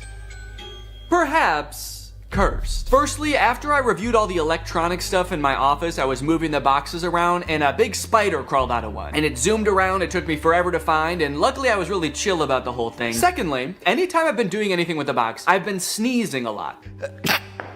What am I allergic to in this box? I don't want to know. And then I noticed that later that day, every time I've gone into the box, I have told Laura, I think I have a fever. This is like hours after I'm done using the box, but it's always on days where I did use the box. I just feel feverish. I have body aches, I feel exhausted. So I'm highly allergic to something in the box. I guess dust, although I've never been allergic to dust before. And then the third thing, which is the most concerning thing, a few days ago, I got a bunch of mosquito bites on my body. At least I thought they were mosquito bites at first, because they were just a bunch of itchy bites. But after a few days, they kept getting itchier and itchier, and you'll notice I'm itching one right now. And then they got really red, which doesn't happen to me with mosquito bites. The bite itself got red, and then the whole area around it got red. And they're starting to get better now, but you can still faintly see the redness around this one. I've got like 5 or 6 of these on my body. This is very concerning to me. So I don't know, maybe this is all kind of in my head, maybe there's a spider in the box because it's in my garage and there's spiders in my garage. Maybe these bites are just mosquito bites and my body is reacting a weird way. Or maybe, what is the more likely option, the box is cursed. But hey, baby, that's just more motivation to get rid of this stuff, huh? Sell it. give the curse to someone else. But at the very least, I should be careful when I give people the boxes. I should probably check them all for big spiders and ancient magic before I give it to them. Yep, should be good. Sweet. All right, have a good day. Yeah, no problem. All right, I've just finished up another sale here, and I was just sitting here in the car doing some thinking, and I think I've decided that I don't like this one bit. In terms of side hustles, man, I don't think that this one is it. Look at all of the messages that I've received between today and midday yesterday. So many people that I need to coordinate with, and the chances are, based on all of these messages, I probably won't even sell anything. The ratio of messages I receive to products that I sell is probably like 40-1. I've spent so much time messaging people and I've sold 8 things. Out of the 34 things I have, it's been weeks and I've sold 8 things. And then when I do have an actual buyer, it's almost just as annoying to coordinate with them. I had another guy that I was selling something to. We were supposed to meet at 7 p.m. one day, but he messaged me at 5:30 and was like, hey, just to let you know, I'll be there in 20 minutes. I hope you're free. To which I responded, no, sorry, I'm not gonna be free until probably at least 6:45. And then he messaged me when he arrived at 5:50 and said, okay, I'm here. Oh no, I didn't see your message because I was driving. Can you come anyway? But it was all worth it in the end because I sold the desk chair mat for $15. And as he was typing my information into Zelle, he also asked if he could have a discount. And I gave him one. Guys, I'm not good at this. Now, to be fair, this is completely my fault. I signed up to do this video. When Raleigh proposed, we did a collab, and I decided on this idea as my end of the collab. I had watched, I think one video about pallet flipping on Amazon, and I thought it looked easy. And I don't know where my critical thinking was when I watched this video, because watching it back in hindsight, there were definitely some red flags. This is a video called The Best Side Hustle No One Is Talking About, Flipping Amazon Return Pallets. It was made by this channel. They're a couple. They do a lot of Amazon pallet flipping, and so I thought it looked fun. And I think what really drew me in is this little bad boy right here, the MSRP counter. Every time they open a product to see what it is, they tally up how much it costs on Amazon, and they add that to the MSRP counter. By the time they're done unboxing the pallet, their MSRP counter is like $3,000 for a $500 box. So that's great, you know? They made $3,000. Except, no they didn't. They've unboxed a bunch of stuff and they've added up what it would have cost them to buy new. It's crazy that to me,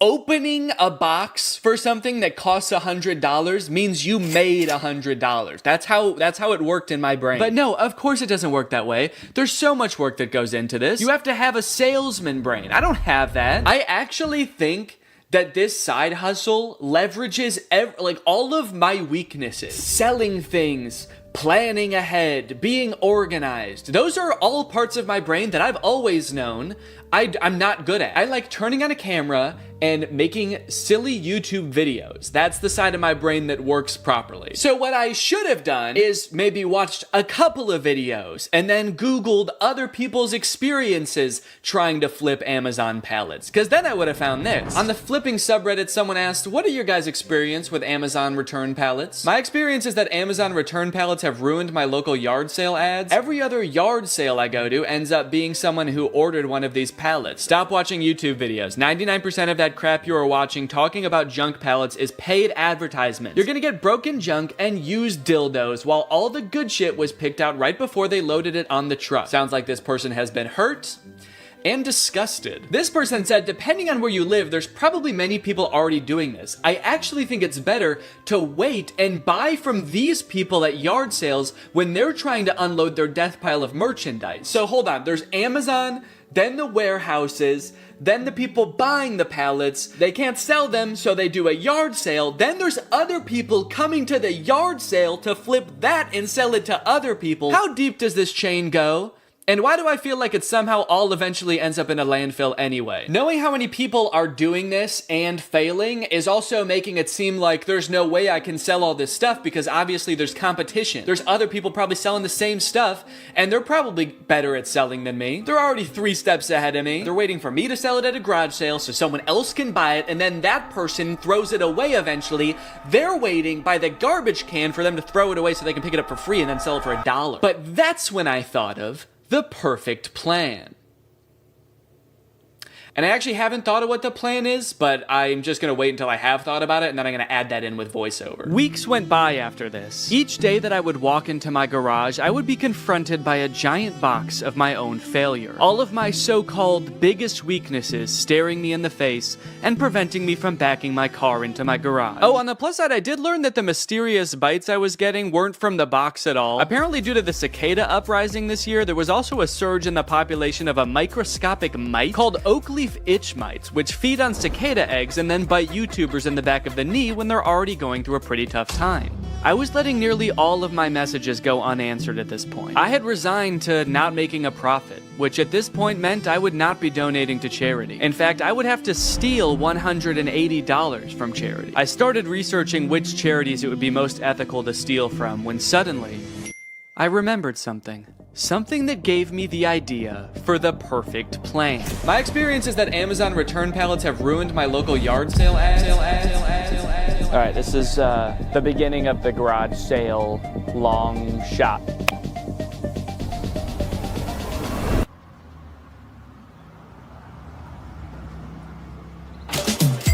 Thank you. You know what I think you'd love? A tall green tent. Pleasure doing business with you. Cha-ching. Another satisfied customer. I'm on a roll. Yes.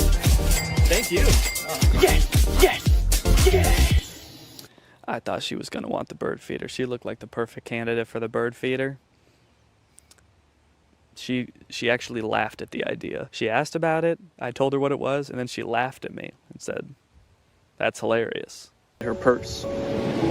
Or a clip-on fan, or an AI bird feeder. Well, it didn't go as well as I thought it was going to, so that's great. I don't know, man. I had this idea that if I set up a garage sale and had people coming through, I would just be selling item after item, and it would all be gone by the end of the day. But I sold, let's see, 1, 2, 3, 4, 5, 6 items, and I was there for about 6 hours. And I think 2 or 3 of those was just one guy. He bought one thing and then he came back for more because he told his daughter that he met a YouTuber and his daughter knew who I was, so he wanted to buy more stuff for her. So if that hadn't happened, I would have sold even less. As of right now, I have sold $303 worth of products. That means that I'm only like $37 away from breaking even. So if I could just make $37, that would be fantastic. And you might think that's not very much work. That's only, you know, like a couple more things. But guys, I have other things to do. I have other videos to work on. I actually took a break from this for like a month. The garage sale was like a month ago because I had to work on the copycats video. But luckily, I remembered a rule called the 80-20 rule, okay? 20% of your work is gonna yield you 80% of your results. And this rule applies for all sorts of things in life, you know? In a classroom, maybe 80% of the trouble is caused by 20% of the kids. In customer service, probably 80% of your calls are from 20% of your customers. And if I apply that to this, maybe 80% of my profit can be from 20% of my products. I need to be focusing on the few products that are gonna yield me that last $37. So if I just look at the 3 most expensive products that I still have on my list, I have the rug, which on Amazon is $150, the raised toilet seat, which on Amazon was $80, and the marble toilet seat, which was $90. I need to focus on the stuff that's gonna bring in the big bucks, because I have like 16 or 17 products still listed, and if I am trying to field messages and coordinate with people for all of those products, I'm gonna go insane. So I fished the big rug and the 2 toilet seats out of the box, and unlike last time where I was just hastily taking pictures as quickly as possible, I took some time. I created eye-catching photos to show these products unique features and assure people the toilet seats had never been used. I also took some time to enhance the descriptions and the product listings, and then I also posted them on Craigslist. As for if it worked, well, you're just gonna have to see for yourself. Okay, here I am, back in the parking lot. The woman who is coming to meet me said she just wants to look at the rug. I hope that means she's gonna buy it, and she just doesn't want to just kind of like see what I got just for fun. The rug is listed for $60, so if I actually sell it for $60 right now, I'll be past breaking even point. I can get out of the game for good. God, I hope she buys this rug. Please, God. Hi, how are you? How are you doing? I'm doing great, thanks. Good. Look at it, it's got the rubber backing too. It's perfect. So Said it was new. Yeah, so I bought a box of Amazon customer returns. It's All right, beautiful. fantastic. Oh, thank you so much. Okay, could you put it in the back of my car? Absolutely. Look at that! 60 bones, baby! I broke even, bitch. I'm out of the game. Welcome to Profit City. As if it wasn't great enough getting rid of that rug and breaking even, those two ladies that just bought the rug were the nicest people I've ever met. They were so sweet. I'm feeling good. I think I'm gonna do this whole thing again. Just kidding. I don't think I'm ever gonna go on Facebook again, actually. In case you're wondering, I did a little rough estimate of how many hours I spent on this side hustle. That way I could calculate an hourly wage for my efforts. It was $1. That's right, Raleigh, $23, and all it took me was 4 months. Honestly, bravo. I did not think you were going to be able to make a profit. And just to clarify, you're not counting the cost of delivery into the cost of the box yet, are you? What? Yeah, it was $75 to get the box delivered, so that was on top of the $350 for the box. So technically, you haven't quite broken even yet. Hey, Danny. After breaking even, I felt like I had done what I set out to do. I made a profit, I proved it could be done, and so I called the experiment complete. I let Laura know I wasn't gonna try to sell the rest of the items, and she wasted no time getting rid of everything else so fast. She wanted to use our garage again, man, so she just put everything up on our neighborhood's free cycle group on Facebook and got rid of it all in like a couple of days. I've been working on this video since July, and she got rid of everything in a couple of days, even the stuff that doesn't work. This video is made in collaboration with Climate Town. They came up with the idea and everything, and they actually made an entire video on their channel about the free returns problem. They did a ton of research. They're a lot smarter than me, so if you want more info on free returns, go check out their video. But that brings us to the charity. So I have a profit of $23, or at least I did, until I sold the very last item, the box, to myself. You don't come across a cool big box like this very often. Who knows what I could do with this? I could make it a little fort. So I'm holding onto the box. Unfortunately, I did get a really bad deal on it. It was $10,000. The one time I negotiate and actually drive a hard bargain, it's on myself. So now I've got $10,023 to donate. I'm gonna be donating to Feeding America. They provide meals for people in need. I'm gonna add a fundraiser to this video down below, so if you guys wanna join me in donating, that would be awesome. Even just $1 can provide at least 10 meals for someone in need. So it's a really great opportunity to make a difference this holiday season. Anyways, guys, I hope you enjoyed this video. Make sure to subscribe if you're not yet to join Greg, and I'll see you next time. Alright guys, I'll admit I am very late to this topic, potentially even like a month late, depending on when this video comes out. But in my defense, I'm a dad now, alright? I have a baby. He's 5 months old. I have better things to do than sitting here talking to a camera alone in my room. Like watching Jason Nash live stream on TikTok. Alright, Sandra, thank you for the money. Kevin, thank you for the money. Can you guys send me $1 million? Turns out I can do both at the same time though, so now I'm here. If you've been on TikTok lately, there's a good chance you've seen former Vlog Squad member Jason Nash constantly live streaming, compulsively urging his fans to send him money. I know I have. A lot. This man is constantly live. Here we go, 118. Guys, don't forget to follow my podcast, All Good Things Podcast. We just spoke about it. We need... If you enjoyed that 30 seconds of silence, guys, make sure to go check out my podcast. You're gonna love that.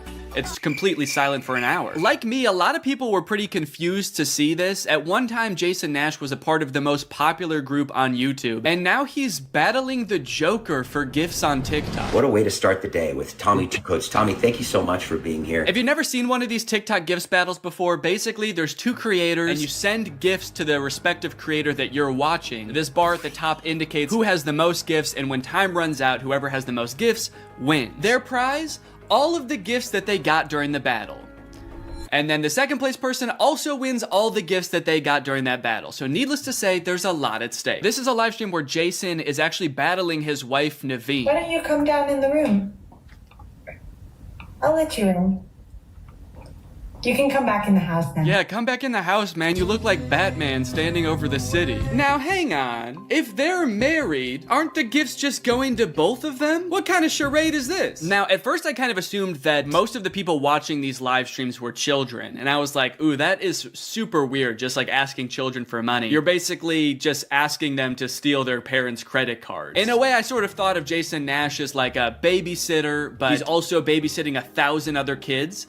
And if you start choking, he's not gonna call 911 because he can't see you. But after tuning into a few of his streams and actually like clicking on some of the profiles of people watching, I realized that it's actually mostly adults, which was very surprising to me. Guys, what are we doing here? Stop that. I promise you there are like 1 billion other better uses for your money than helping Jason Nash's wife crush him in a gift battle. Fun as it may be. The reason I wanted to make this video is because I think that it's kind of a very interesting look at the career span of a creator. It's a pretty new career, all things considered. And like nobody's been a full-time online creator for 40 years. So we don't really know how long this career is supposed to last or how it will evolve over time. So I think it's worth looking at why Jason Nash is here. Between the years of 2016 and 2020, David Dobrik was seemingly at the top of the YouTube ecosystem. What started as David just sort of goofing around and filming his friends as up-and-coming content creators quickly turned into partying all the time, collabing with huge celebrities, huge giveaways, and giant sponsorship deals. And if you didn't watch the vlogs around this time, you might think that David was like the biggest part of them, but it was actually more his friends doing the heavy lifting. David was always behind the camera, and sure,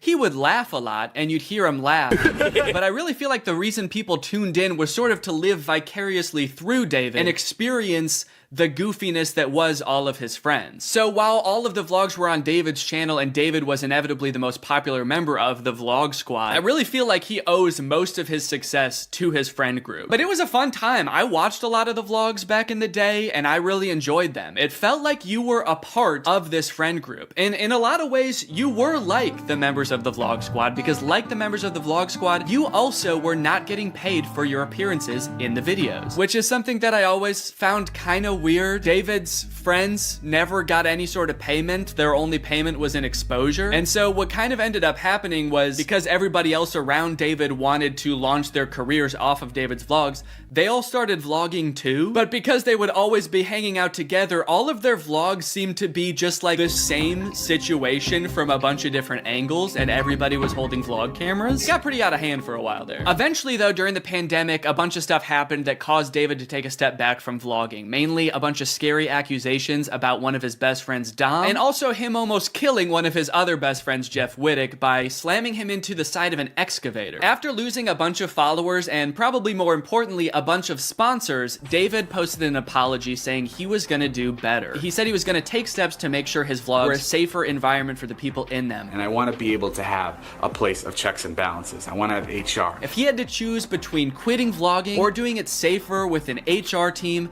he was gonna do that.